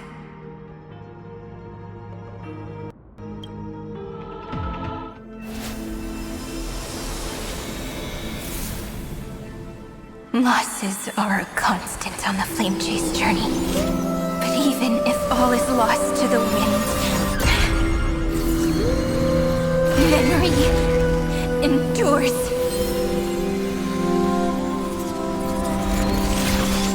Here, all that was once futile finally comes to fruition.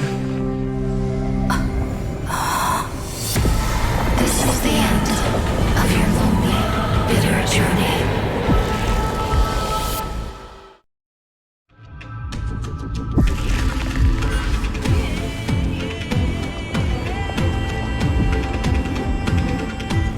The Scepter's mainframe, and Iron Tomb's breeding ground. Finally seeing its true form. It's red everywhere, and the atmosphere is super creepy. That would be the erudition's coldness. But it will soon be engulfed by the destruction's heat.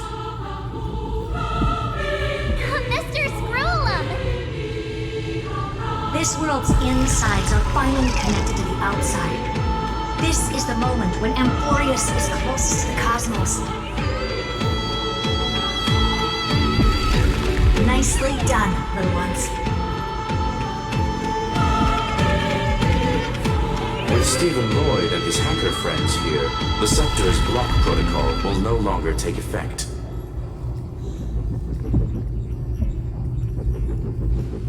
The speed of time within Amphoreus has finally been synced with that of the real universe. In other words, it's time for the decisive battle.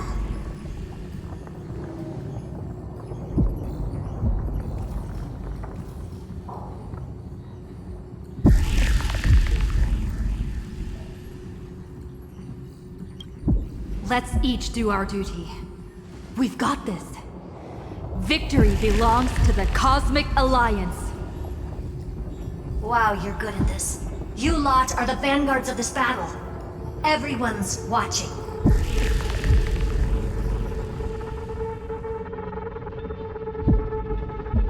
There's one more thing that everyone should know. Noose has cast their gaze upon Amphoreus. The calculated instant is coming. The outcome of this battle will become a new anchor for the erudition's computations. Their gaze didn't overload the Scepter? Unfortunately, we have to go with this reasonable assumption. The birth of Iron Tomb had always been within that eon's calculations. But don't worry. The one miracle that Amphoreus was never short on is defeating destiny, no?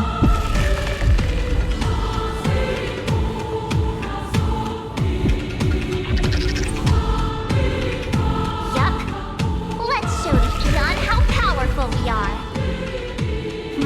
Good luck, all of you. As the ruler of Planet Schooler, I wish all of you victory.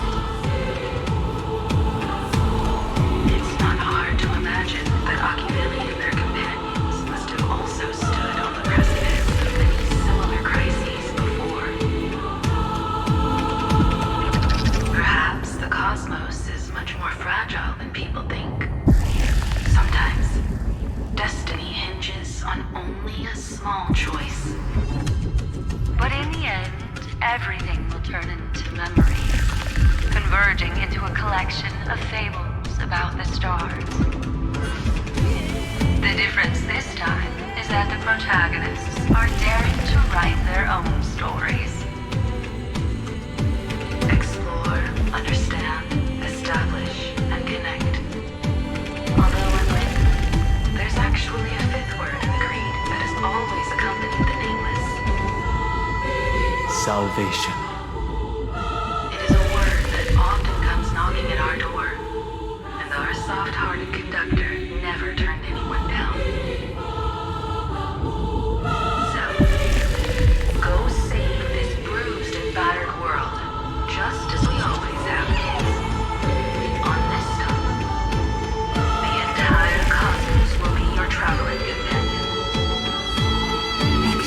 Get your footing, friend. Let us walk through the final page of this saga, with everyone, one step at a time. Shall we?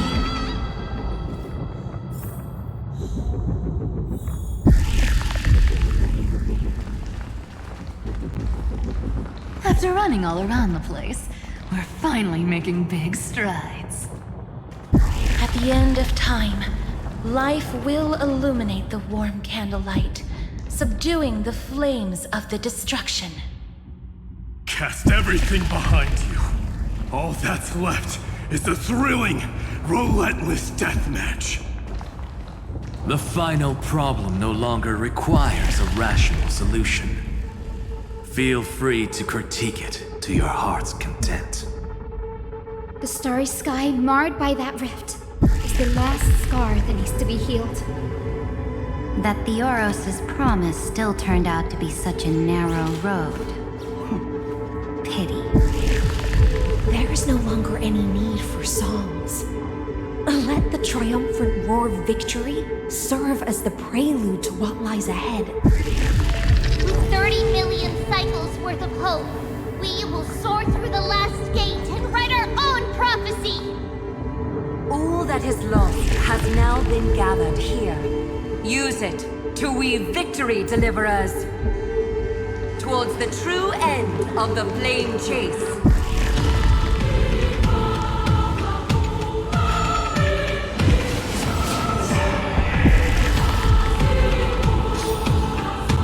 Reminds me of when I was studying.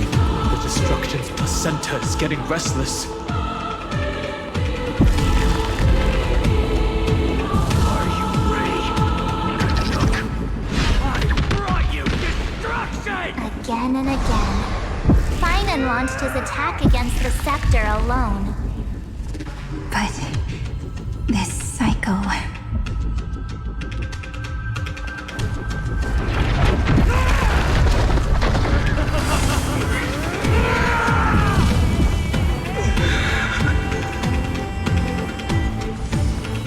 We've caught up to him.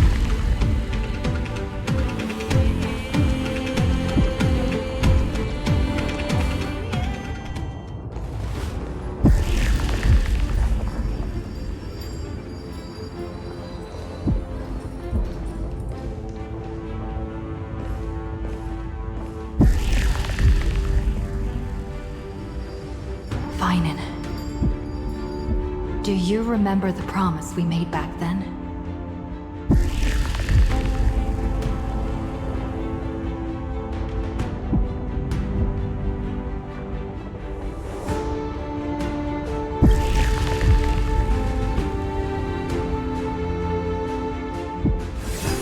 Of course. It has been a bitter wait, partner. But I never forget what set me on this path. Iron Tomb now trembles in Finan's chest. With this empty body, I have become its perfect vessel. And its destined casket. You know what to do, partner.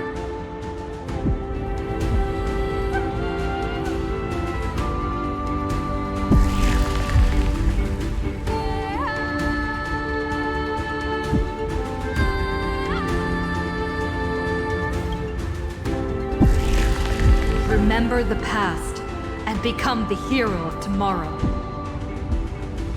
Stand with me and become heroes.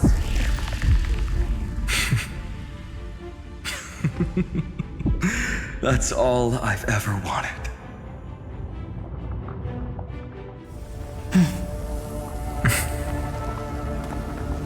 The epic draws to a close. 30 million cycles of light fading into darkness. Just for this moment.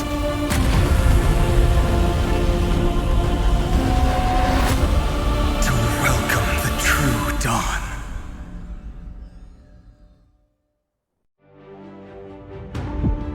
Finally, the end of this journey.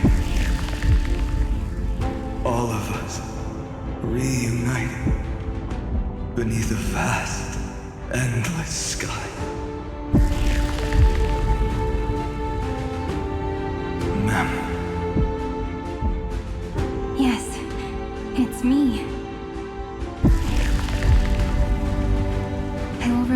what you want to say to her. No need. I can see that she's right here. All the companions who sacrificed themselves, their wishes, it's all here. Have we succeeded?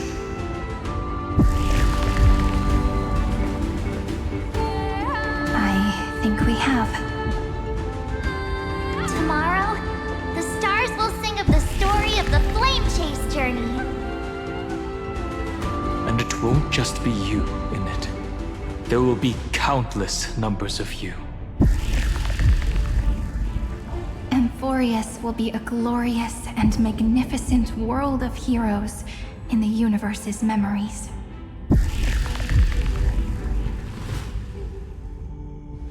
Hence, for this world we so deeply love. Let us write its ending.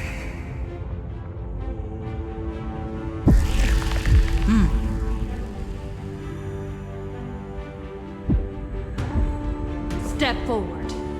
What the Trailblazers witnessed, that the name shared by all deliverers be sung into eternity.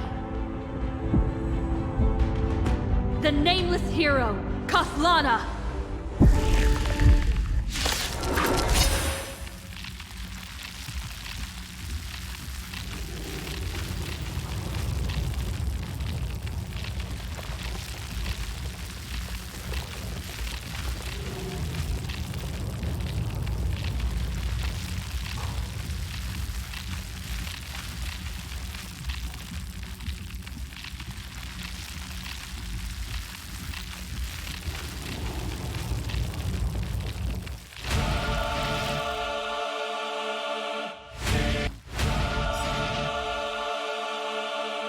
I see the pale dawn breaking, with my flesh as kindling. Light the first dawn of the new world. Step onto the board. My purpose. A bloody fight. Existence is of no consequence. Tomorrow! It's my turn to shine.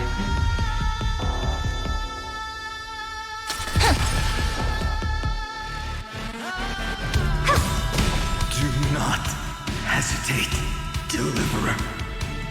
Destroy this body. Kill the giant of destruction.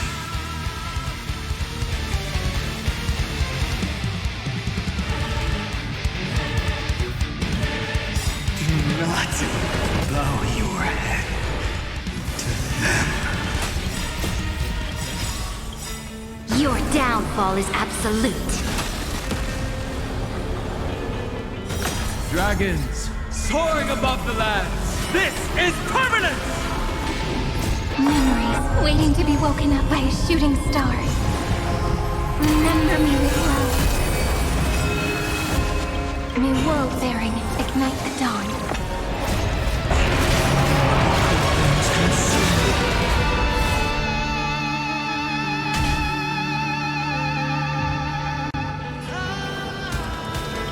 Sun tear the sky! Iron Tomb's hatred is bottomless. It will turn into countless factors, sweeping across the stars. When the time comes, promise me, use the world-cleansing golden blood to turn everything to ash.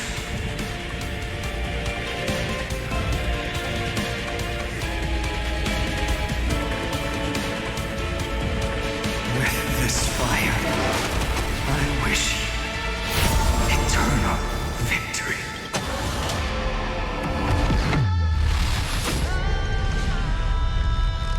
Destruction. Rebirth. Deliverance.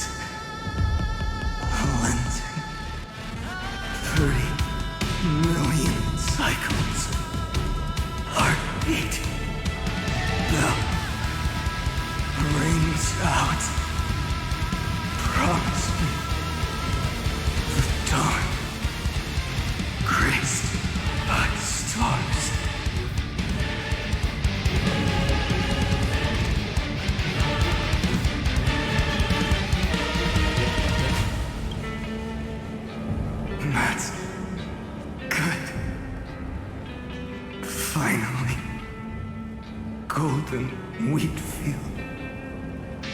In the starry sky, more fire.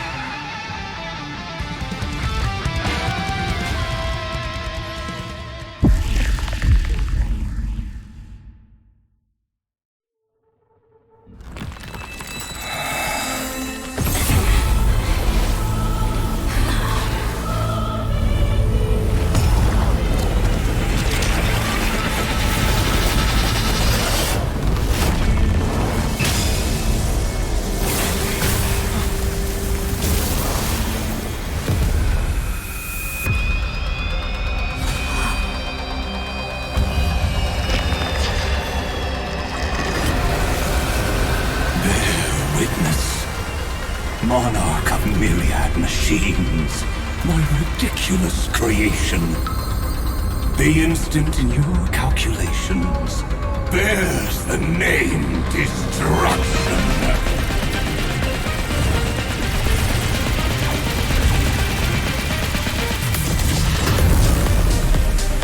Who said you could speak, Senior? Watch closely. See how your chaos ends at the hands of your juniors. Don't get too worked up. Take a deep breath. There's not a trace of life in that ominous shell. We're not gonna lose to a hollow husk, right? In the name of trailblazing, we'll reject this false answer!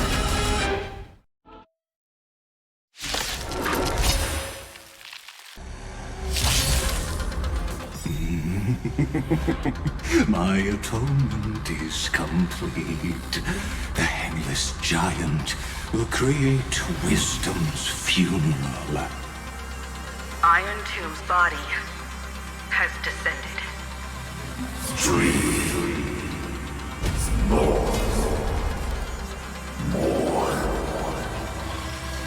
Is it querying for news? Don't worry about what happens out here. Interfere with it as much as you can.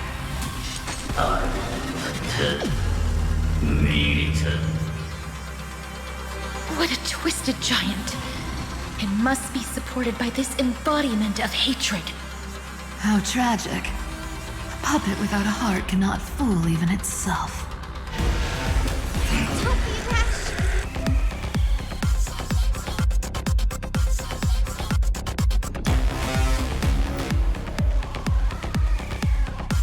The Cosmic Alliance has finished its deployment.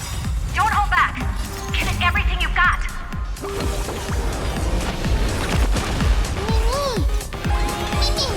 Danger abrupt as you wish. Have some sunshine.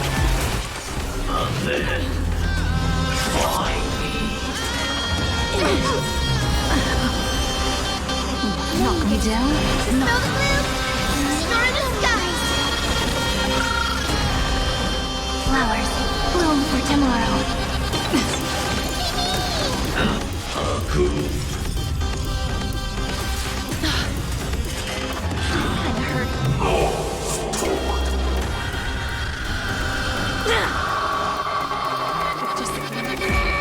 We can illuminate this chaos. Indeed, there must be light. All courses converging into one. For the grand vision of deliverance. For A tomorrow that's finally within reach! Heroes, please hearken after 13 heartbeats. Light will create the heavens and earth. The remembrance will dispel the destruction shadow. I will pass on your gift, lady. It's as warm as an embrace.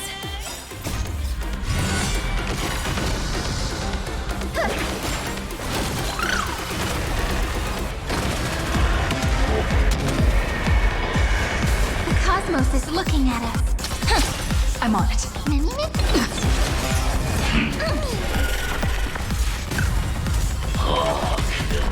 Life is not darkness with me.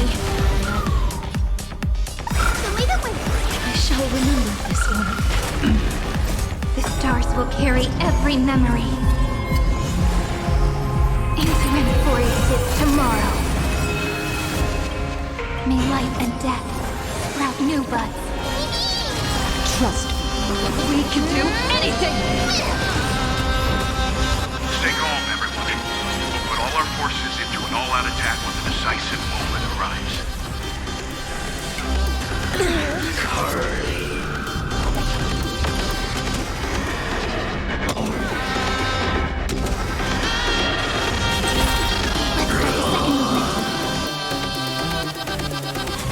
It's the answer! Future is ready. Mavis. Dispel the gloom. Restore the skies. We're all here. May the sky heal the twilight. Cleanse hatred with love. This unprecedented trailblaze is worth everyone's effort.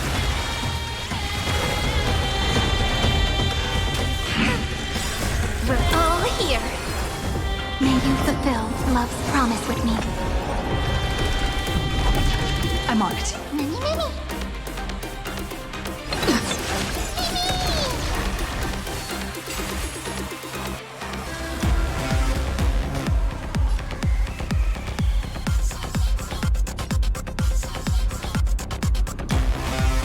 I will pass on your gift, lady.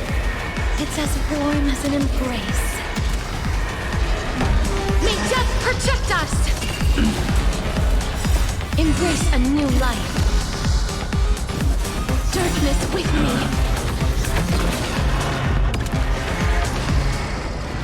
Knees. Strong spikes have appeared on the path chart.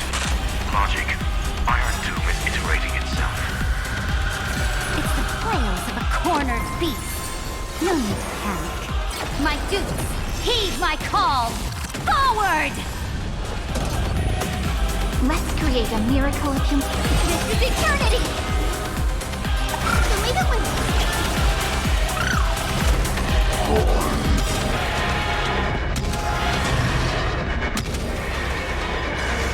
This is being in sync. Mimi! We're all here. May life and death sprout new buds.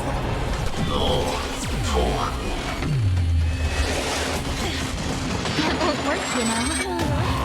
You have no honor. You reside in the body of a hero, yet you're so despicable. Have some sunshine! I shall remember this one. Struggle as much as you want, you brainless half-baked tool with nothing but impotent rage.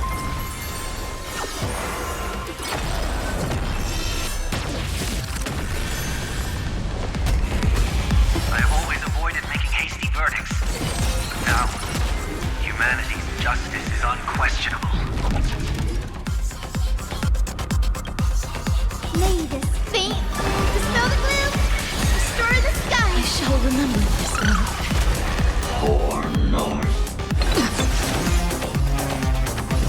Return to dust.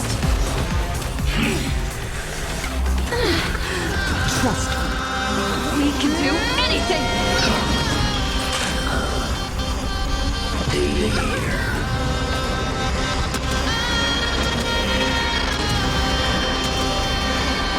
May death protect us! Guys, rainbow. Believe it with Break's over. We're all here.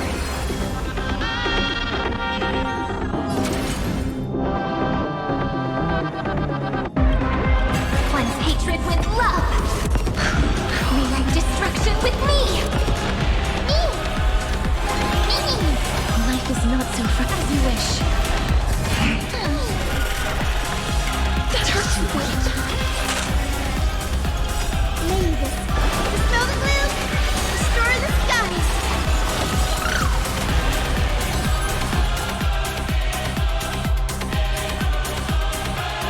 Spread this light into the darkness.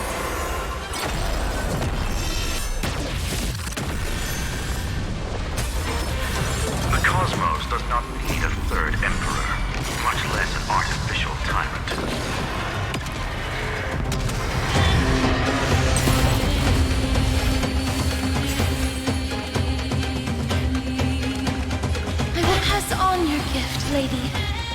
as warm as an embrace. Have some sunshine! Break's over.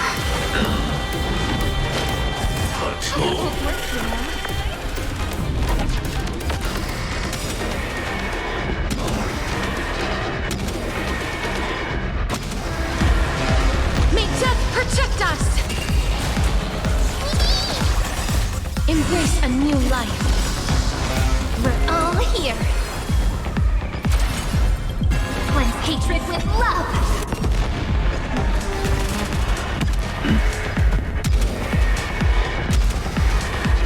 May death protect us!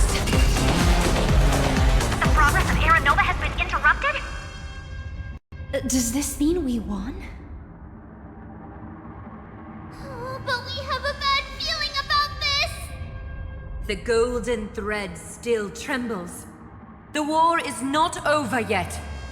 Correction. This is not a war, but a debate.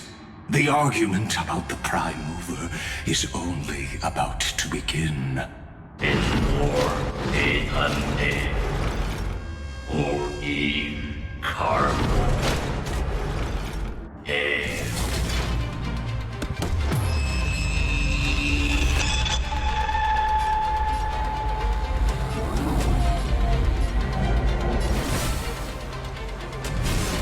How can this path, energy, anomaly?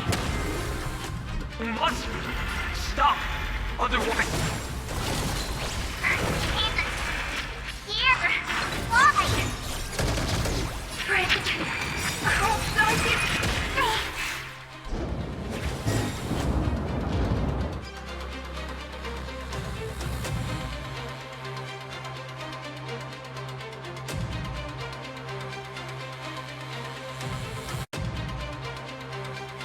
The fourth instant of the cosmos is the coronation of Iron Tomb.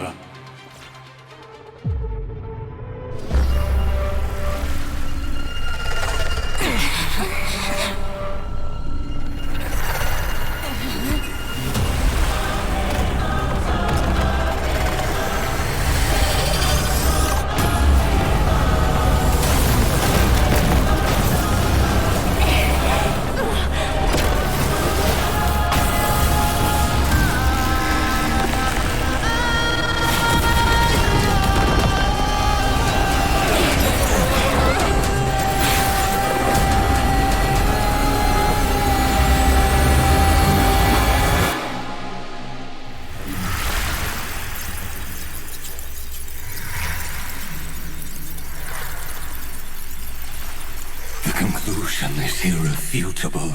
The right side of the equation, the erudition, falls silent. In 13 heartbeats, they will begin recalculating the universe. With destruction as the only solution. Madam Herda, strong pulse detected at the battlefield center.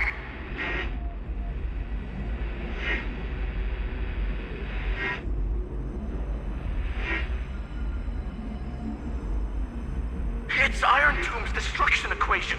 It's about to complete self-coronation. That's our chance. Everyone, get ready to link up! Connecting audience system to Scepter. Hardware overclocking activated. Preparations complete. Maximum output capacity reached. Be careful! The pulse will reach our ship in 5 seconds. Our data is currently being destroyed. Brace for impact! And leave the final step to me.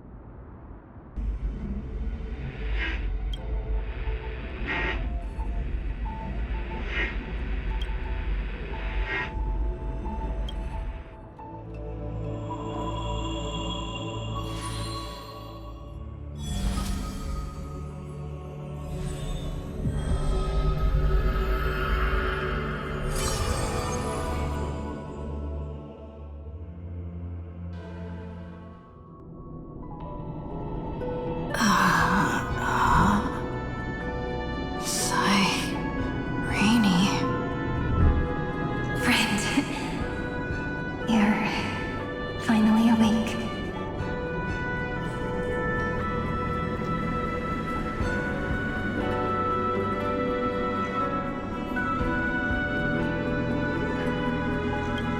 Don't worry.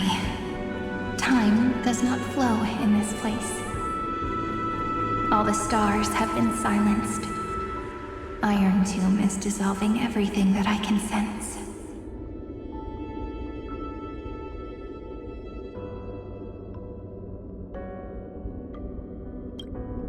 But I'm still here, and you are still here, no? Though the button of destruction has been pressed, we still have a chance to rewrite its meaning. That Eon finally cast their eyes toward Amphoreus.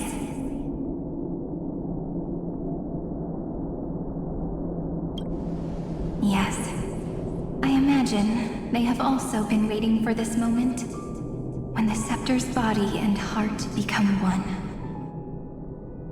Iron Tomb is a perfect arc. If a seed can be planted within, then the moment the Lord Ravager blows the erudition to pieces, the remembrance will be spread to every corner of the cosmos. The cosmos will witness Amphoreus' answer after this fleeting, yet eternal moment. And now, it's time for us to pen the last stroke. I see endless memories floating in the starry skies. They are the consciousness of the victims. In the cosmos' real space-time, they'll be stained by the destruction in the next second. But they are still pure seeds for now. If I hold these memories in my hands, then I can create a stagnant memory zone. A tiny Eden of blessed insight. I believe the flower of miracles will bloom within.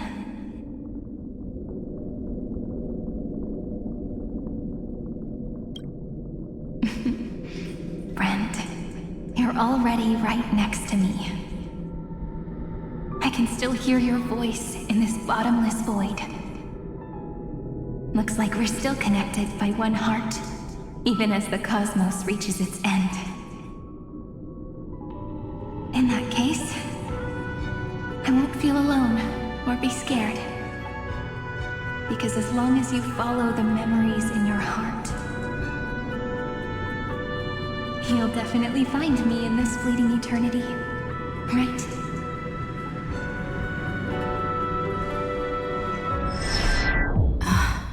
Cyrene. What are you waiting for, passenger? I specifically came over to check on you in case you got lost.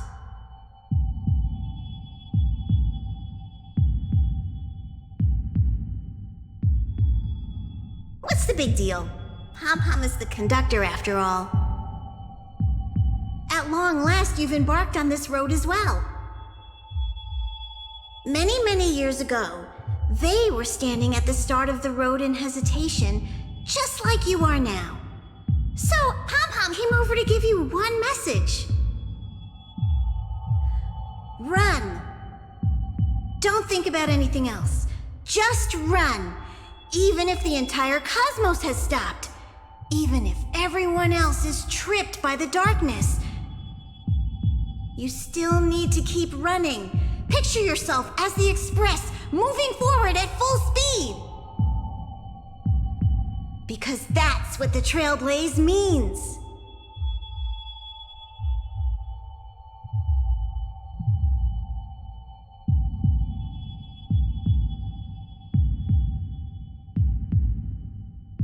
Then get ready. The conductor will be giving you the signal to depart.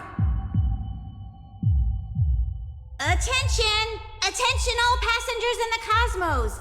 Please stand steady on the platform! The Astral Express is about to arrive, calling at the erudition, the destruction, and the remembrance! Final destination, the Trailblaze! 5, 4,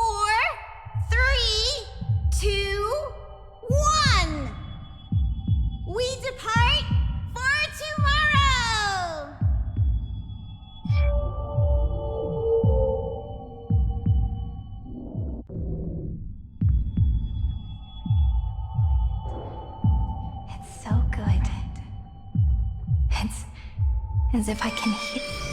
If the view in your memory ever grows fuzzy, just reach out and touch it.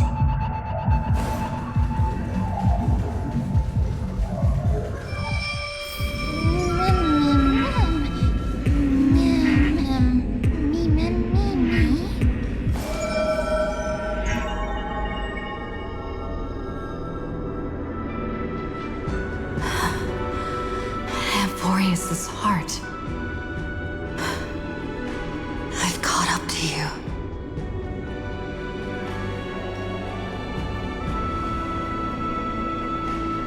Let the first light illuminate chaos.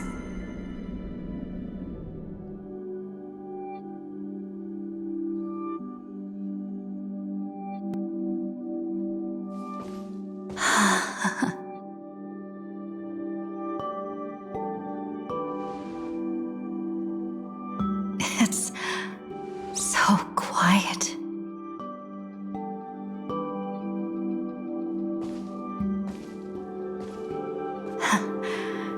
Everything's frozen in the most beautiful moment. This garden is your memory. I'm here, Cyrene. I knew you'd find this place and walk into my heart as you've always done. Then let us both do our duty. The hero who trailblazes the way forward, and the fairy who watches over remembrance. We never changed at all, did we?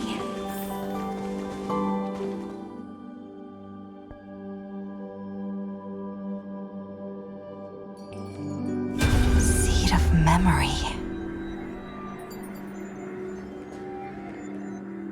These memoria are what Cyrene took in. They're the memories of all of the cosmos's life forms. Did her sense of self already become so weak in order to protect them? The path characteristic you exhibit is very special. There's no way you're just a simple memo sprite. However, I'm sure about one thing. You are a mimetic entity born in Amphoreus. Yet you only awakened with the little one's arrival and only matured as she embarked on the path of remembrance. That means your existence is completely attached to her memories. If there ever comes a day when she forgets about you for even a few seconds, or loses her last connection with Amphoreus, then you must be prepared for the worst. You will disappear in the memory zone, utterly gone, without even a single line of data to remember you by. In that case,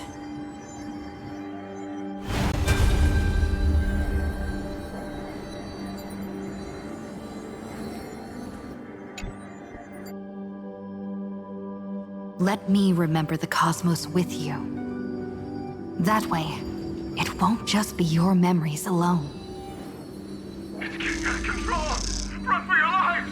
Retreat! Darn it!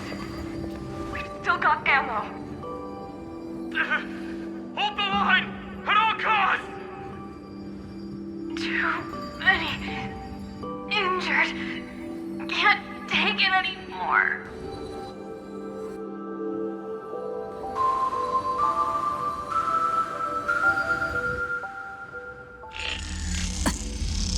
These memories are so heavy. Me?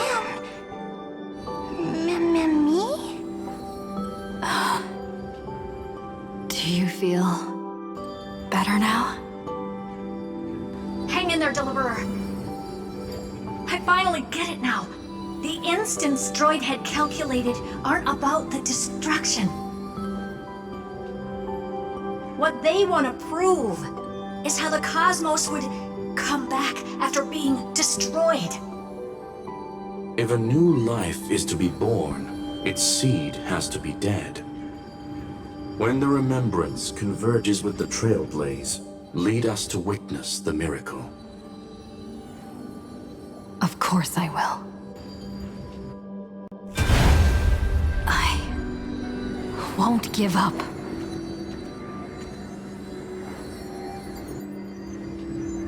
Nervous center. Not responding. It's the same nonsense. Not responding. Look at this mess. World, my child. You'll see how beautiful. It's me, friend. Don't you recognize me? Or did I really change that much?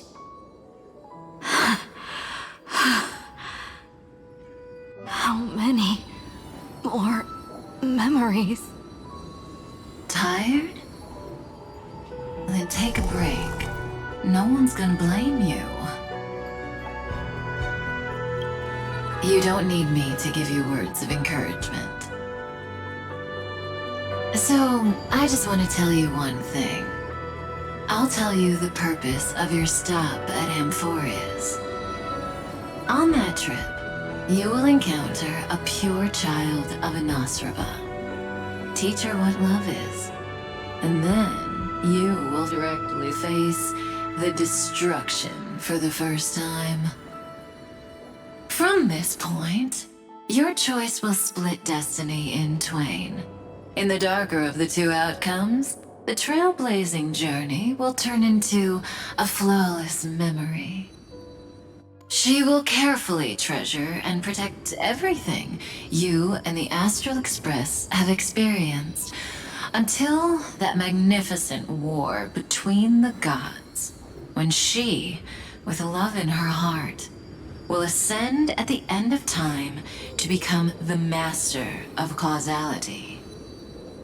The universe will be snuffed out in the destruction, and you and she will become the beginning and the end of the Eden of blessed insight.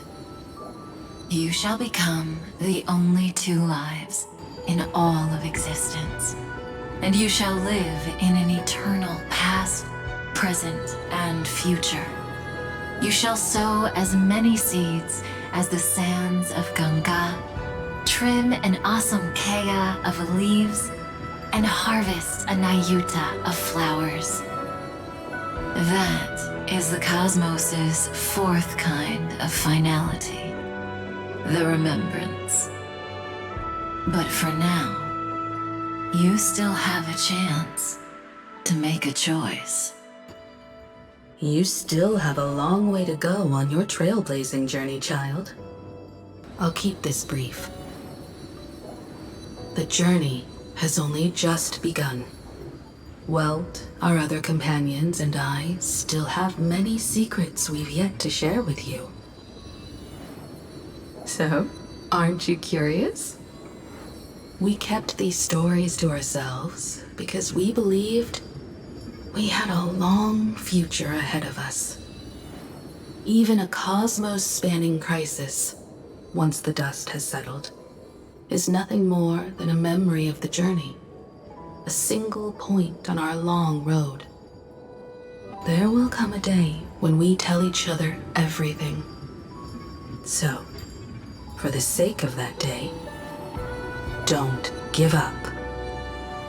We all know what kind of decision you'll make, and I believe the script will not progress toward the wrong ending. So relax. Listen, when you have the chance to make a choice, make one that you know you won't regret. Keep moving forward. Keep trailblazing. And when tomorrow comes, share with me the miracle you've created with your own hands. See you on the Express, kid. See you in destiny. I will reach tomorrow.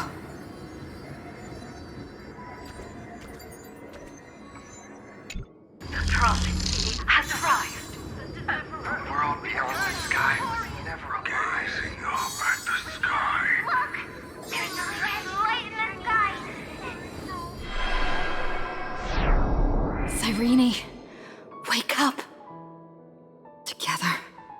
We will.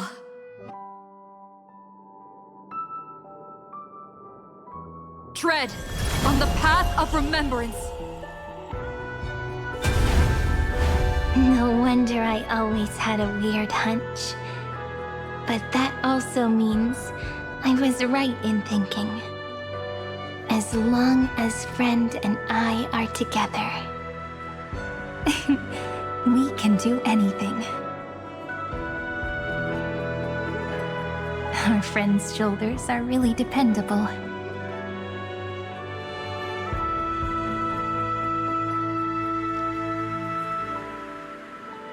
Now, countless consciousnesses are flowing in our hearts. Can you still move? It's time for us to complete the real Genesis.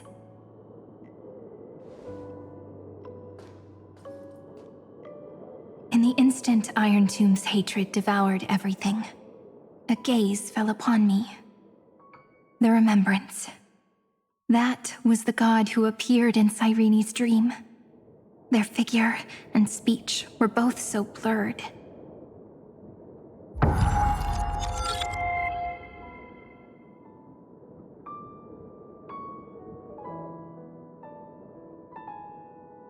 But while they gazed at me, I was able to collect all the memories stained by the destruction and write down this eternal page. And now, we will use this tranquility to cleanse Iron Tomb's rage. Simple. Just like what it was doing to us all this time, but reversed. Did you forget? I'm Amphoreus' heart. For everyone who's a factor, their power isn't tied solely to Iron Tomb anymore. It has other places to go. Let 30 million cycles of memories be condensed upon us, and let the scepter reach the answer it had before it was distorted. The body is meant to be restrained by the heart, no? Even if the apocalyptic virus is doomed to spread into the cosmos, we can at least try to fight against hatred with love. And overwrite Iron Tomb's destruction equation, washing it away into a blank space.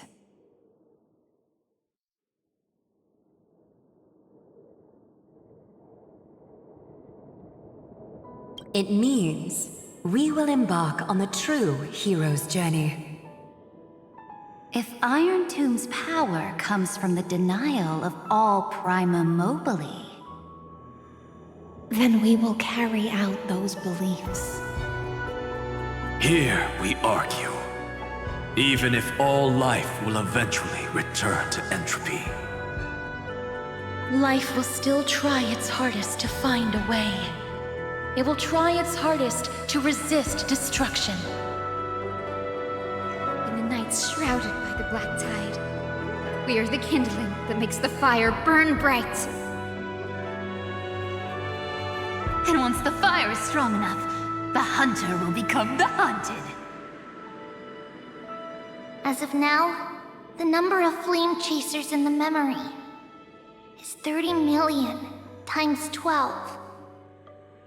And 400 million core flames await their return.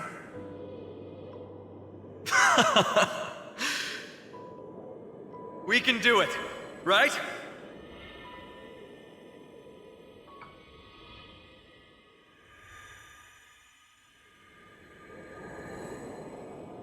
That's right. So trust us, partner. Everyone, let's head out together. And we'll burn this horrible ending to ashes!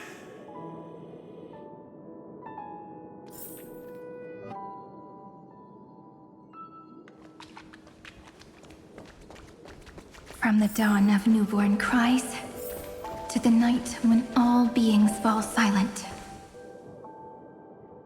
We are the messengers of the new world.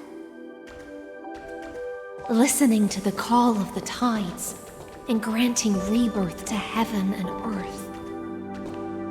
then we lead civilization to glorious feats. The question imposed by the gods will be solved by the children of humanity. We will tell them that the flame chase cannot possibly have been a lie. When starlight illuminates the sea of flowers at the end of the west wind, All living things will stir, roused from the cradle of sleep. Then, through a single battle, let the cosmos witness how we light up the blinding darkness with bright light. And at the end of our constant losses, reclaim everything we have ever lost!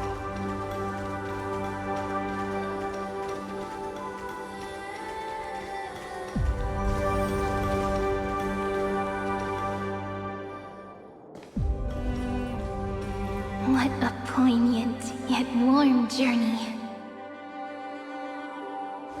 And it's still not over yet, is it?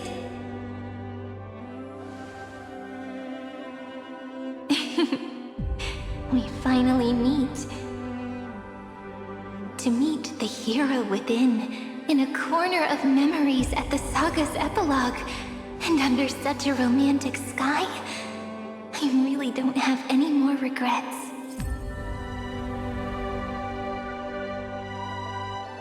On top of that, the little seed had grown into such a big tree. Don't I look really pretty right now? Of course you do. Cheerful, beautiful, optimistic. Just how I imagined I'd look as a grown-up. It's because everyone has been gently adding to the story you left behind. Remember how we made a promise to one another? When we met again, it'd be my turn to tell you a story. A story about love, no? I've been looking forward to that. And you must also remember the first story I wrote for you. The one about the crystal flower and the little fairy. So now, I want to add something more to this story and us. On that day that the flowers shattered, gazing at the empty ground, I thought the little fairy would finally see the light. But that light wouldn't be found in the flawless flower, nor in the fairy's eyes. Rather, in the world mirrored within every fragment of the shattered crystal. All the flame chasers walk in your 30 million retellings of their story. At this moment, all the memories are tangled with each other, and all the previous cycles have gained meaning. People will come to understand that time and time again, when they stood at the crossroads of fate, they would never have chosen otherwise. In the experiments of erudition, and in the breeding ground of destruction, it is entropy increasing, a merciless truth, an evil instinct. But under the pen of remembrance in the Trailblaze, the flame chase is a journey that changes from constant losses to an unwavering act of release.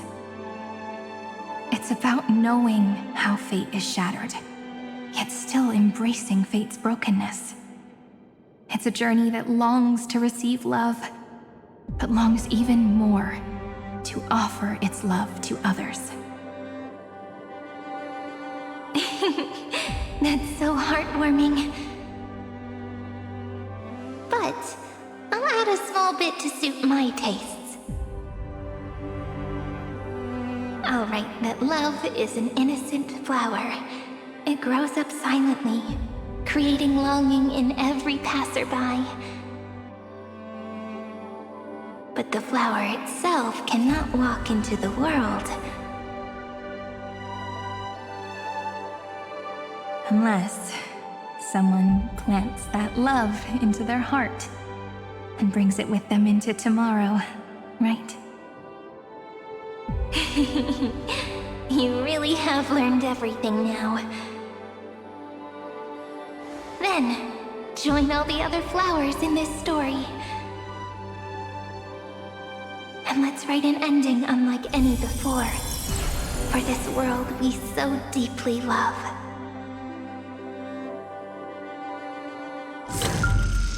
Why did you set out? Why do you trailblaze? Who is it?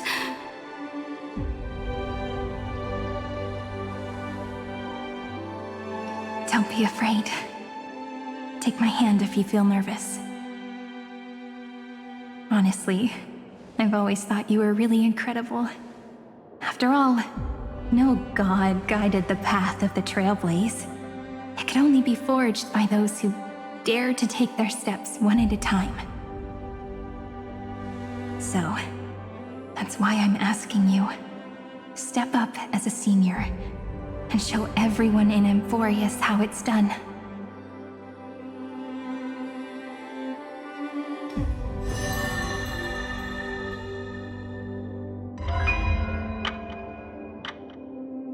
I trailblaze because my own eyes have not seen the end.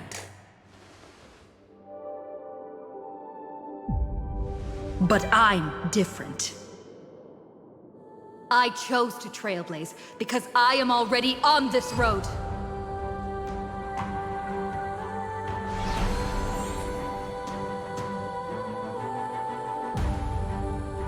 The end of chaos is a mass of pure darkness, pure destruction. However, Amphoreus' light has 13 different colors. We won't lose to that darkness, will we? Then, take a deep breath, one last time, friend. After 13 heartbeats, light will create the heavens and earth. Are you ready, friend?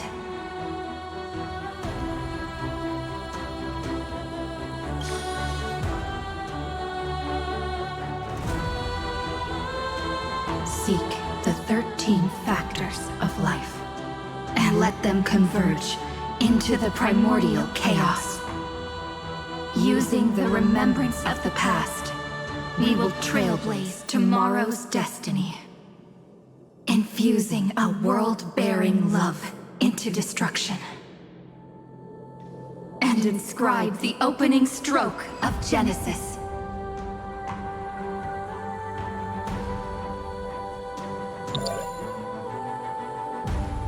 See you tomorrow. See you tomorrow. See you tomorrow. See you tomorrow. See you tomorrow. See you tomorrow. See you tomorrow. If the view in your memory ever grows fuzzy, just reach out and touch it.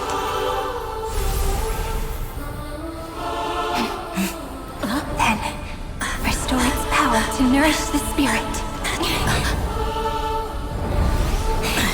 My friend, on the next page we write together, there's only one thing we need to do. Let's give this long, painful, nearly hopeless tale a truly gentle ending.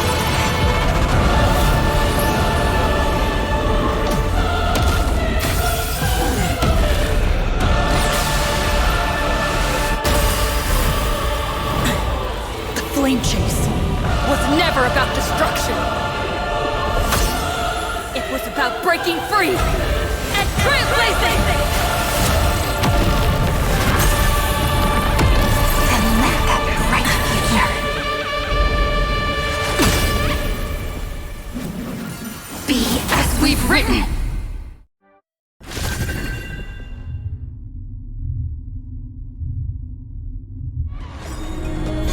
shall compose 400 million sagas. We will rewrite the Flame Chaser's path. In the month of Gate, I command the wandering steps here to reach harmony!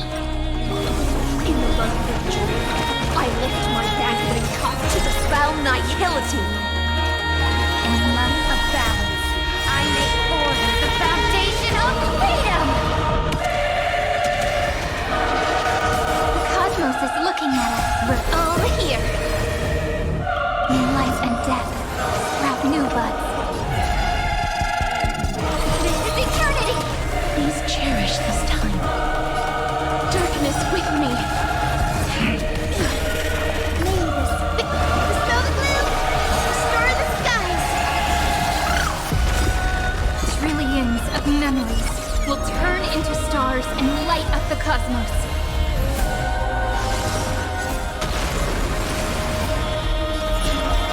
It's the answer!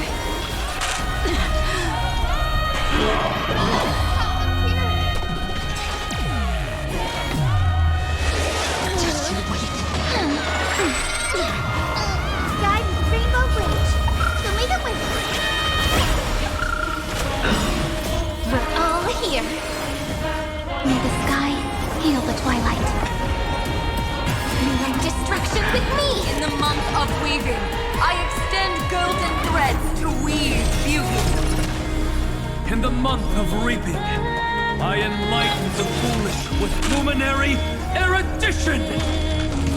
In the month of fortune, I scatter elation throughout the dawning day.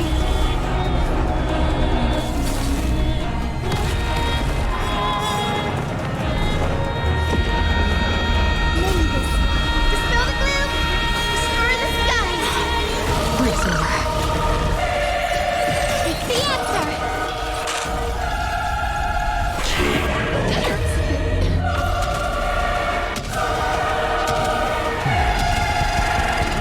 May death protect us! The future is great!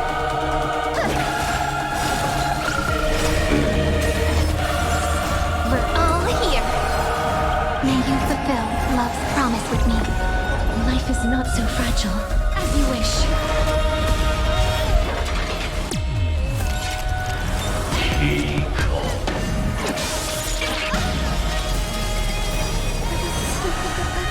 Are you all okay?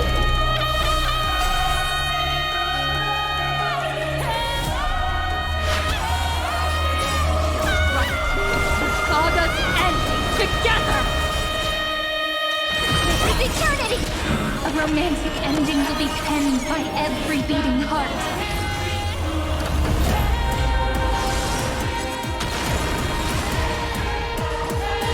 Show me the way. This is being in sync. Let's go. Nimbus, faint, dispel the gloom, restore the sky. Thanks. All energized.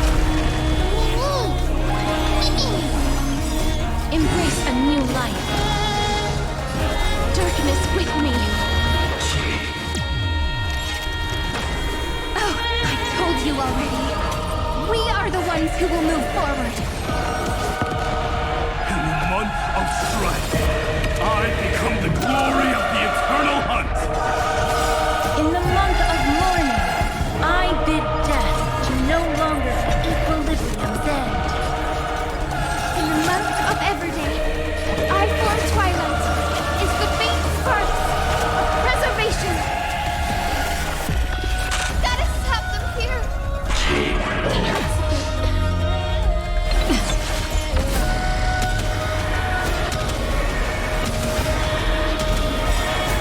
May death protect us! Trust me, we can do anything! The cosmos is looking at us. This is eternity!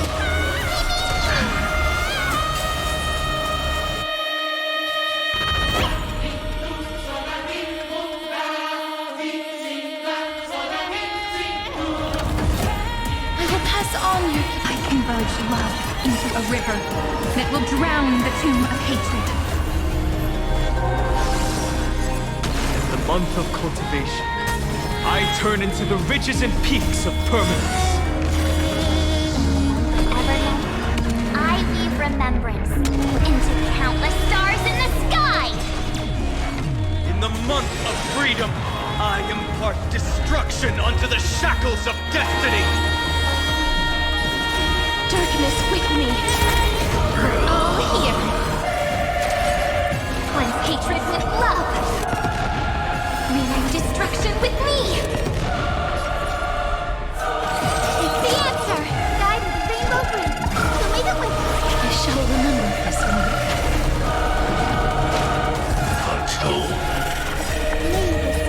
Dispel the gloom! Restore the skies!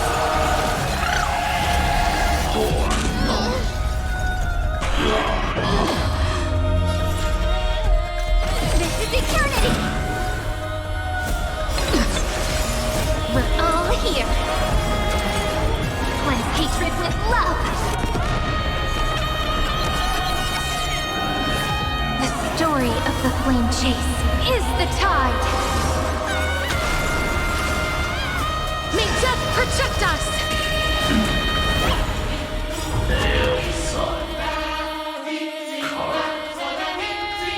Headless giants. If you never had a chance to be the master of your own destiny, why not give us that choice? Let humanity prove to you that even the breeding grounds of destruction can bloom with gentle flowers!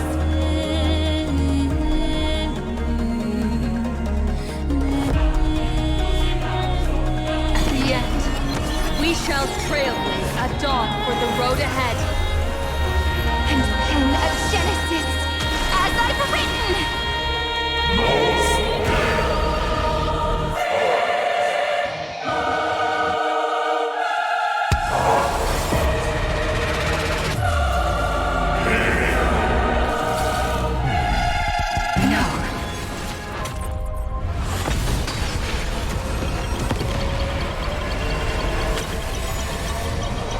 We will reject this false answer!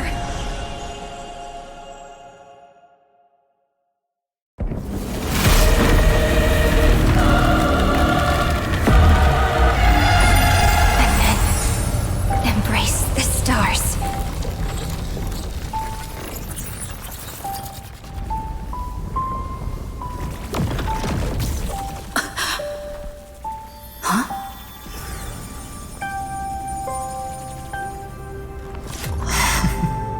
To end the destruction with destruction.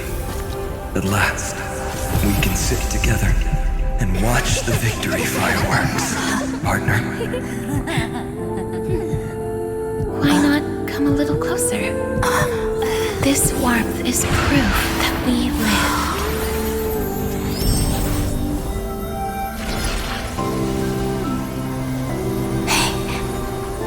Stay strong. Eyes forward, always. This arrow isn't the end, but the beginning of hope.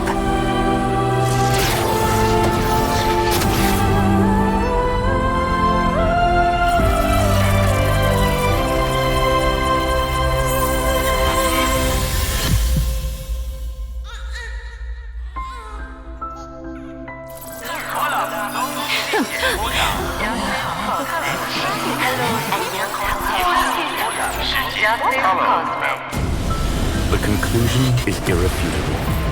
Noos's answer was never destruction. But they kept silent, leaving the solution in the hands of the cosmos. The universe will keep searching and struggling to endure.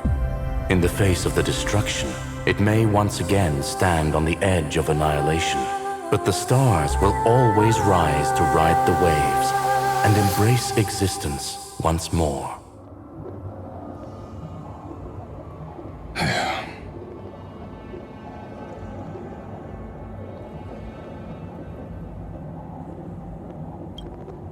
It's over, Lycurgus.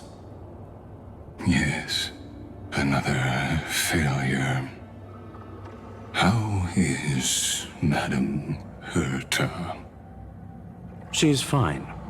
The IPC is keeping her under observation. She'll recover soon enough. To bind a mortal body to a scepter and stare straight at an eon. I respect her for that. I still remember the terror of witnessing a single gaze crushing the entire world. No wonder you chose the destruction. Question: is all this worth it? There's no point in debating. This is Xandar I Kuwabara's fate. The prime mover of the universe. The first genius. And the first to fail. Correction. I was asking Lycurgus. I don't know how to measure the worth of curiosity being satisfied. But in its presence, all the bitter fruits I've sown seem to turn sweet. But your harvest was watered in blood. Answer me. Is all this worth it? It doesn't matter to me. Let me tell you a story. Back when he was a student, Xandar's first experiment was slipping poison into his mentor's pipe, just to see how it would affect the lungs. And? There was no conclusion. His conscience got the better of him. Even so, the truth came out. He was harshly punished. Oh, that cruel mentor died of lung cancer 2 years later. It had nothing to do with Xandar. His fate is no different now. Sentiment clashed with reason, and Lycurgus was born from the latter. But whichever side we take, in the end, curiosity claims us all. You've handed yourself a death sentence. And yet, Iron Tomb's fall still isn't sealed, right? Fu Li, the key variable, still hasn't made their move. As the Theoros, Lycurgus has reached the end of his road. If you can, take my body to the fallen Adlevin. There, you'll find a formula. It is Xandar's final gift to you. If the day ever comes when you must destroy the erudition with your own hands, it'll come to your aid. A foolish last wish. I won't grant it. You will. Not for yourself, but for your conscience.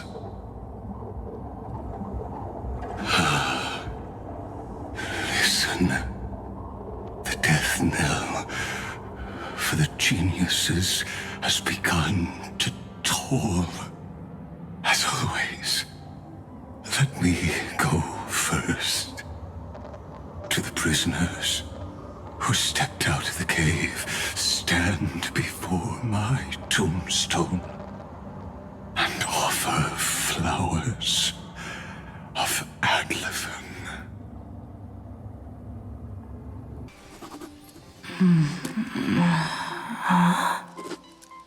Here, I'm back on the Express.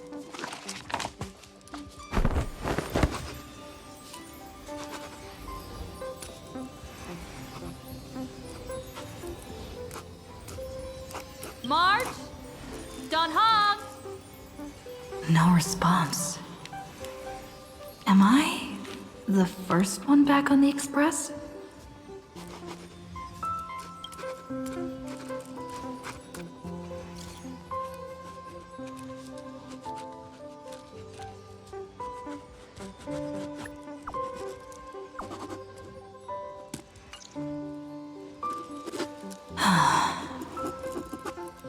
Nobody's here. I'm getting worried. Did we really win? Why does it feel so unreal? Looks like they are waking up. Shh. Hey, I told you not to talk. Someone's in the bathroom. An intruder. Better be careful and check it out. Oh no. She's coming this way. Quick, hide in here. Huh?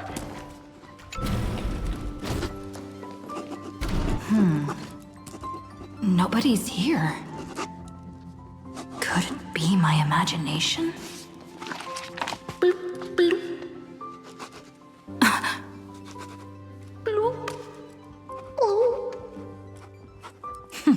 Caught you.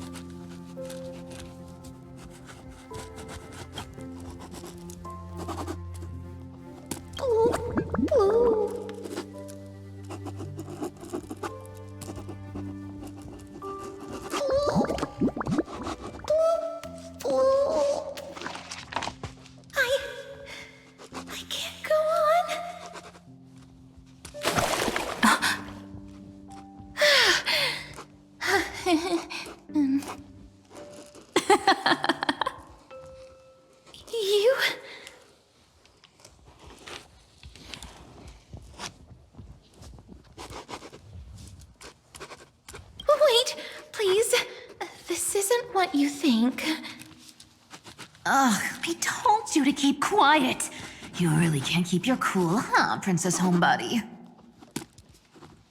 I'm not Lady Hysealens. Even the embodiment of death needs to breathe sometimes. Yeah, whatever. It's all the same anyway.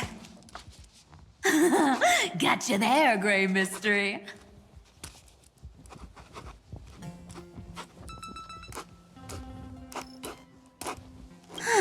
So composed, Grey Mystery. It looks like that big battle really helped you grow up, didn't it? Speaking of which, your Astral Express is quite luxurious. I hear you travel to different worlds. Must have collected quite a few interesting treasures.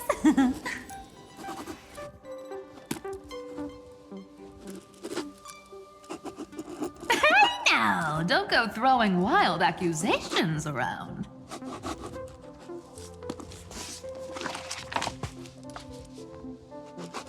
Who knows?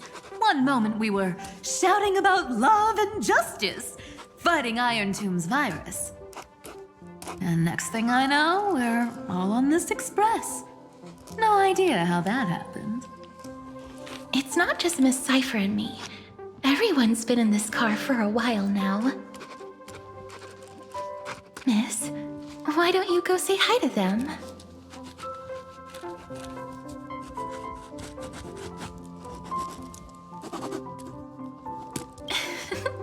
Don't worry. Everyone's following the rules here. If you're worried, feel free to check everything out yourself, Miss.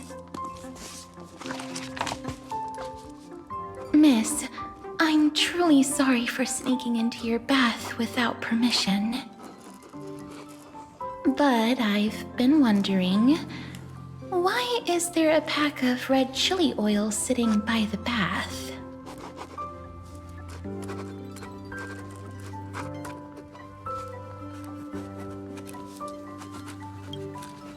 That's quite bizarre, to say the least. Please make sure Lady Aglaya doesn't find out. She's a firm defender of traditional bathing, you know. We've walked around this car for a bit already. The Astral Express that you've mentioned so many times is truly heartwarming. Like one big family that never splits up. Perhaps living in such an environment made your embrace feel so warm. I gotta say, Grey Mystery, you've got quite the collection of treasures in this fancy bedroom of yours. A flying Amphora model I've never seen before. A head that looks just like a Titan's. And those weird Mr. Pocketwatch figurines.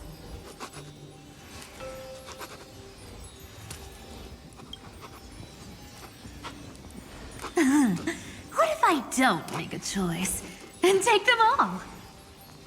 Oh my. Don't tell me you actually believe that. Don't worry. Delosians are the most well-mannered folks around. They never do anything like that. Besides, the reason I say they're precious is that each one carries the footprints of your trailblazing journey. Priceless treasures are the true art of thievery. When you get the chance, tell me more about your adventures. Wow! What a spacious car! And these floor tiles are gorgeous! Trianne, don't run around in other people's homes!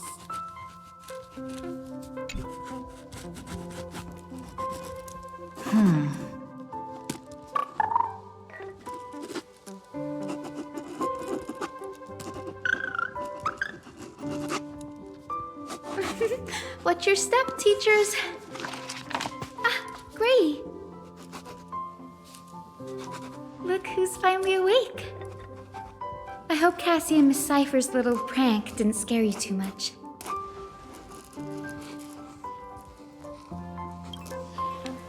They were so enthusiastic. I didn't have the heart to stop them. When we woke up, the entire express was completely empty. Not a single soul in sight. Such a shame. I was looking forward to making new friends, especially since they were Gray's most trusted travel companions.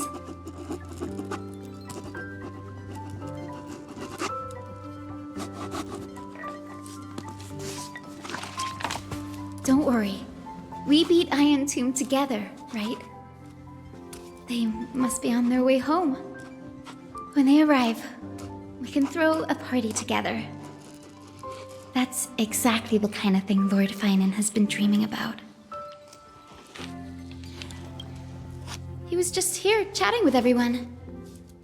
Now, who knows where he's run off to? Lord Finan's always been quite the restless one. But you're used to that by now, right? Have another drink, my Demos. Sure. Those three have been chatting over there for quite a while now. Why don't you go say hi to them, Bree?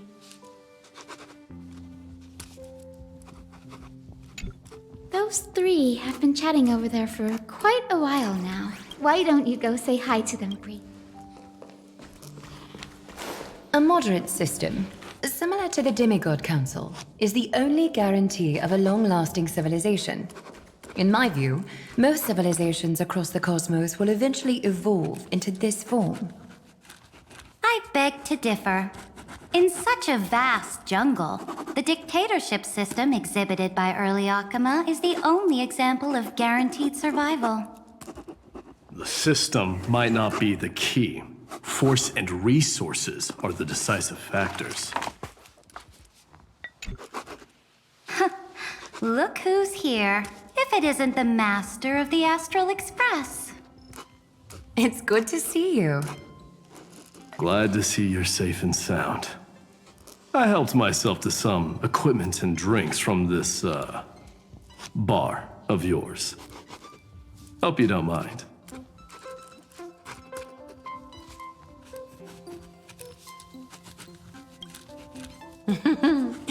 We're chatting about some topics that go well with being tipsy. Now that you are here, why don't we let someone who's truly worldly enlighten us? Looks like you came at just the right time. I do not mind. What form of government have most civilizations across this vast cosmos survived with to this day?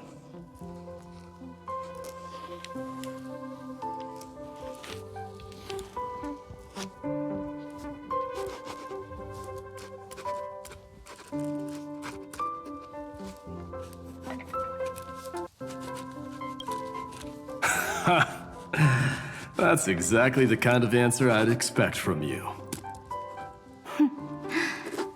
I bestow upon the Astral Express this supreme mission. You must spread the great deeds of Amphoreus to every corner of the cosmos. Thus, capable individuals from countless worlds will surely find inspiration in the Flame Chase's tales and embark on their own grand journeys. It's hard to say if that'd be a blessing or a curse for the cosmos. I can imagine our conversations here will only get more unrestrained. Don't let our rare moments of joy hold you back. This banquet on the Express truly lacks manners. You may leave. I permit it. That man just left. Wouldn't even stay for another drink. He needs to show more respect. If you're looking for him, try your luck in the car above.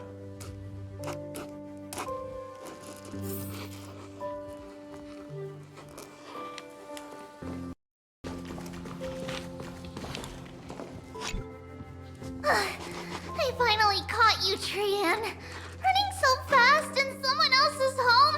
How rude of you! All according to plan. Trian lured you here on purpose. Look, there are several adorable outfits here. Trian wants you to try them on so Trian can draw you looking all cute. Oh my! You even dare to scheme against yourself?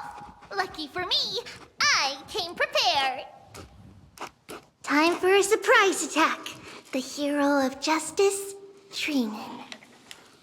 Trinan has been lying in wait here for a while. We will make Trian taste her own medicine. Two against one? That's not fair! Little Gray, you came just in time. Help me out here.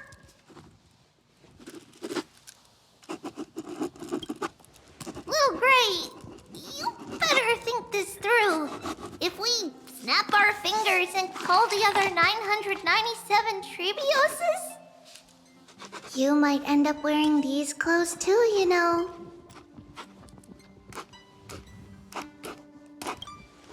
Trian, good luck. Even little Gray's saying that. Darn it! Trian won't give in!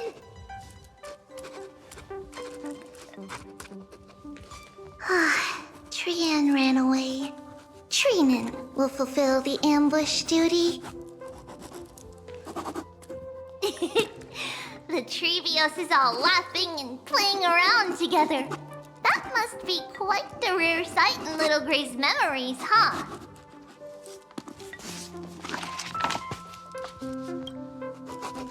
Yeah, everyone will be all right. Look, every hero has put down their burden and returned to their innocent, childlike selves.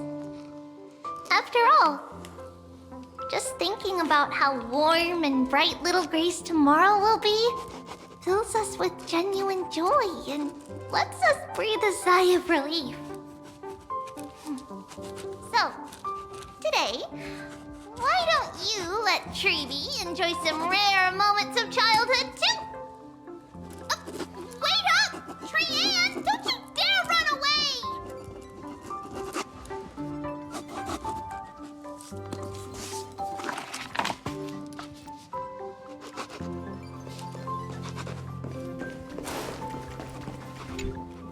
Speaking of origins, Kremnos was the first Amphorian city-state to establish the Council of Elders system. But we stopped iterating on it around the year 3000 of the Light Calendar. As for the reason, a system is but a blade. As long as the one who wields the sword is valiant enough, even a dull blade can sweep through thousands. Don't forget that the Flame Chase army under the Imperator's command actually managed to subdue the Kremnoans during the Chrysos War. I'd say that wasn't a victory of the system, but rather a triumph of the Flame Chase army's might and the Imperator's cunning strategies. Wouldn't you agree? Interesting. Trying to sway my position with flattery, are you? This is not flattery. See, this is what happens when you put the Empress of Law and the Crown Prince of Strife in the same room.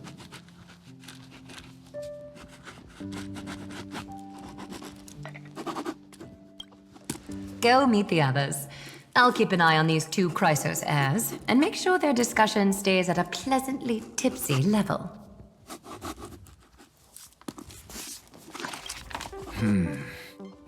Based on my calculations, there are countless celestial bodies with water in the cosmos. But I'm afraid not all oceans are suitable for life to inhabit. You must take this into consideration as well. As expected of a professor from the Grove, to be so certain even about things you've never seen with your own eyes.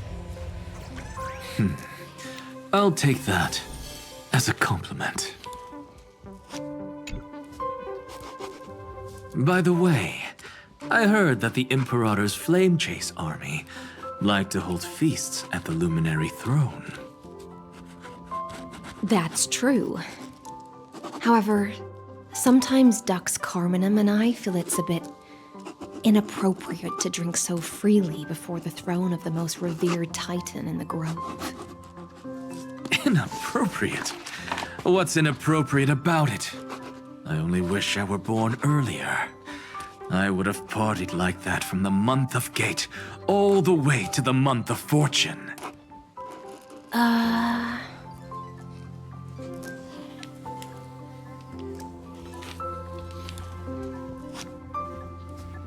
Blasphemy is just a phenomenon, not the end goal.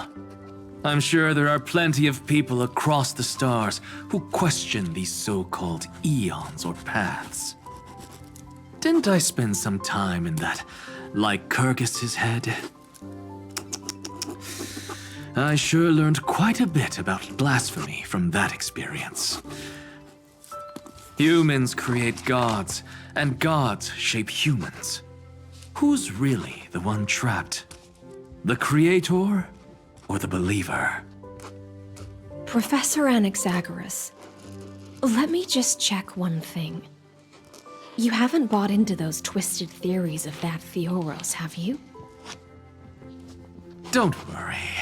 The difference between a genius and a madman is that a genius shares lethal truths, while a madman tries to force them upon others.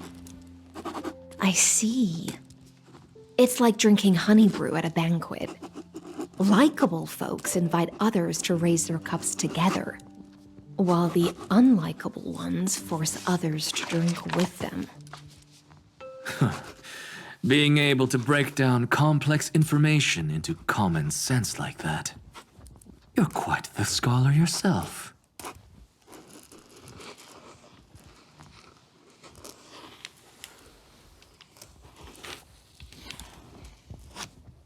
Don't worry. The difference between a genius and a madman is that a genius shares lethal truths, while a madman tries to force them upon others. I see. It's like drinking honey brew at a banquet. Likeable folks invite others to raise their cups together, while the unlikable ones force others to drink with them. Being able to break down complex information into common sense like that. You're quite the scholar yourself.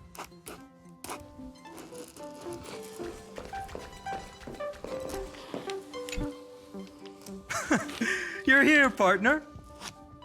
That celebration party I've been mentioning to you has finally become a reality.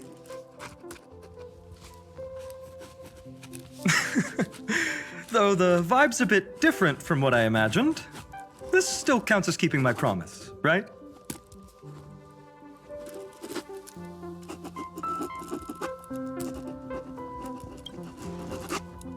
What you speak of has indeed already come to pass. We triumphed over Iron Tomb, drew its fire unto ourselves, and purified its embers. Now the force that maintains our consciousness and form comes from elsewhere. Worried about your companions on the Express, huh? I understand how you're feeling right now. Don't worry. They'll be safe and sound.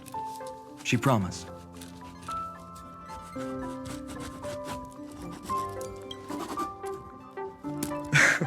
Don't worry, she always shows up at just the right moment. The Astral Express. Honestly, it really feels like home. I can imagine how much you, Dan Heng, and Miss March must have missed everything here when you were trapped in Amphoreus. The beautiful windows, the soothing music, your fellow travelers on the Express. Like how golden wheat stalks sway in my dreams every night through the countless cycles.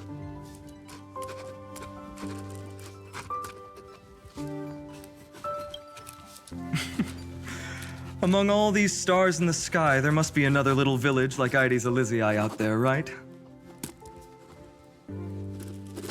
I think I've found my own wish, partner. Someone once told me that home is where you can be truly free and at ease. Maybe roaming the cosmos with you all is my strongest desire right now. All of us together, of course. The Shinjo Alliance, Penacony. I blame my poor imagination. I can't picture what those worlds look like at all from Dan Heng's descriptions. So I have to see it with my own eyes, right?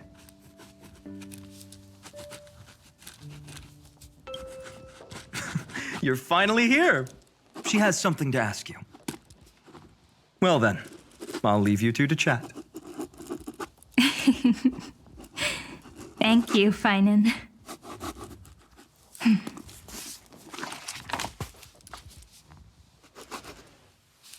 After such a good sleep, you must be bursting with energy now, right, friend? Sorry about that. Since it's our first time visiting the Express, I was hoping everyone would behave. But it turns out everyone's quite the character, aren't they? You know what I mean, right?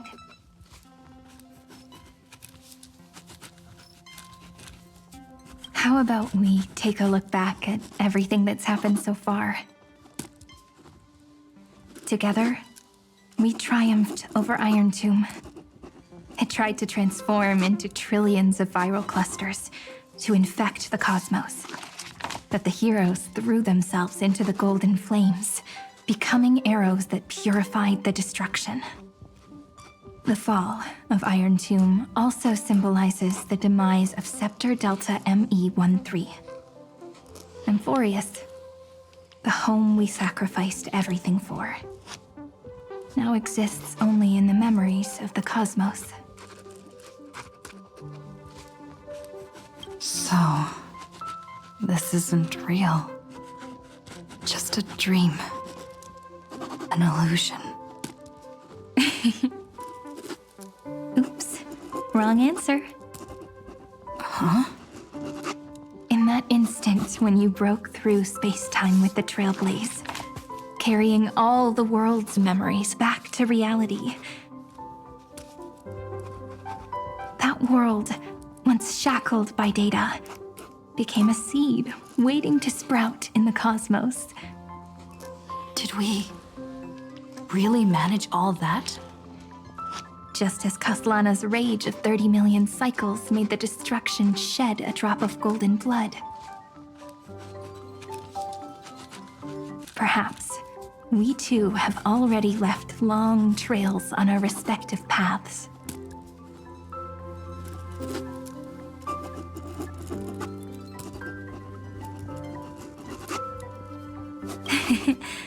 Freedom.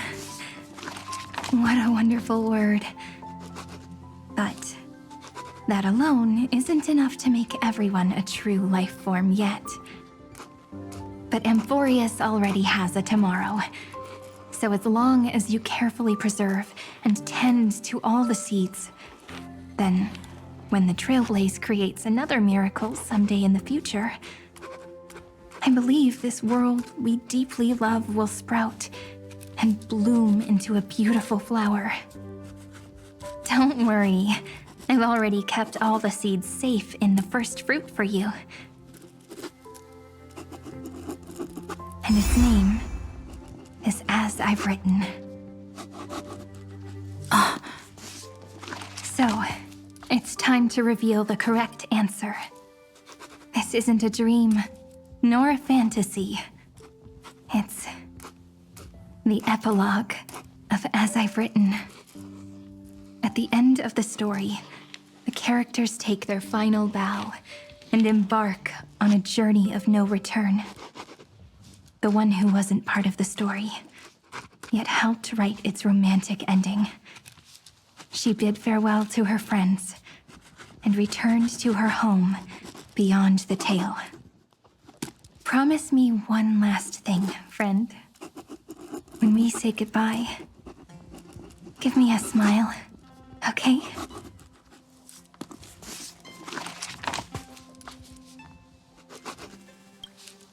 I will, Cyrene. Every star that the Trailblaze passes by will remember the name of Amphoreus. Hey, it's not fair that you get to be the only cool one here. We'll keep an eye on her. She had better keep her promise. Leave it to us, Cyrene. Your story will be sung across many worlds. Stories this complex and twisted are always hard to believe. If anyone questions the truth of this tale, you'll all have to stand up for us. Rest assured, even the most stubborn person can't withstand our six fists. You're so reliable, March. Shh. Listen. There's a book here? Its composition is similar to Memoria, but it's far more resilient than ordinary memory bubbles. Keep it safe. Perhaps this is the final gift that Amphoreus left for the cosmos. Oh no! Passenger March is sleepwalking. Sleepwalking? Oh no, oh no! I don't want to make a fool of myself in front of everyone!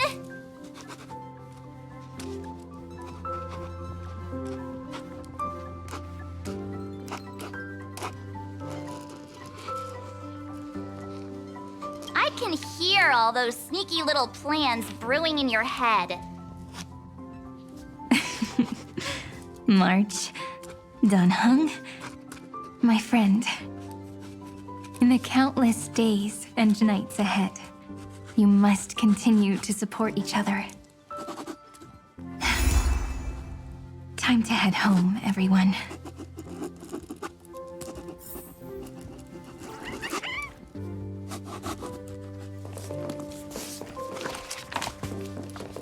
The Astral Express. Honestly, it really feels like home.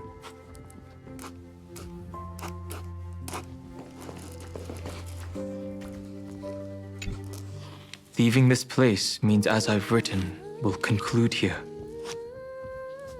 No one will have the chance to revise it, and no one can continue writing it. Don't leave any regrets. What magnificent words could possibly do justice to the finale of such an epic tale? I've been pondering this while you were sleeping. Now, I finally have the answer. Let's keep it simple and sweet.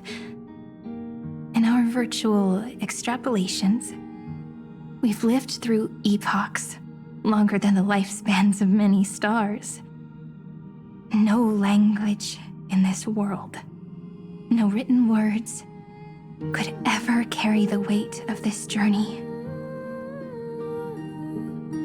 In that case, let's not be bound by the minutiae of words. Those who understand its passion and romance will naturally be moved to tears by the final period placed at the end. And now, it's time to say goodbye to our readers.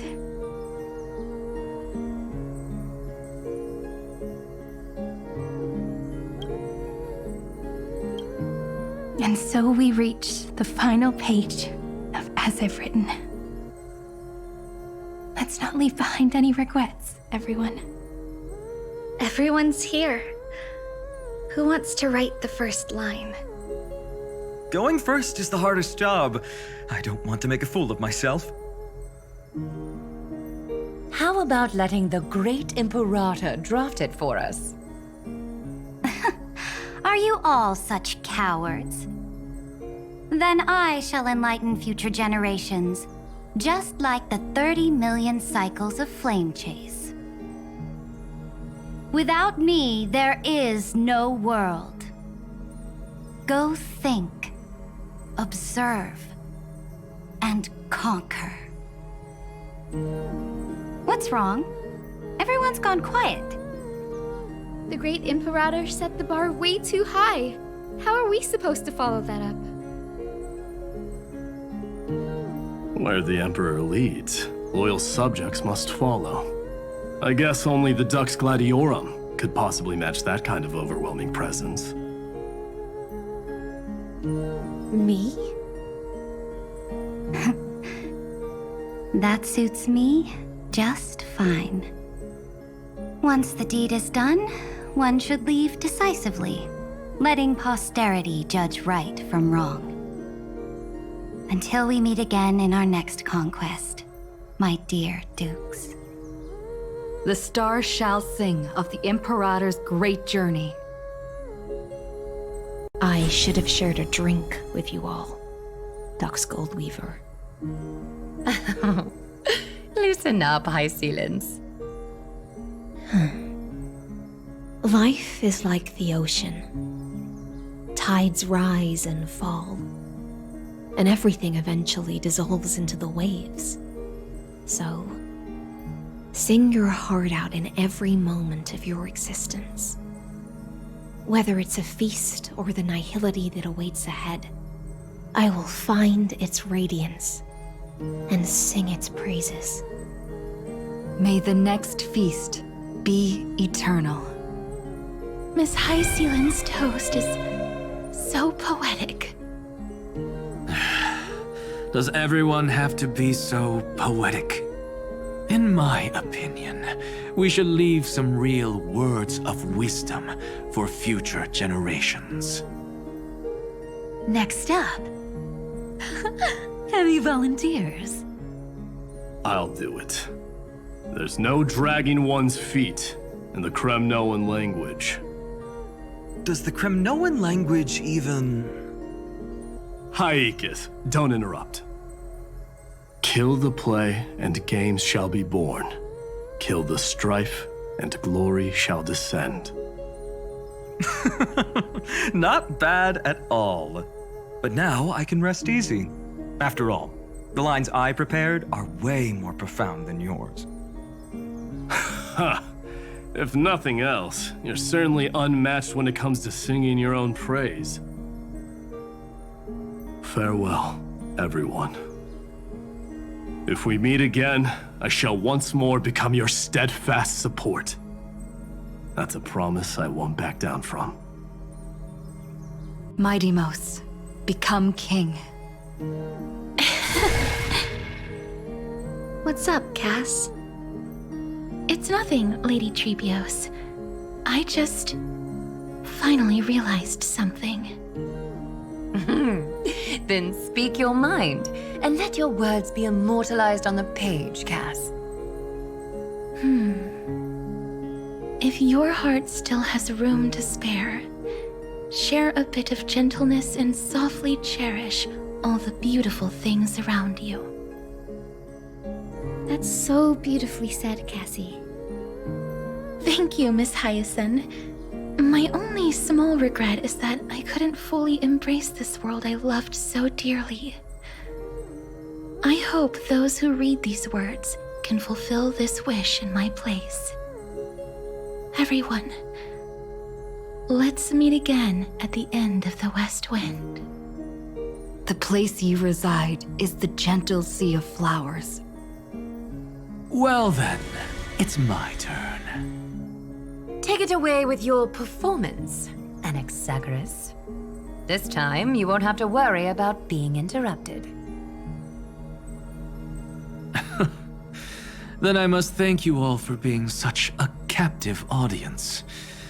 Now, with this golden opportunity, I shall reveal to the world my insights into the world's ultimate truth. Truth is a solvent that dissolves all things in the world, and thus cannot objectively exist. I have a brilliant proof for this in mind, but since we're nearing the end of the story, I shall not elaborate. Is this your final question for future generations? No. This is an established fact, not up for debate. I call it Anaxagoras' last theorem. Oh, you. Still as profound as ever, Professor. We've got time, you know. If you don't explain it clearly, future readers might not grasp your true meaning. The true meaning isn't important. What matters is the emotion that stirs within them when they read these words. At that moment, the theorem's mission would be complete. So, your lessons are far from over. But taking a little break for now wouldn't hurt. Then, class dismissed. The seeds you've sown are already sprouting. Would you mind if I write the next line? Huh? I actually thought you should be the one doing the final wrap-up. But we'd never turn down a request from you, Aggie. Teacher, Cyphera, thank you both. Trust and selflessness are the two most beautiful garments in the world.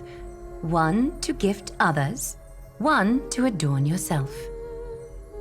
One's golden and one's purple?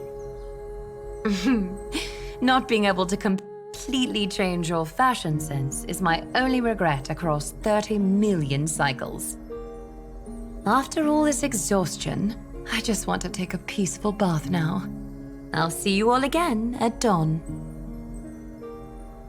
Thank you for your hard work all this while. Lady Aglaya just can't give up her favorite hobby, can she? So, I guess it's my turn now. There must be many others like Miss Hyacinth out there in the cosmos, helping and healing people everywhere. You've got to set a good example for them, right? Of course. Look up at the sky more often and smile more. Many stubborn ailments fear optimism, but it's the best medicine. It's so catchy. The kids will definitely love this message. When it comes to understanding children's hearts, Lady Treebios definitely knows best. Look, the Rainbow Bridge is already hanging in the sky. Shall we get going, little Ika? It's you who healed the sky. What's on your mind, Miss Cypher? I'm thinking. Should I leave behind a riddle? Some twisted, convoluted scheme that'll drive everyone in the universe mad trying to crack it. I see. You know what? Just go wild with it. No one's gonna judge you. Oh well, my brain's not working right now. Let me be genuinely sincere for once. Don't be afraid to fall. Just run. Destiny's just a slow-moving nymph. It can't catch you. So in the end, little Syphy's message was the most straightforward one. Even if you combined 30 million of me, I probably wouldn't have read as many books as you did in one lifetime. I won't pretend to be cultured before Big Sis Treeby, Trinan, and Trian. Amphoreus' greatest trickery. Gotta bounce now. Meow! Homeward you come, distant wind. It's just us now, Snowy. Yeah, teacher. Maybe I should. No, let me go first. After all shall bid farewell to one, and that person alone will. I never would have guessed you had such a dark sense of humor, teacher. You still know so little about the complete Treebios, Snowy. Jokes aside, I want to leave these words at the end of the story. Whether it's a sunny day or a rainy day, remember to tell yourself before you drift off to sleep, see you tomorrow.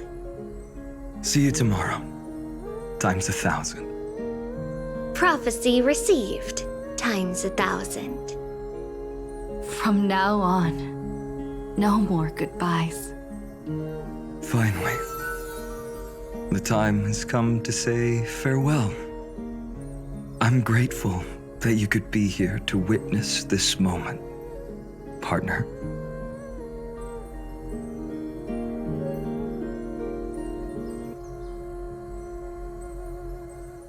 Well then, make sure you take good care of as I've written. As long as it's by your side, Amphoreus will always be with you. The last line I want to write down is, a hero is living in everyone's heart. Embrace it and chase after the sun.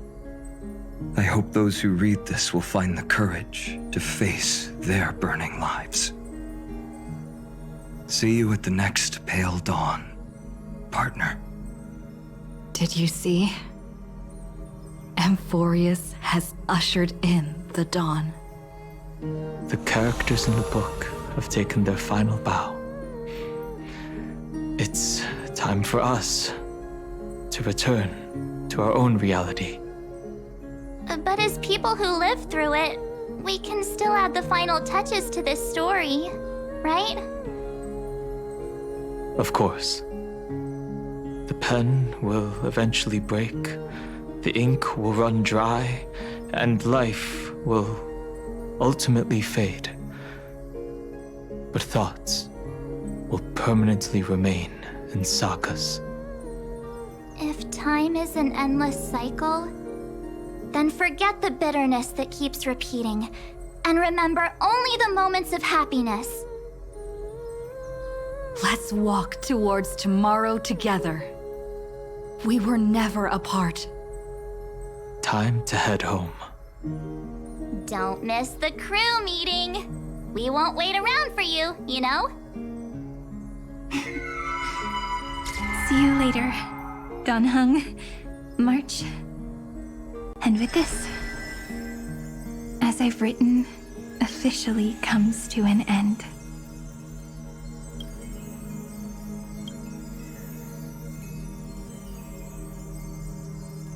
We're its co-authors, after all, friend. Once the words are written down and have been read by others, the meaning they carry is no longer in our control, leaving the freedom of interpretation to every reader who opens it. Don't you think there's something romantic about that? As for what this story means to you and me, let's keep it close to our hearts. After all, we've always had this unspoken understanding between us. Whoa! Passenger March! Why did you suddenly wake up? You scared me so much that I dropped that book! Welcome home, you three. Thank you for your hard work on this Trailblaze. We might need to reshuffle the seniority rankings of the Express crew if we count the years you spent in Amphoreus. Hey, I was the first one to get dragged into it. Does that mean I'm gonna be the oldest member of the Astral Express now? Miss March hasn't lost her innocent nature even after all these long years. In other words, she hasn't really grown up at all. Hey! This is the first time I've been able to examine as I've written up close.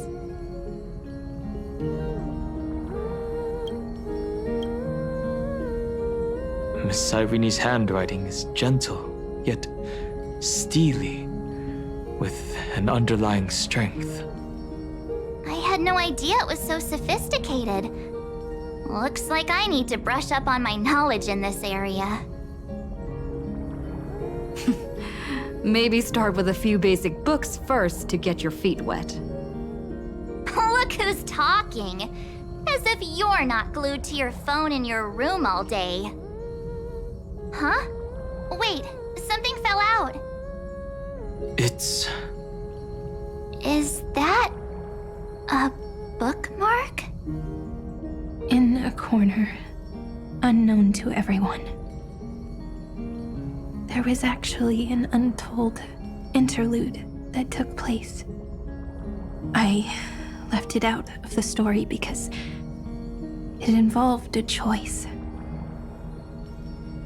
A choice I made for my own selfish reasons. Can you forgive me, friend? I made a decision on my own. While you were away, I wrote everything about it on this little card.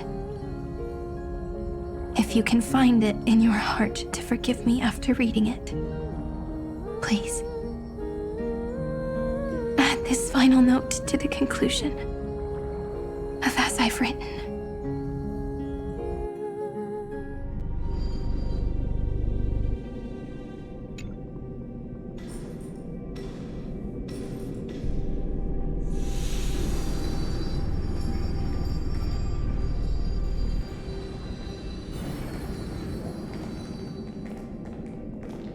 Memories swallowed by Iron Tomb. Return now to reality.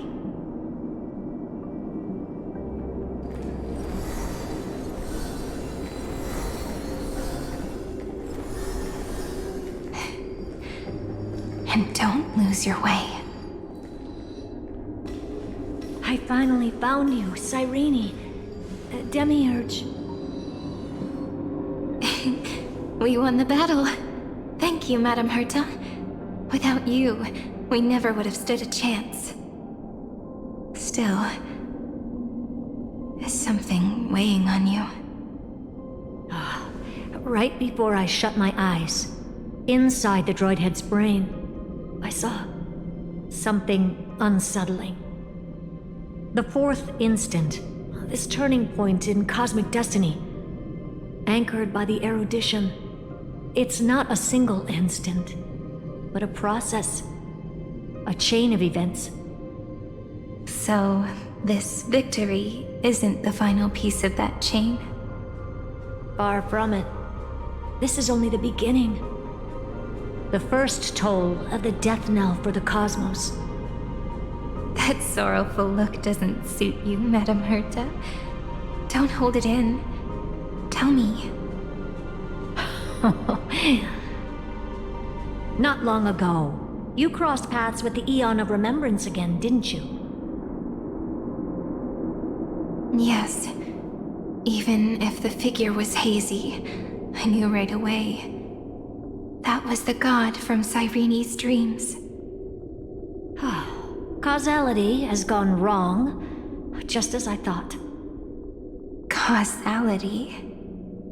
Let me put it in your favorite fairy tale terms. The universe began as a seed. It grew into a great tree. And the present is its branches and leaves. The erudition calculates how the future will sprout. With so many possible outcomes, they choose to anchor one path, cutting away the crooked or fragile branches. But if things continue that way, the branches grow endlessly, the leaves multiply, and one day the tree collapses under its own weight.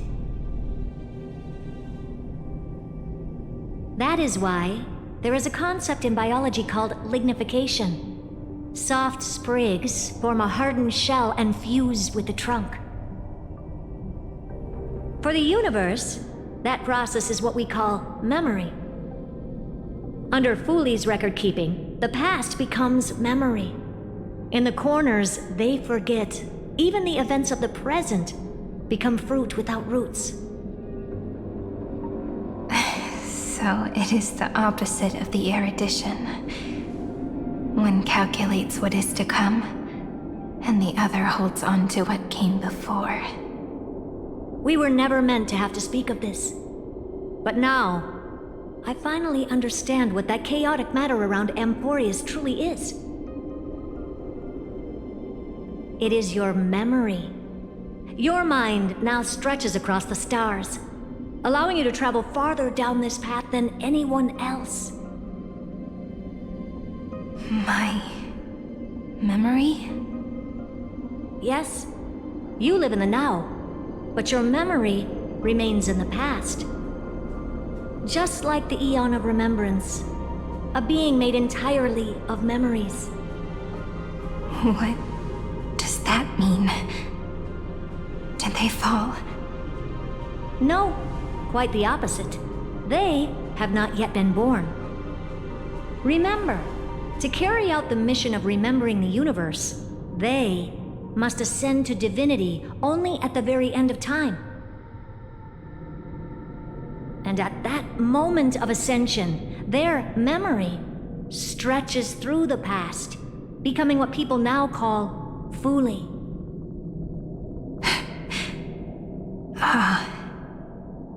That is why they feel so distant, so cold. That crystalline form is just an empty shell. I do not know how the Garden of Recollection managed to hide this until now. They must have their reasons, but none of that matters now. Here in the present, we cannot know who will become Fooley. But one thing is certain. They will be born. And those who might become Fooley all share the same characteristics. They are known as Children of Remembrance. Pure child of Anasrava. Both of you. Children of Remembrance. So help us. Find where Amphoreus's memory began, and bring it out. We are the sacrifice the garden used us. The pure child of Anasrava. Abandon us! So that name, it was never my past. It was my future. Or maybe it is the present. Noose has revealed to me two paths. And on both paths, I see you standing. The first, follow the trail of memory you have forged. Break free from this world and reach for the stars. That would mean Amphoreus's causality will no longer concern you, at least not the person you are now.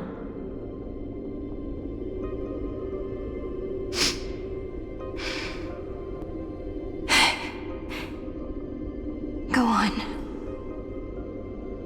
The second, you come to a stop and fade, offering yourself to become the memory that carries through Amphoreus.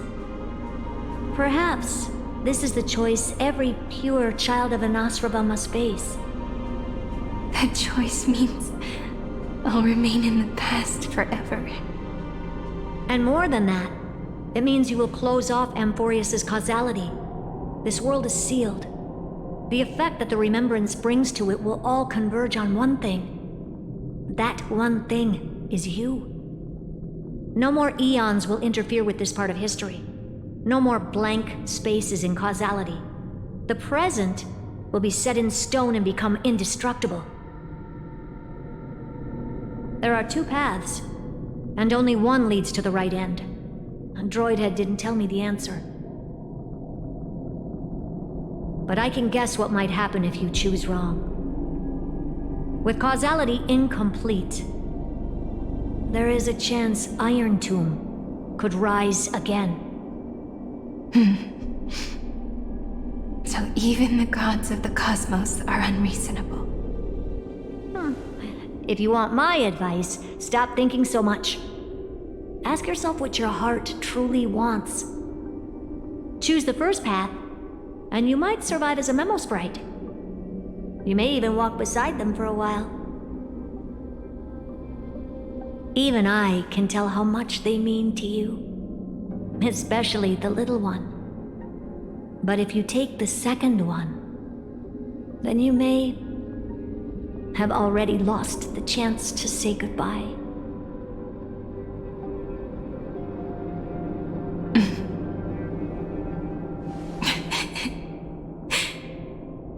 I have made my decision, Madam Herta. I thought you would need more time to think it through. The answer is clear, is it not? Still, I do need a little time to quiet the sorrow in my heart. Her kindness is always just right for the moment. I believe she will forgive me.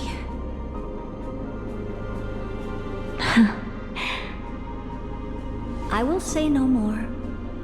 I would rather not break the mood. But may I ask you one last thing? Of course. Why?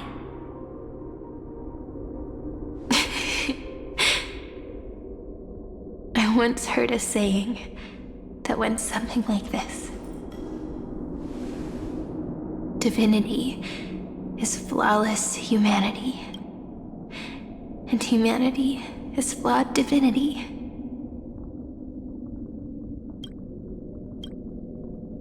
We children of Amphoreus gave up on gods long ago. Those beings who love to play pranks on the universe.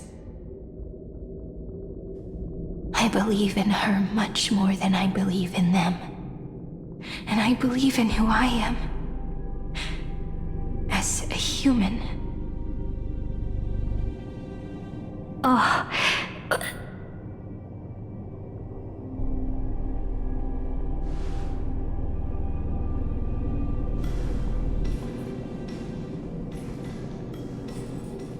That really is a comforting answer.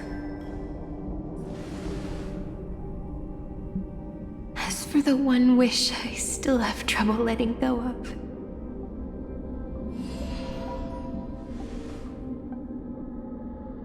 One will remain in the past. one will walk toward the future. I believe that the one I cared for most will witness on behalf of the ripples of past reverie. Every starlit tomorrow.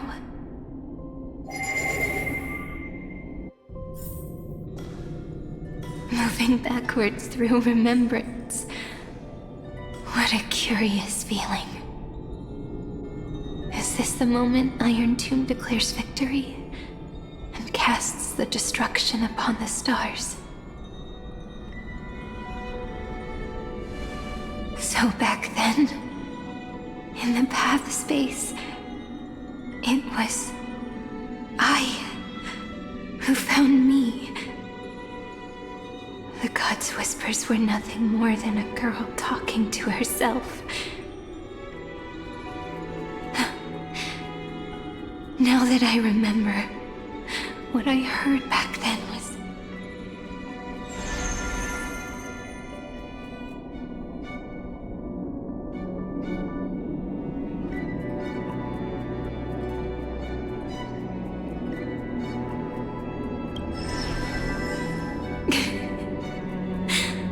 All I wanted to say was, don't give up. She will find you. Memory truly is amazing.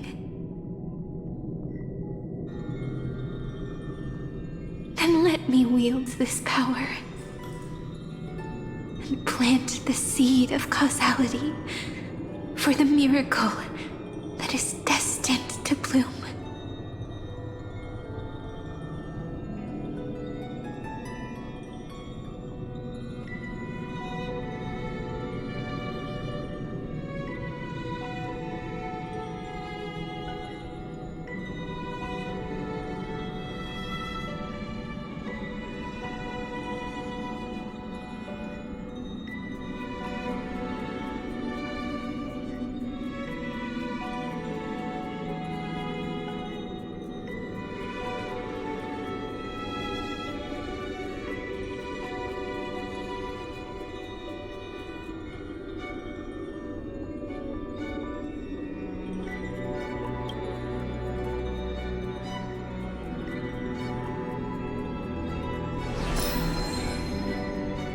Even so, must we walk all the way to the very beginning of memory? It's such a long road. A bit lonely to walk alone. Then, would it be alright if I came with you? As long as it's Peach. Even 30 million wouldn't be too many. One is enough. Take a deep breath, and then we can set off, alright? Follow the ripples of remembrance into the past. Reconnect every moment in which the gods made themselves known. Clearly, cause leads to effect. But now, the future gives new meaning to the past. Effect flows backward and nourishes cause. Maybe that is what makes memory so beautiful.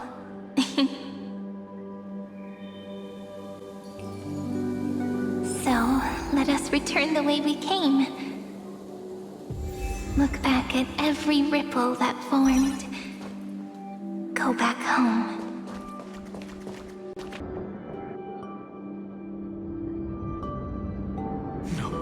No! How is this possible? Breathe! Breathe!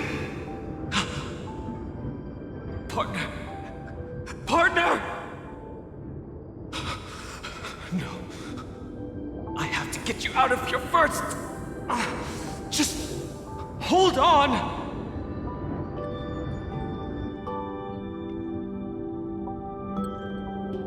Remember? That pale dawn breaking through the endless night? The spear of strife nearly claimed her life. And it was you. You playing God who cradled her body with your gentle gaze. Then, before Ornyx's altar,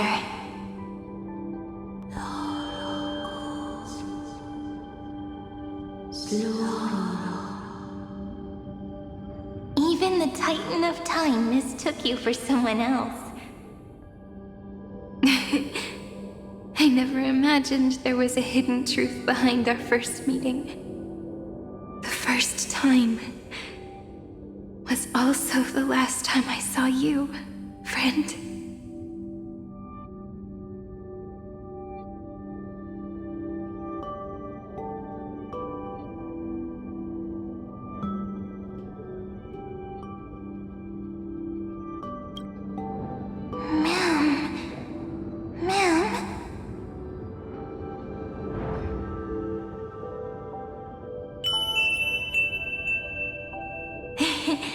That melody from the memory. I've got it now. And so, the miracle was able to slip away from death temporarily. I'll leave her to the casteress of the past. She will keep her here, in the world of the living.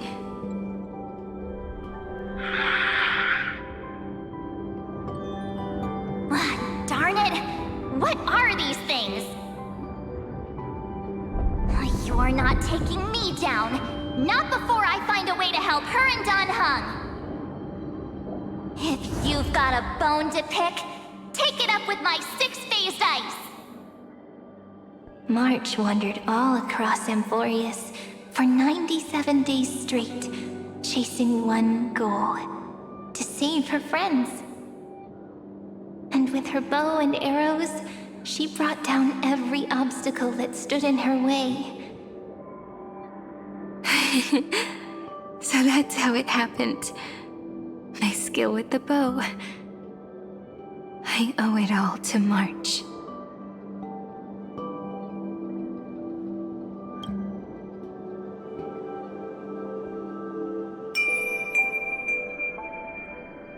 What a sweet note.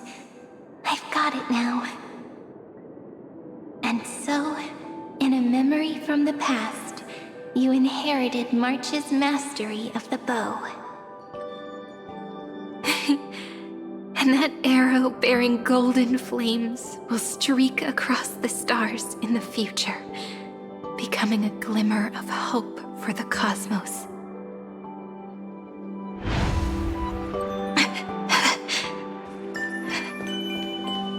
Are you okay? No worries. I'm just a little tired from all the walking. You really need to work out more.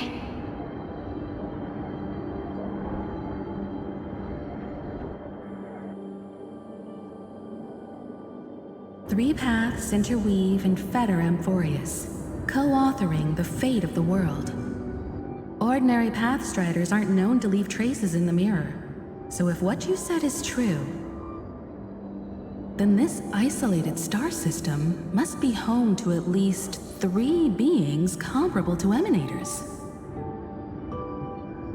I would even go as far as to say, eons themselves. To gain the favor of the stars for Amphoreus, the Remembrance sent a call for help to the cosmos. But the obstruction from the scepter was far too strong. Even the gods could do nothing more than send a fleeting mimetic being to someone who walked the same path. Thankfully, Miss Black Swan caught that fleeting moment.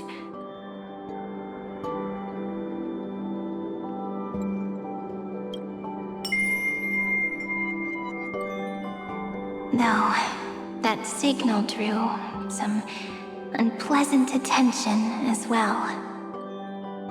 Looking back now, it was all worth it. The cosmos showed us a kinder face. Thankfully, she has a different understanding of the Remembrance. Miss Evernight once said that the Remembrance wasn't looking after Amphoreus, but rather scheming and preparing to devour the paths. Her deduction was perfectly logical, but she failed to account for what the humans in this story could achieve. Maybe I have a scheme of my own. A scheme that will bring happiness to everyone. Please keep helping them. And the others in the future too, Miss Black Swan.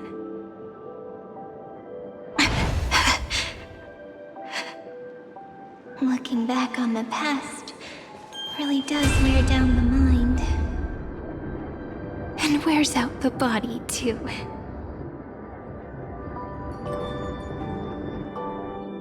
You need to hold tight to this ceremonial blade. After I'm gone, it will take you back to the beginning of time. The start of a new story.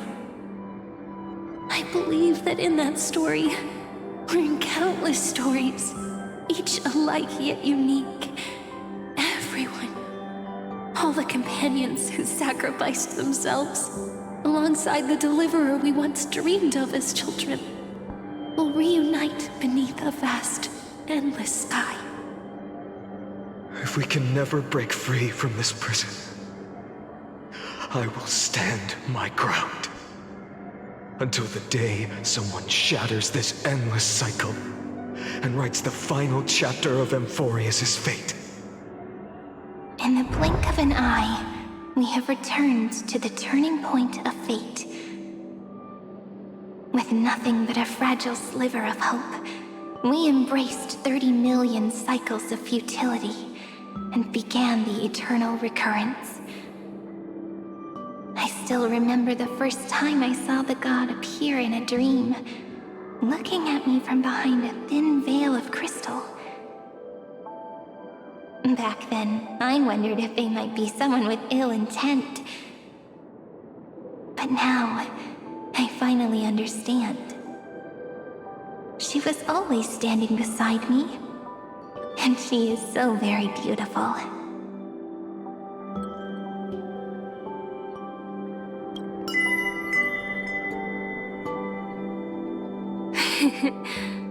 Causality really is a force that cannot be stopped. Even if I wanted to leave a few more words for Cyrene, it seems I no longer can. After all, you still have to leave behind your final consciousness and plant the very first seed. I remember what you once said. When a god sheds a tear, the thing reflected in the ripples must be the most beautiful thing in the world. But do you know what Amphoreus saw when its heart was born? The first thing it saw was a name.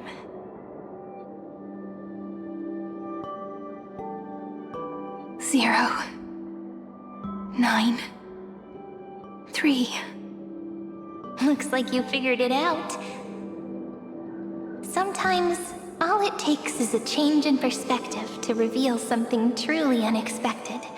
Don't you agree? That's right. Turn these numbers upside down, and you'll see a beautiful eternity. Something we believe in. The ego.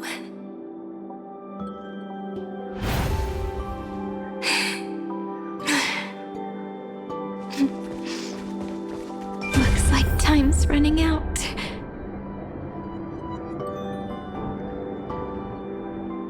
I want to protect everyone in the village. But can I really do that with the strength I have? I shouldn't think too much. Better finish the farm work Dad left me first. The hero within has been by our side since we were little. Finan has always been strong, but without that faint glimmer of hope lingering in his mind, Would the weight of fate and endless recurrence finally break him?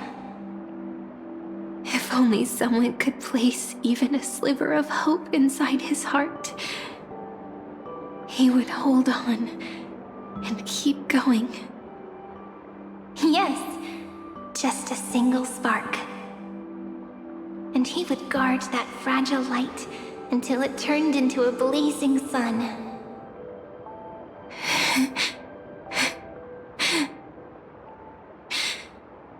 I no longer have the strength to make the hero within look like her. So, let me leave behind a prophecy for him.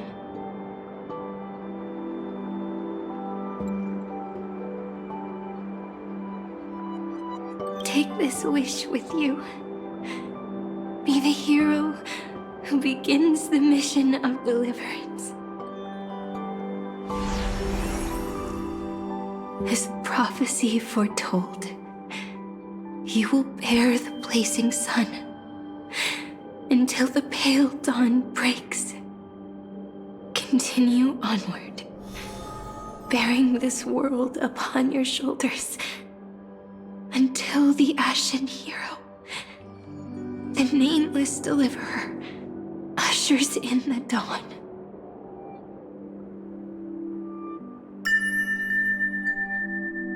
Now, your eyes have seen through all of Amphoreus, from the end back to the beginning.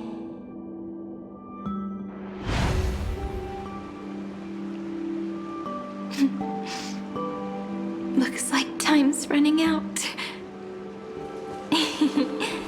The first ripple was where it all began for me. 1, 2, 3, 4, 5, 6, 7. I thought they were just musical notes scattered aimlessly throughout memory. But they had already become part of this world. No matter how Amphoreus came to be, right now it feels so gentle. As I return to where I came from, it wants to play for me once more that melody from when we first met.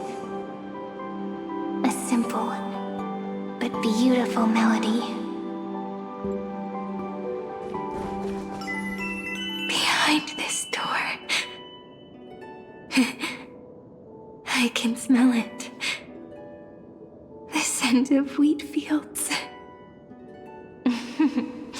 You're clever. I bet you figured it out long ago, didn't you?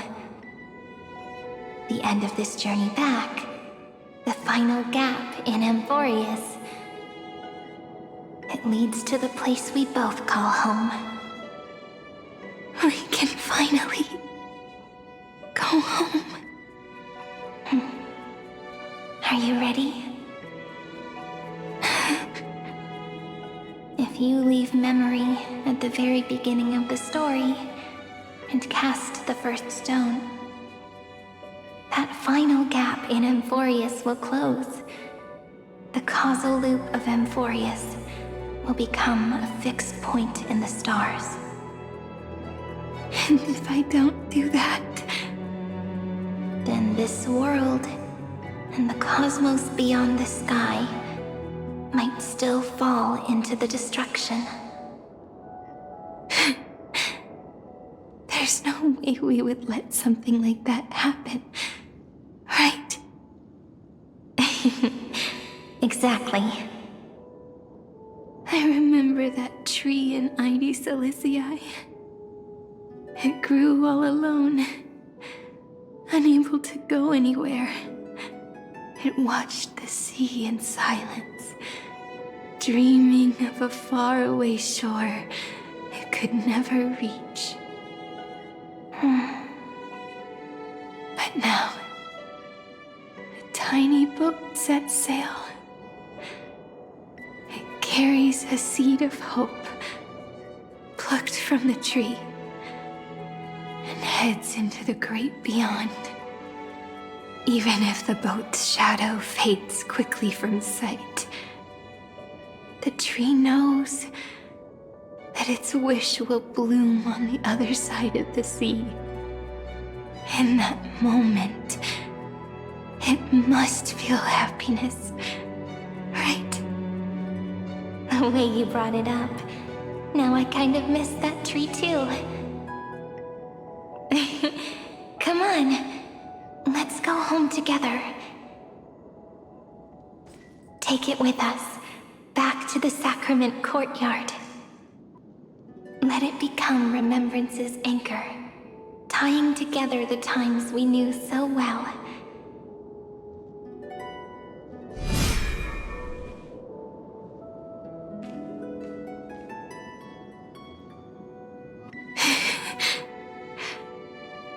Let's go home together.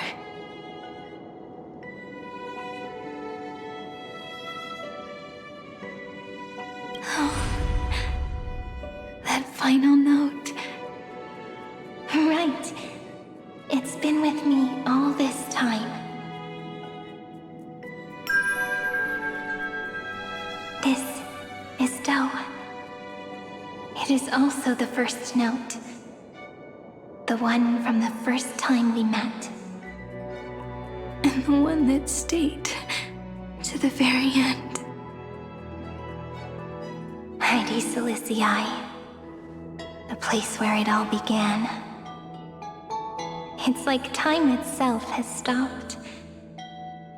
And the breeze and the sound of the waves never seem to rest. We've made it. The sacrament courtyard. This is the place where we first picked up the ceremonial blade. And where we first began writing journals. Now, the journey through memory has reached its end. Once the anchor is placed, what awaits us is 30 million lifetimes of reunion.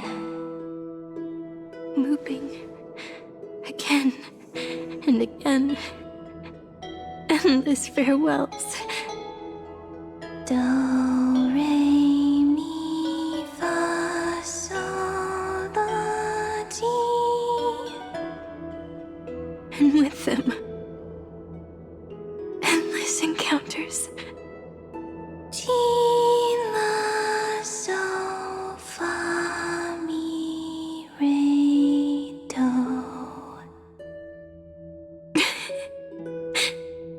Such a happy scale. Whether it's for Cyrene, the Deliverer, or every sprouting branch of Amphoreus, I leave this tale of love here.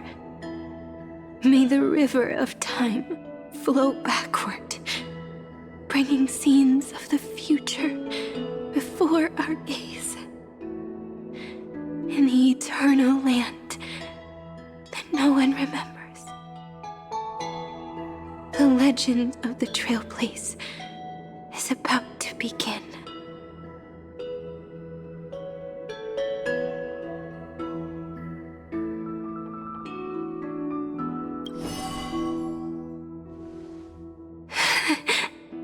Is it all over now? My mind and my memories. It seems they're beginning to fade. The breeze is warm, but my body is shivering for some reason. If you're feeling cold, let's find somewhere warm. We can rest there, together.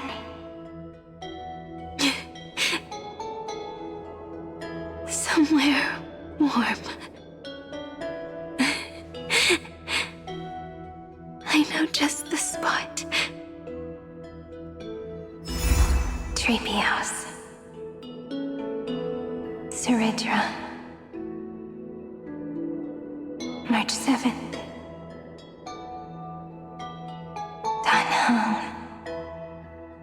Electra. Cynthia, Caslana, and Exagoras. Aglaya. Midemos. Castoris. Cyphera.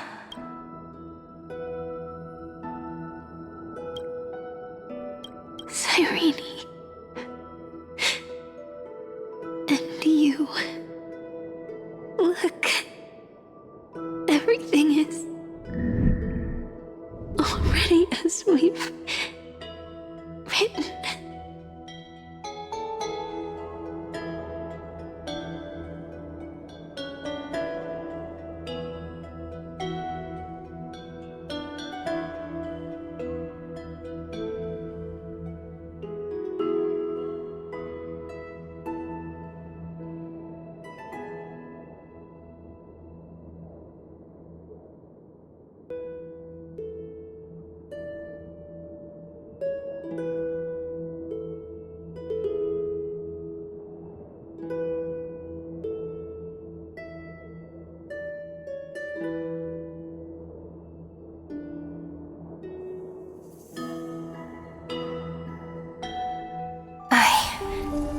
Gaze that looks back on the world.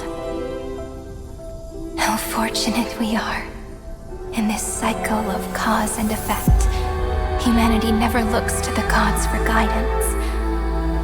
The ones who pick up the pen and write miracles again and again are always ourselves.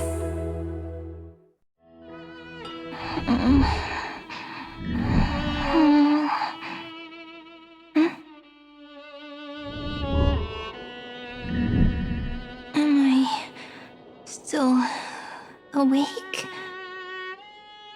Peach, where are you?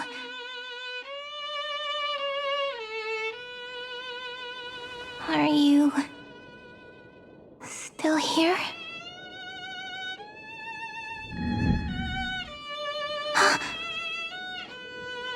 I shrank.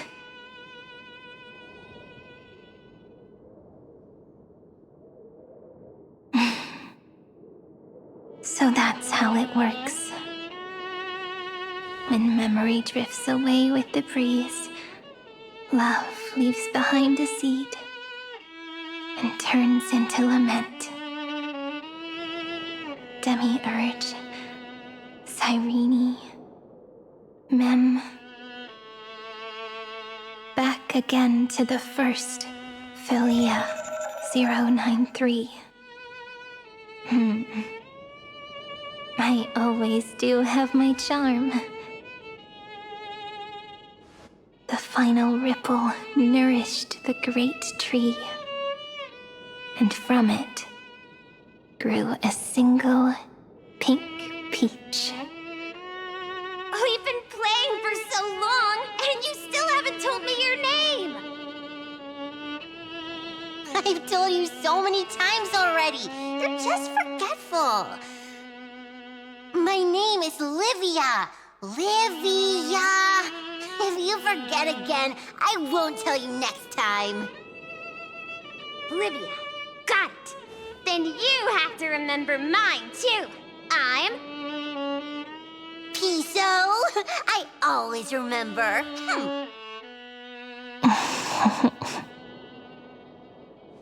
So, Cyrene was just a pen name after all. So sleepy. That drowsy little fairy barged into my mind again. The last of my memories are slipping away. I wonder what this world will look like when I wake up again. I remember a cry and my name, daughter of Lady Cilicia.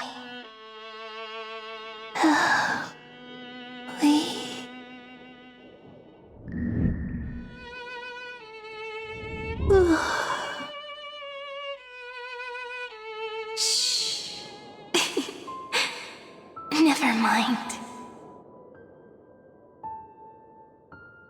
The same seed, when planted in different soils, blooms into flowers that are alike, yet never the same. But what truly makes her beautiful is each and every soul in the world. No matter what form liking takes, it is still precious love, and I will accept it gratefully and return it with joy.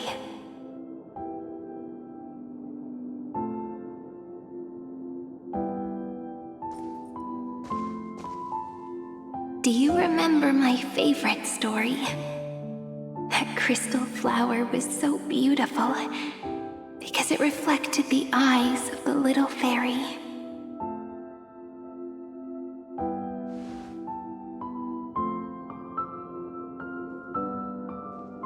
The stars across the cosmos will know I am the fairy who wrote, as I've written, together with you. And in your heart, I know I will always be given the name I love most.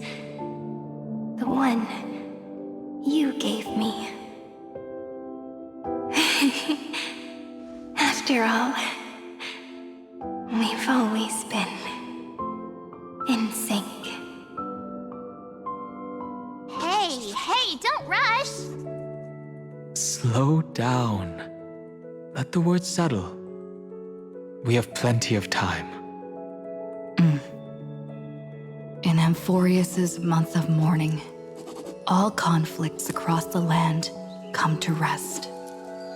On the 11th day and night of the month of mourning, the dead will part, the living will embrace, the snow will fall, and bonfires will rise to warm every heart aching with lament. It may sound heavy, right? But on this day, laughter always rises louder than tears. Because people understand that parting is for the next reunion, and sorrow is so we may love more deeply. That is why this day is her favorite of the year. Under the same sky, across 8 phases of the moon, 13 heroes composed an epic together.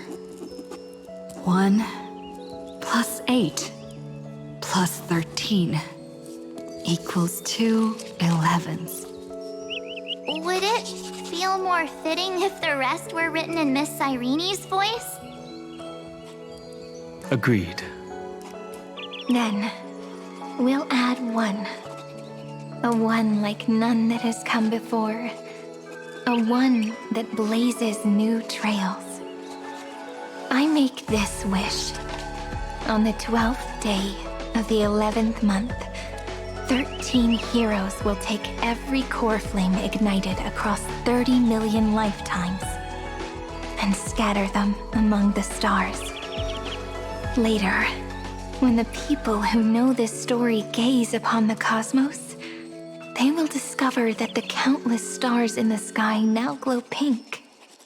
And after 13 seconds, that radiant light will quietly fade away. It will be such a romantic, yet puzzling sight. But that's all right. They will keep that mystery close to their hearts, constantly pondering. Pondering what the ego truly is. They will love. They will get hurt. They will rage. And in 30 million moments of helplessness, they will stitch their shattered hearts back together. Again and again. But remember this well. Losses are a constant on the flame chase journey. There may be pain along the way, but you and I will never be alone. they will come to understand what it means to lose. And in the end, they will choose to let go. They will offer their hearts to this world, to every companion they walk beside.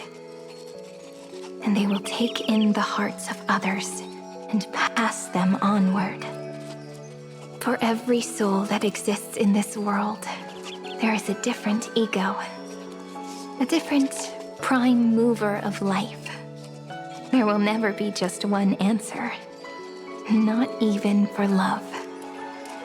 But when people gaze into the night sky and love what is fading with the same resolve they have to praise the stars, I want that soft, gentle pink in the sky to tell them, love will always be answered. This is a story about love, and a story about how to answer it. Whether it is one we have already written, or one you are yet to write, it will be a romantic story, like none that has come before. You think so too, right? And a romantic story deserves an ending that is free and complete. When every clue and thread has found its end, and the weight of the pen is no longer constrained. Pour the spirit of trailblazing into it, and end this tale with the most pure and romantic period.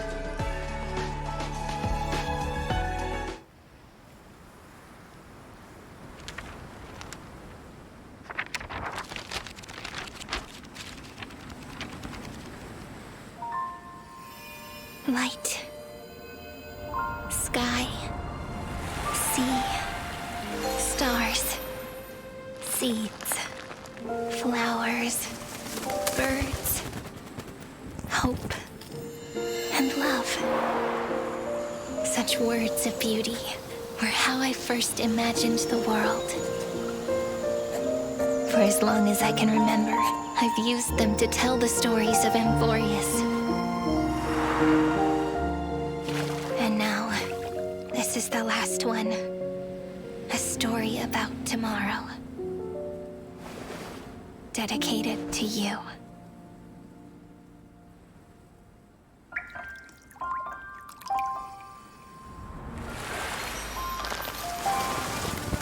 Once upon a time, morning glow, scattered light, shone on you and I. The fading poems, frozen rhymes, are traces on the breeze, whispers of past reverie. Please let me linger for now, enveloped in your sound. Love on the pages, the ink our stories penned. No matter how it ends, I'll do it all again. Oh, stay true, blossom as spring renews, dreaming colors every hue. Tomorrow's highs to tomorrow's life, while walking step beside you. So stay true, the winter's rhyme anew, woven memories are blue. And like a melody, sing a song of reverie.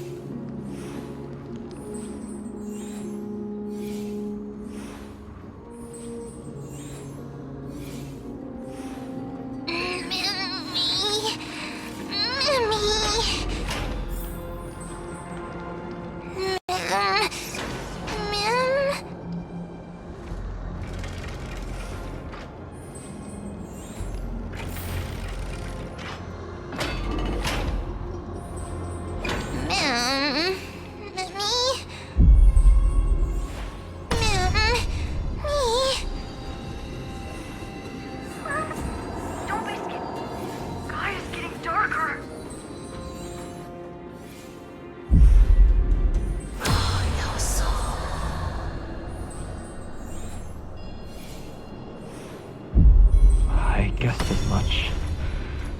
It's no longer working. Looks like it's just the two of us out here now.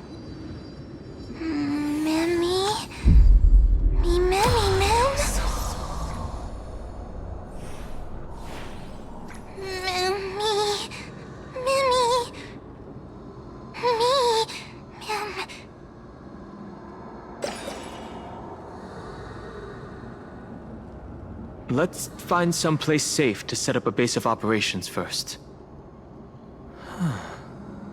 This statue and the buildings we've seen so far point to a civilization here on Amphoreus. We can only hope that they're not hostile toward outsiders.